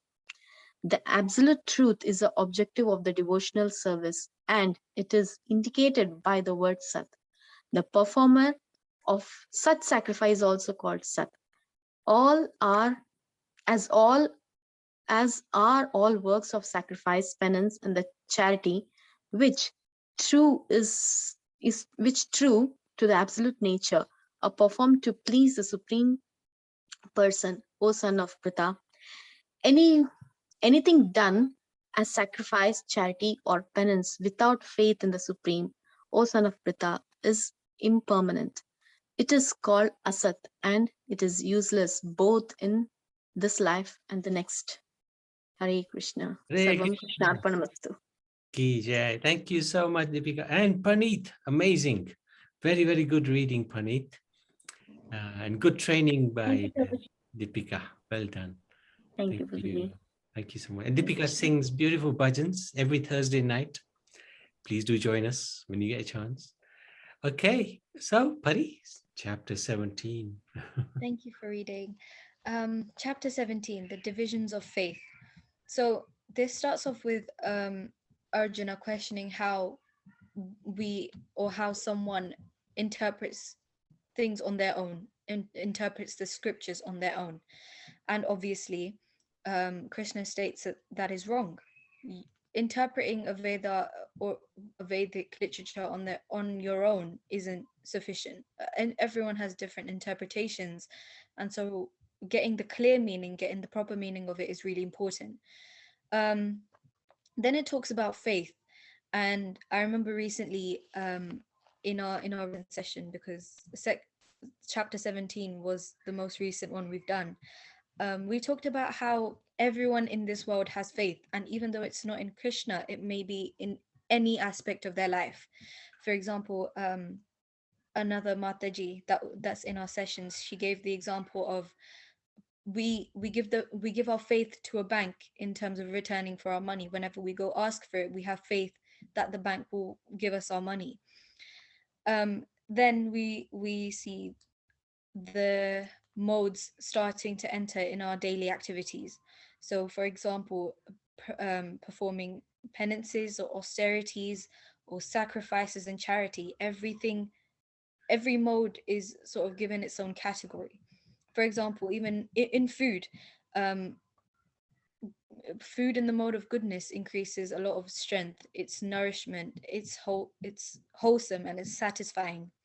Whereas food in the mode of passion is too pungent, too salty, too sour, too dry, anything sort of overly used in one aspect. And then food in the mode of ignorance is extremely tasteless, it's putrid, it's something that we aren't supposed to eat. Not supposed to eat, but also more we shouldn't eat, so meat or eggs and things like that. And when we eat food, we also realize that's how we start to act. For example, if we eat food in the mode of goodness, it gives us happiness, it gives us a fulfillment. When we eat too pungent, or too dry, or food that's too salty, it causes distress in us. It causes a lot of disease. And then when we look at food that is sort of in the mode of ignorance, it causes a lot of well, madness in a way. And the same with sacrifice and the other things that we discussed. Everything that you do in regards to scriptures and you do with a actual benefit for society rather than yourself is in the mode of goodness. Everything that you do for yourself and sort of for your own selfish benefits is in the mode of passion. And things done without the guidance of the scriptures and without offering prasadam, or without, when it's not the right time or the wrong place, then that's done in the mode of ignorance. Very well explained. Thank you very much. Wonderful. And yeah, that's good. We also, in this chapter, Krishna describes Om towards the end, and how important Om is. So we chant, of course, the Maha Mantra, but we shouldn't forget that Om is the original sound which comes from Krishna to assist in the creation of this world. And Om actually represents Krishna. It's not a representing the formless aspect of the Lord, but it's representing the personal aspect of the Lord. Very important sound. Now, we want to invite the most important chapter to the most important person in this room, in this world, who is Shavi. She's one of our favorites, as is Pari. Actually, Pari, you've done phenomenally well. I have to say, I don't know many 16-year-olds who would be able to sit right through the Gita, but also be focused like you are. I think you're unique in this world. So Thank well you, done Prabhuji. for I'm that. not gonna lie, I was really nervous. I was extremely nervous. No, but you did it very well. We'd like to congratulate you. Thank you. I think we've got a really good audience as well. Yeah. The way they're reading, they seem very indulged in the Gita. Very true, very true. And Shavi, I have to say, I have to spotlight her because she's such an amazing child. Every, like Damodar month or Purushottam Mass, she reads a whole chapter of the Bhagavad Gita. Every single evening she comes so consistently. And I'm so pleased with this wonderful child. And today she has the honor of reading the final chapter of the Bhagavad Gita. It's one of the longest chapters. And I'm really looking forward to hearing from her because she reads so well as well. And she's only 9, right? My goodness. Go for it, Shavi. Oh, we need to unmute you. 1 second.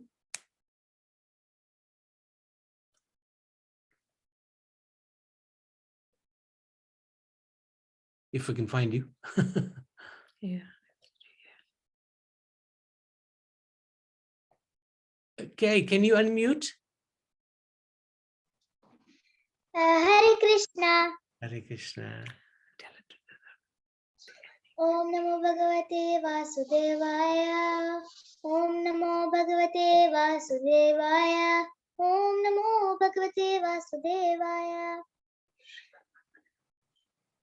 Om Shri Paramatmane Namaha. Arjun said, O mighty armed one, I wish to understand the purpose of renunciation, Tyaga, and of the renounced order of life, Sannyasa.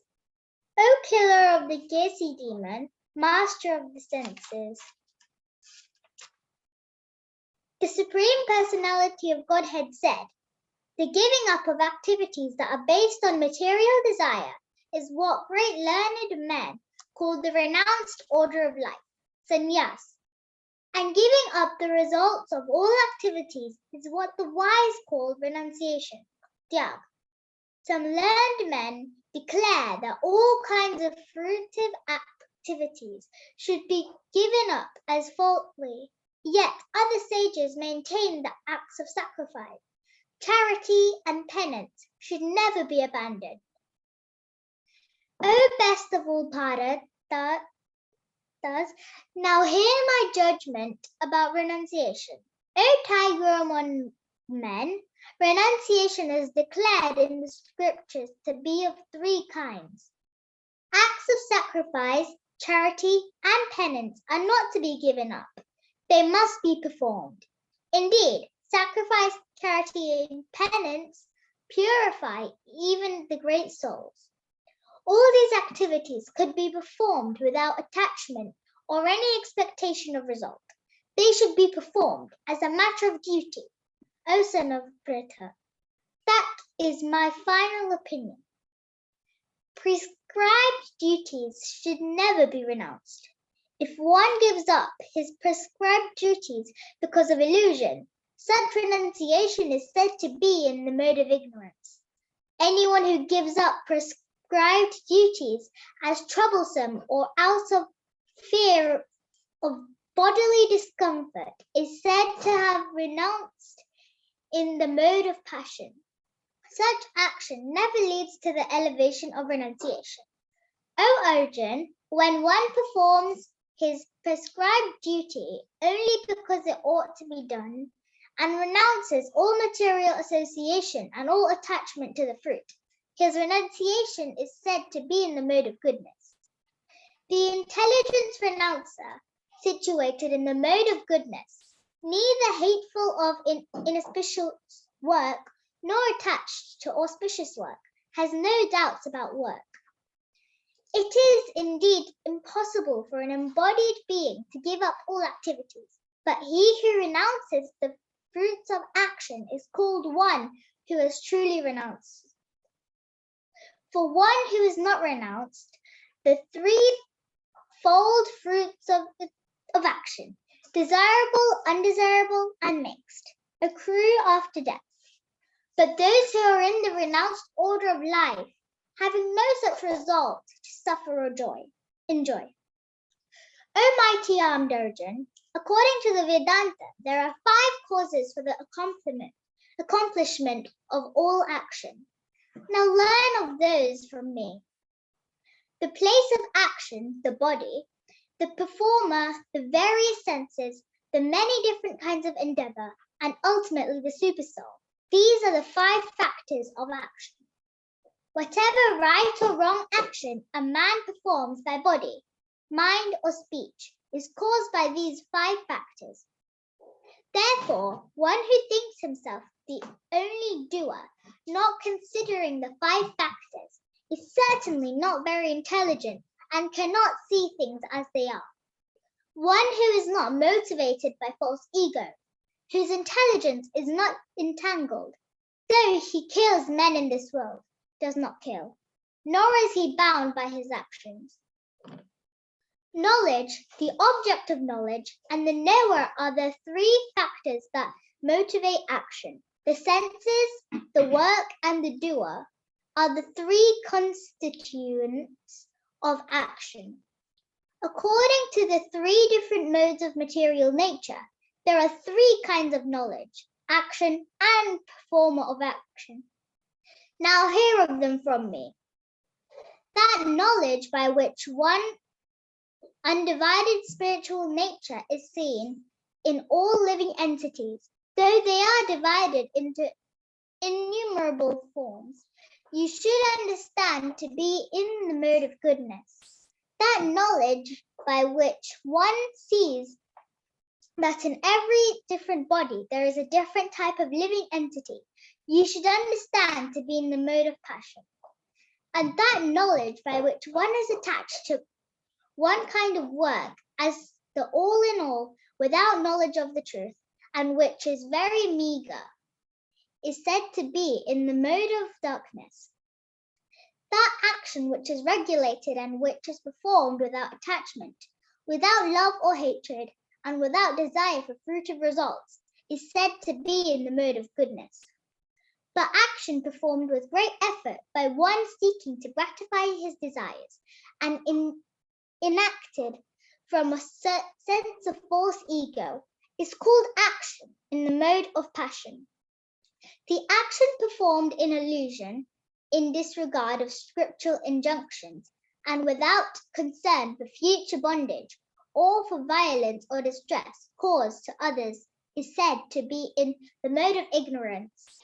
One who performs his duty without association with the modes of material nature, without false ego, with great determination and enthusiasm, and without wavering in success or failure, is said to be a worker in the mode of goodness. The worker who is attached to work and the fruits of work, desiring to enjoy those fruits, and who is greedy, always envious, impure, and moved by joy and sorrow, is said to be in the mode of passion. The worker who is always engaged in work against the injunctions of the scripture, who is materialistic, obstinate, cheating and expert in insulting others, and who is lazy, always morose, and procrastinating, is said to be a worker in the mode of ignorance. O winner of wealth, now please listen as I tell you in detail of the different kinds of understanding and determination, according to the three modes of material nature. O son of Pritha, that understanding by which one knows what ought to be done and what ought not to be done, what is to be feared and what is not to be feared, what is binding and what is liberating, is in the mode of goodness. O son of Pritha, that understanding which cannot distinguish between religion and irreligion, between action that should be done and action that should not be done, is in the mode of passion.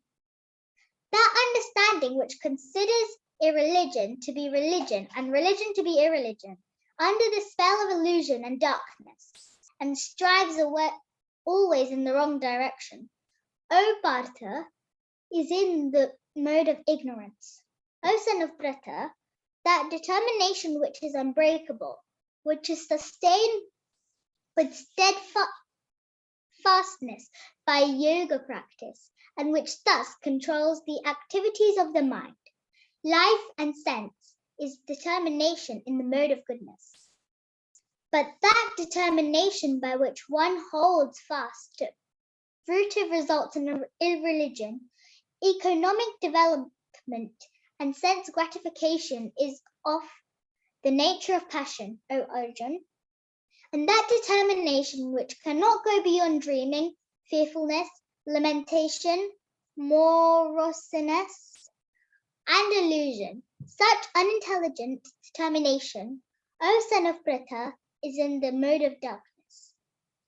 O best of the Bharat, now please hear from me about the three kinds of happiness which by the conditioned soul enjoys, and by which he sometimes comes to the end of all distress. That which in the beginning may be just like poison, but at the end is just like nectar, and which awakens one to self-realization, is said to be happiness in the mode of goodness. That happiness which is derived from contact of the senses with their objects, and which appears like nectar at first, but poison at the end, is said to be of the nature of passion. And that happiness which is blind to self-realization, which is delusion from beginning to end, and which arises from sleep, laziness, illusion, is said to be of the nature of ignorance. There is no being existing, either here or among the demigods in the higher planetary systems, which is freed from these three modes born of material nature. Brahmans, Kshatriyas, Vaishyas, and Shudras are distinguished by the qualities born of their own natures in accordance with the material modes. O chastiser of the enemy. Peacefulness, self-control, austerity, purity, tolerance, honesty, knowledge, wisdom, and religiousness. These are the natural qualities by which the Brahmins work.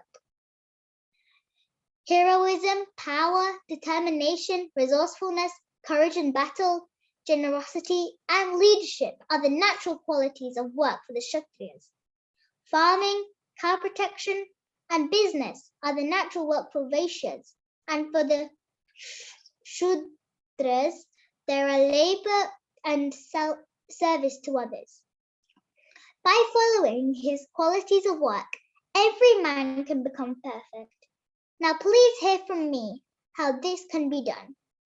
By worship of the Lord, who is the source of all beings and who is all-pervading, a man can attain perfection through performing his own work. It is better to engage in one's own occupation, even though one may perform it imperfectly, than to accept another's occupation and perform it perfectly. Duties prescribed according to one's nature are never affected by sinful reactions. Every endeavor is covered by some fault, just as fire is covered by smoke. Therefore, one should not give up the work born of his nature.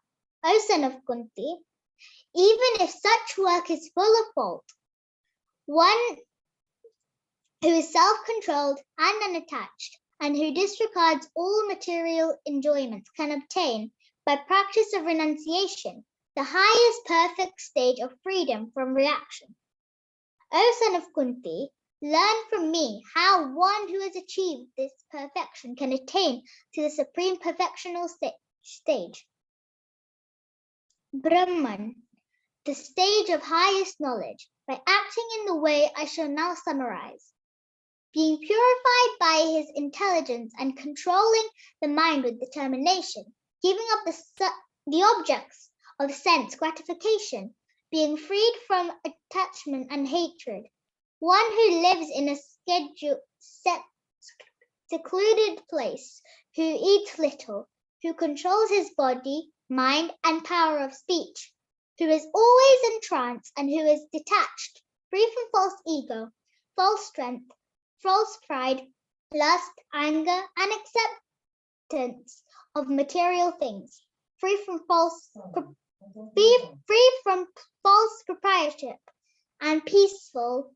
Such a person is certainly elevated to the position of self-realization.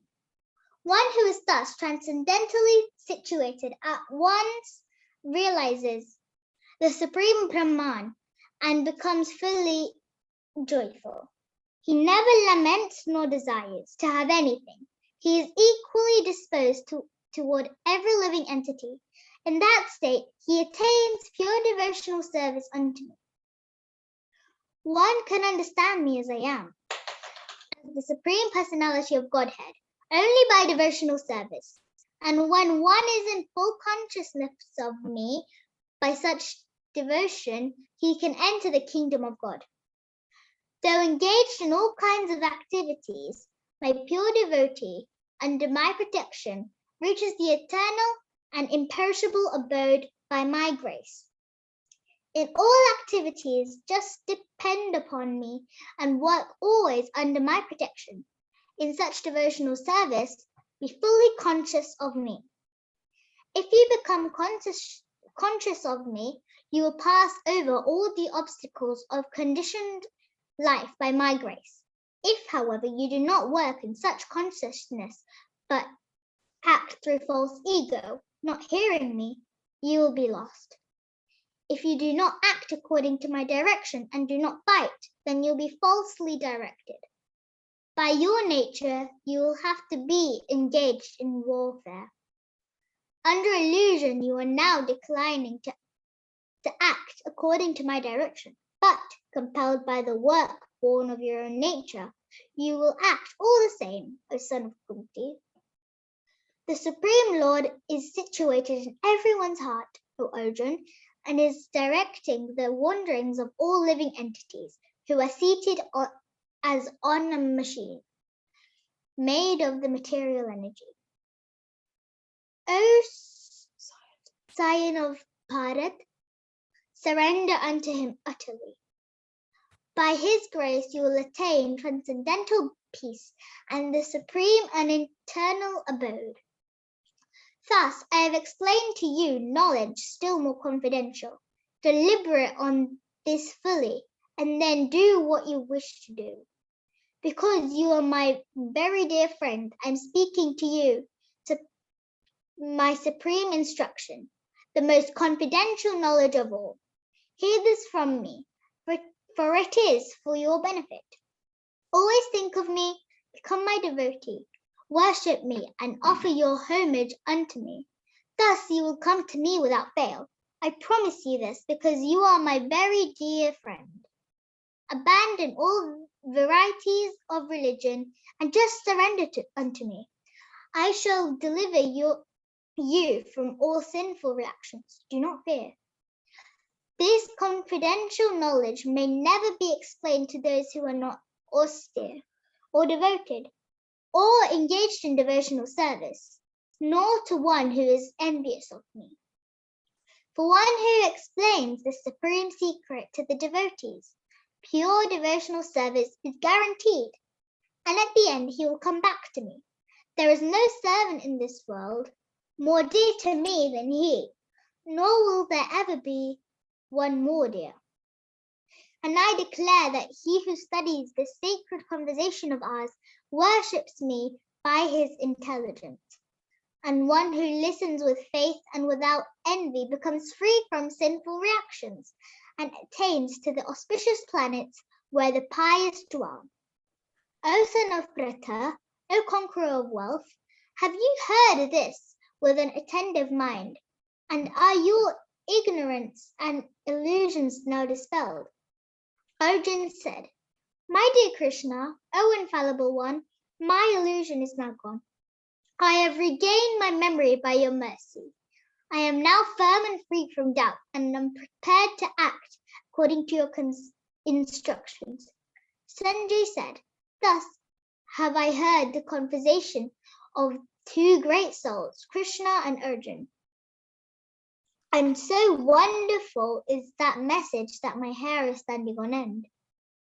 By the mercy of Vyas, I have heard these most confidential talks directly from the master of all mysticism, Krishna, who was speaking personally to Arjun.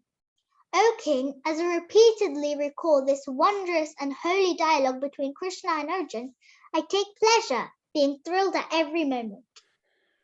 O king, as I remember the wonderful form of Lord Krishna, I am struck with wonder more and more, and I rejoice again and again. Wherever there is Krishna, the master of all mystics, and wherever there is Arjun, the supreme archer, there will also certainly be opulence, victory, extraordinary power, and morality. That is my opinion. Hare Krishna. Hare Krishna. Can you just do the final invocation as well, if you like, or Mataji can do it, or Puna Mataji, your mother can do it. You can do that last shloka in Sanskrit if you want. Can I do the last shloka in Sanskrit? Yes, go for it. Go for it. Yatra Yogeshwarah Krishna no yatra partho dhanuttaraha tatra shrir vijayor bhutir dhruva nitir matir mama. Very, very good. 18th chapter ki jai, Bhagavad Gita ki jai, Shaivi ki jai. Fantastic. Sri Krishna Chandra Bhagwan ki jai. Jai Guru Premanande. Well done. Amazing. Over to Pari. So thank you so much for reading, Shavi. That was beautiful. Last chapter, everyone. So I haven't actually done it before, but I'm going to try my best, Prabhuji. If you want, please correct me in the middle. No problem, no problem. So here we see a sort of conclusion. I mean, it is basically the conclusion, but the start tends to distinguish the Tyaga, so the renunciation, and the sannyasa, which is just letting everyone go. And the difference is Tyaga is letting go of the actual action that motivated by the actual desire that motivated the action, whereas sannyasa is just leaving everything and going off. And we see that Tyaga sort of emphasizes Bhakti Yoga again, because you're setting your desire aside and sort of giving all your result and your whole process to Krishna. And then it goes on to the 5 elements, and it talks about body, the agent, the sensory organs, and the behaviors, and the divine providence, which is I think it's like the fate that has been decided for you. And it talks about how the doers, or the people that think they are the enjoyers, it talks about how they fail to recognize these 5 elements, and they're so engrossed in sort of. Oh, we lost you. Muted. Muted it.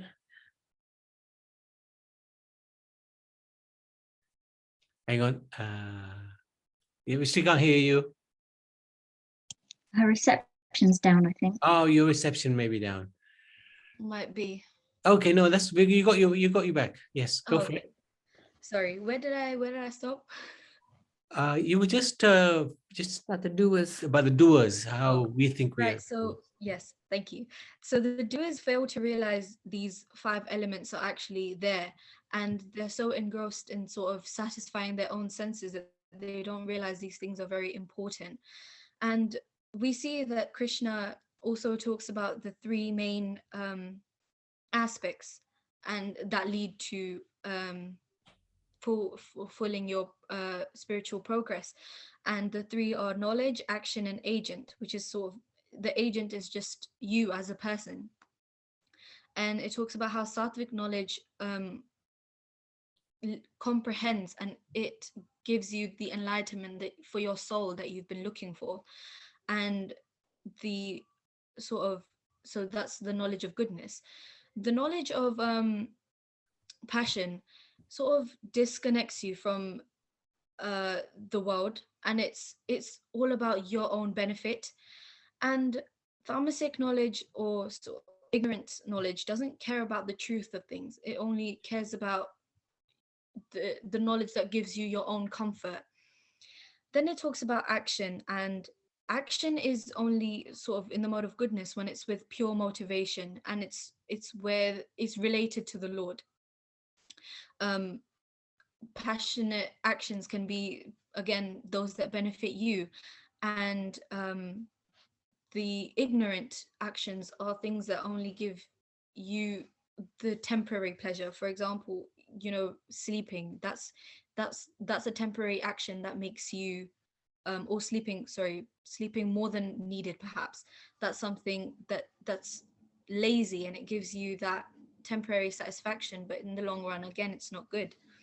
Then it talks about agent, and which is yourself, basically. And it talks about how the person in the mode of goodness is free from ego, and it's free from attachment.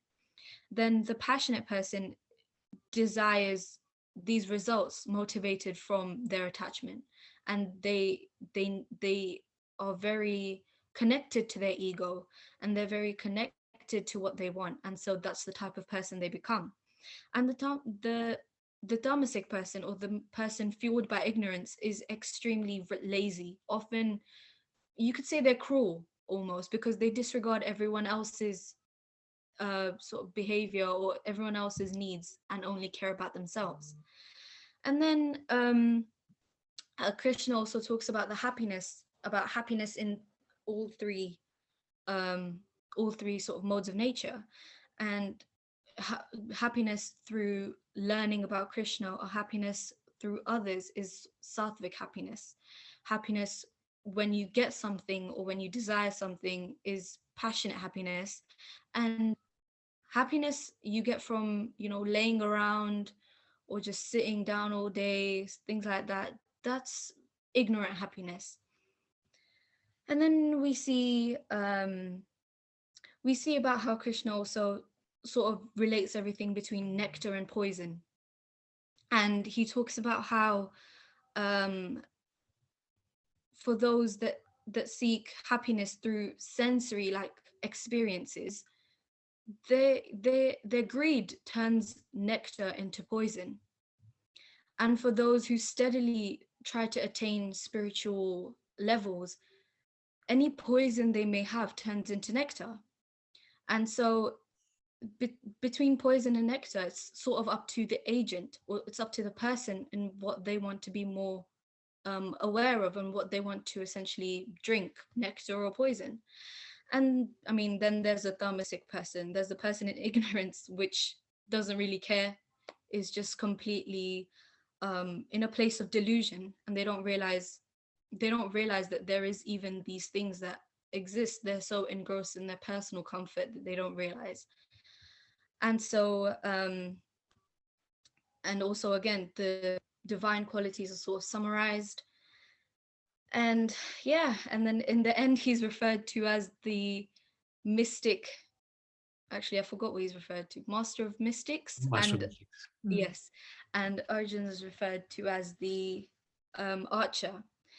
And so that describes them in that sort of life.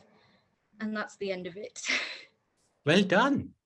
Considering we haven't gone through it, you've done very, very well. 18 chapters long, and it's not a lot. It's challenging. It's a fantastic chapter because in this chapter, as you very nicely explained, it talks about happiness. And he says like something that's poison in the beginning, but you keep endeavoring and it's connected to spirituality, it becomes nectar in the end. So sometimes the chanting can be quite tough. You know, it's hard to chant because we're not used to it and we sort of lose our attention, but we keep endeavoring. And eventually that chanting will turn into nectar because we're connected with the Supreme Lord directly.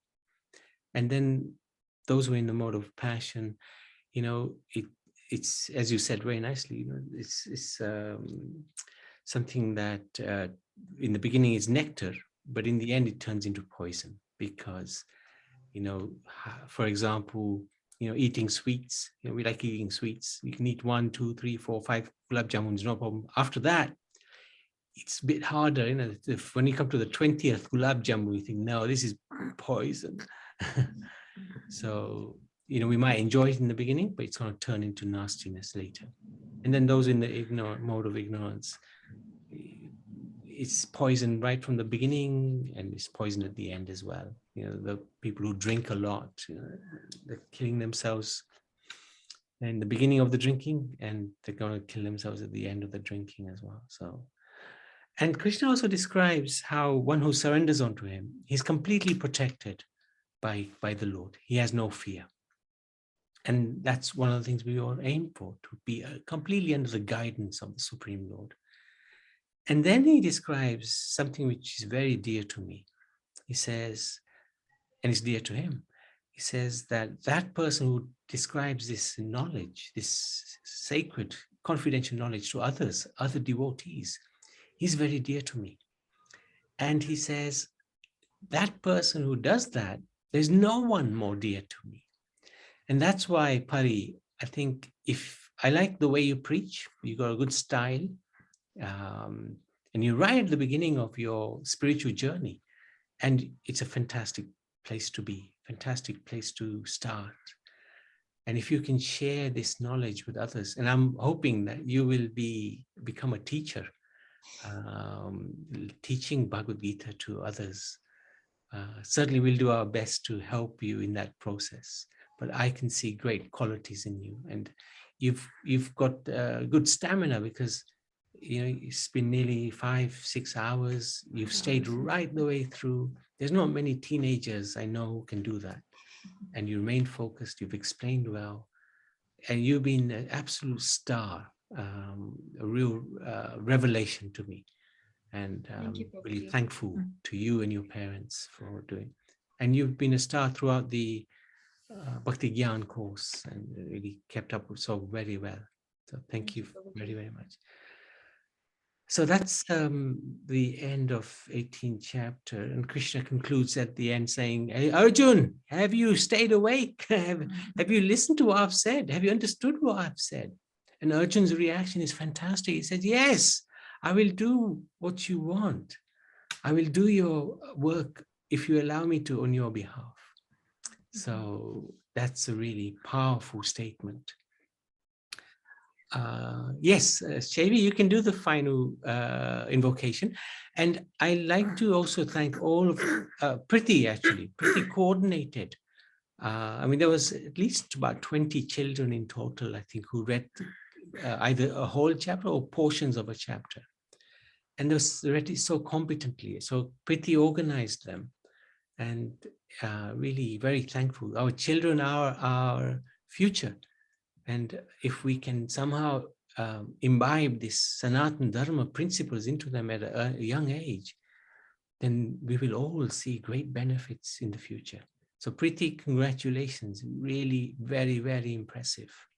And the youngsters were so good. And I'd like to unmute everybody. You can unmute yourselves. And I'm happy for you to just make some comments about these guys. These are wonderful children. But before we do that, I'd like Shavi to do the final invocation. This is Ekadashi as well. We normally do Vishnu Sahasranam, but I think we might be a little too knackered, or Radhika's left.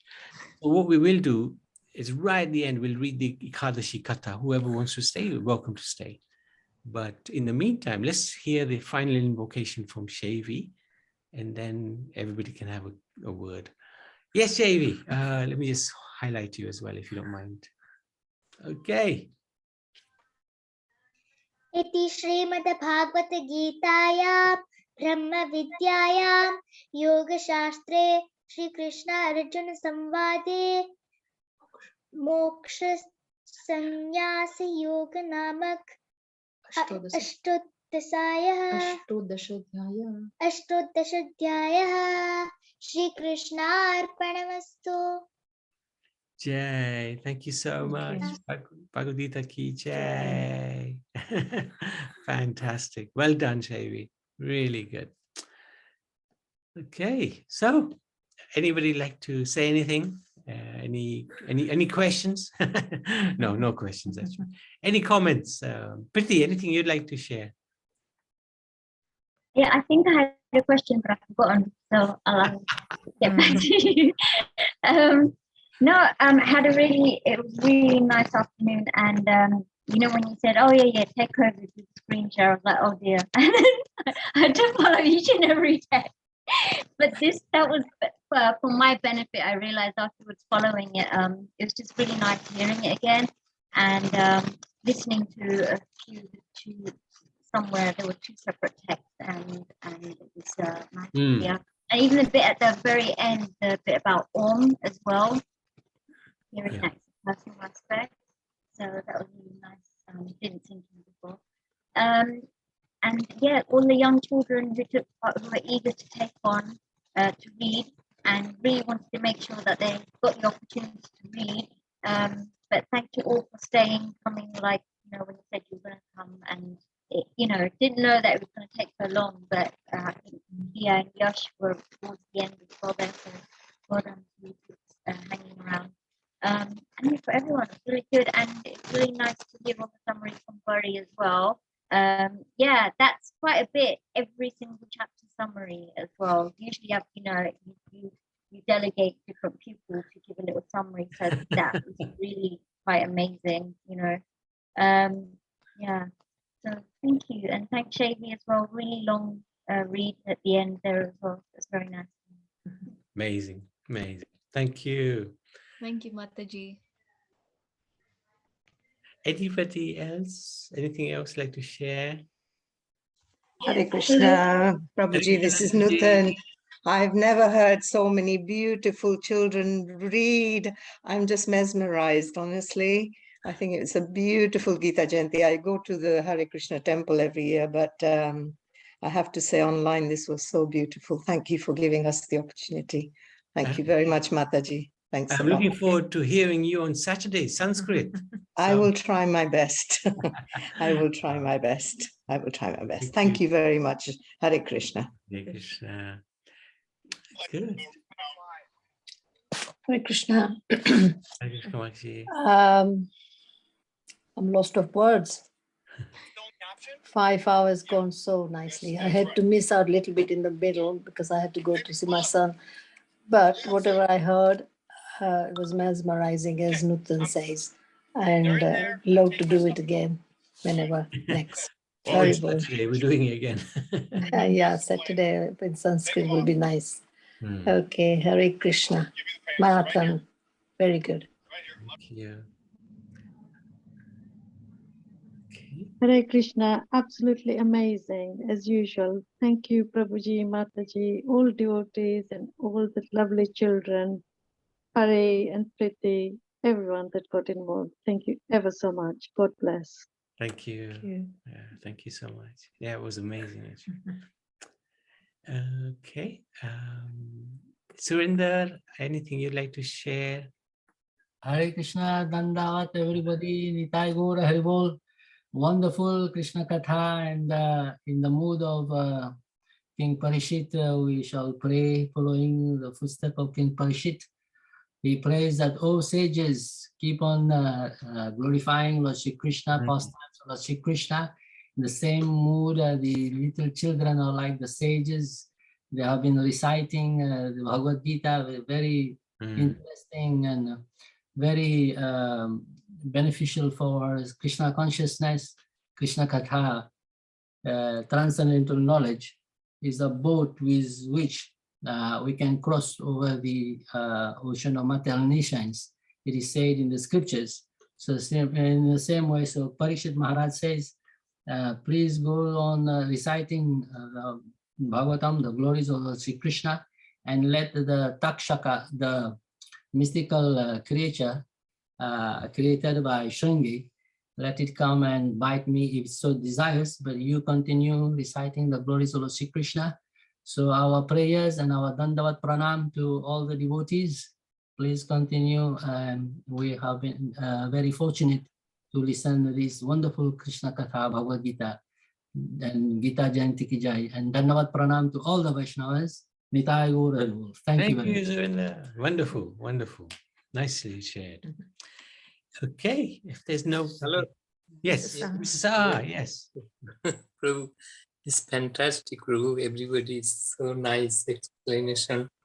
And then was especially Puri and Sebi, and of that really nice, and everybody patiently listen and everything. The time is gone very quickly.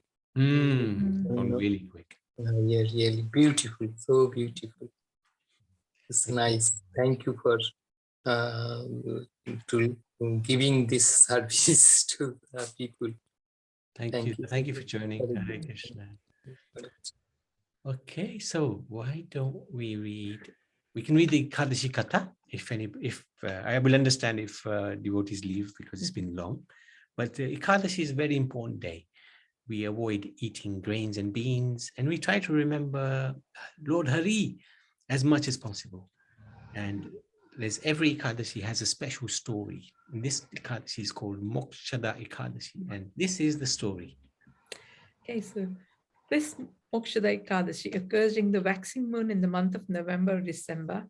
The glories of this Ekadashi are described in the Brahman Puran in the conversation between Lord Krishna and Maharaj Yudhishthir. Once Yudhishthir asked Lord Krishna, "My dear Krishna, what is the name of the Ekadashi that occurs during the waxing moon in the month of November, December? Also, please explain to me in details about the procedure for observing this Ekadashi." Lord Krishna said, "O Master of Kings, this Ekadashi destroys all one's sinful reactions. If one worships the Supreme Lord with Tulsi Manjaris on this day, the Lord becomes extremely pleased. By observing this Ekadashi, one achieves the result of performing Vajrapaya sacrifice." There was a king named Vaikanasha who lived and ruled in the city of Champak. The king was very affectionate towards the citizens. Many qualified Brahmins who were very well versed in Vedic knowledge lived in his kingdom. One day the king had a dream that his father had fallen in the hell and was suffering unlimited miseries there. On saying this, the king became struck with wonder. The next day the king disclosed the topics of his dream in an assembly of learned Brahmins. He also informed them that his father had requested him to deliver him from the hellish condition. Ever since the king had this dream, he became restless and did not feel any happiness or interest in ruling his kingdom. He even dealt with his family members indifferently.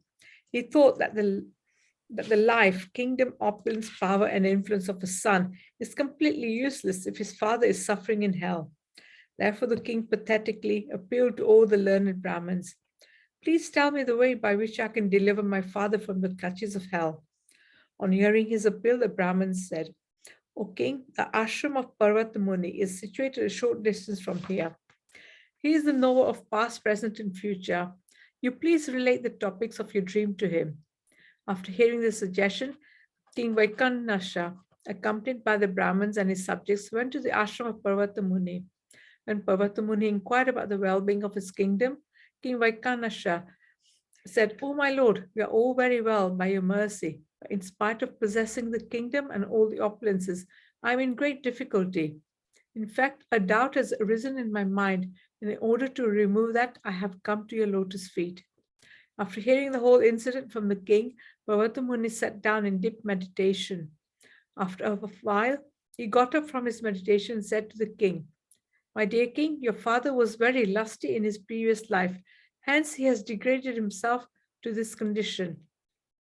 Now you all should observe the vow of Ekadashi, which occurs during the waxing moon in the month of November, December, for the deliverance of your father, and donate the accumulated piety to him.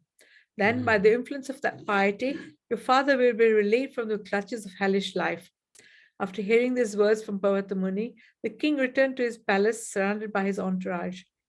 Thereafter, in due course of time, the king and his wife, children, and servants duly observed this Ekadashi, which occurs in the waxing moon in the month of November, December, and dedicated all its piety to his suffering father. By the influence of his piety, the father attained the heavenly planets and blessed his son very much. O king, one who properly follows this Mokshada Ekadashi is certainly relieved from all sinful reactions. So Mokshada Ekadashi ki jai. Yay. Fantastic. So one thing that came out from this was that if we do any tapasya like fasting on Ekadashi, we can actually transfer the benefit of that to others, like relatives or friends, those who need us any assistance. So if you have anybody who, the ancestors who we can give part of or all of the benefit to, then it's good to do that. The Lord becomes very pleased when we share the results of tapasya with others. It shows also our compassionate nature. Ekadashi is one austerity where you can do that. You can and request Mother Ekadashi, please give this much of the benefit of whatever austerity I've done to this person. So you can do that tomorrow morning after finish or before finishing the fast. And the fast is to be completed around about 8 o'clock-ish, just after the sunrise, with grains, or if you're doing nirjal with some water, if you're just doing a fruit fast, then with some grains like that. So thank you so much, everybody. We can finish the session now. I'd like to thank everybody for joining and making this such a memorable, wonderful Gita Jayanti. Gita Jayanti ki jai.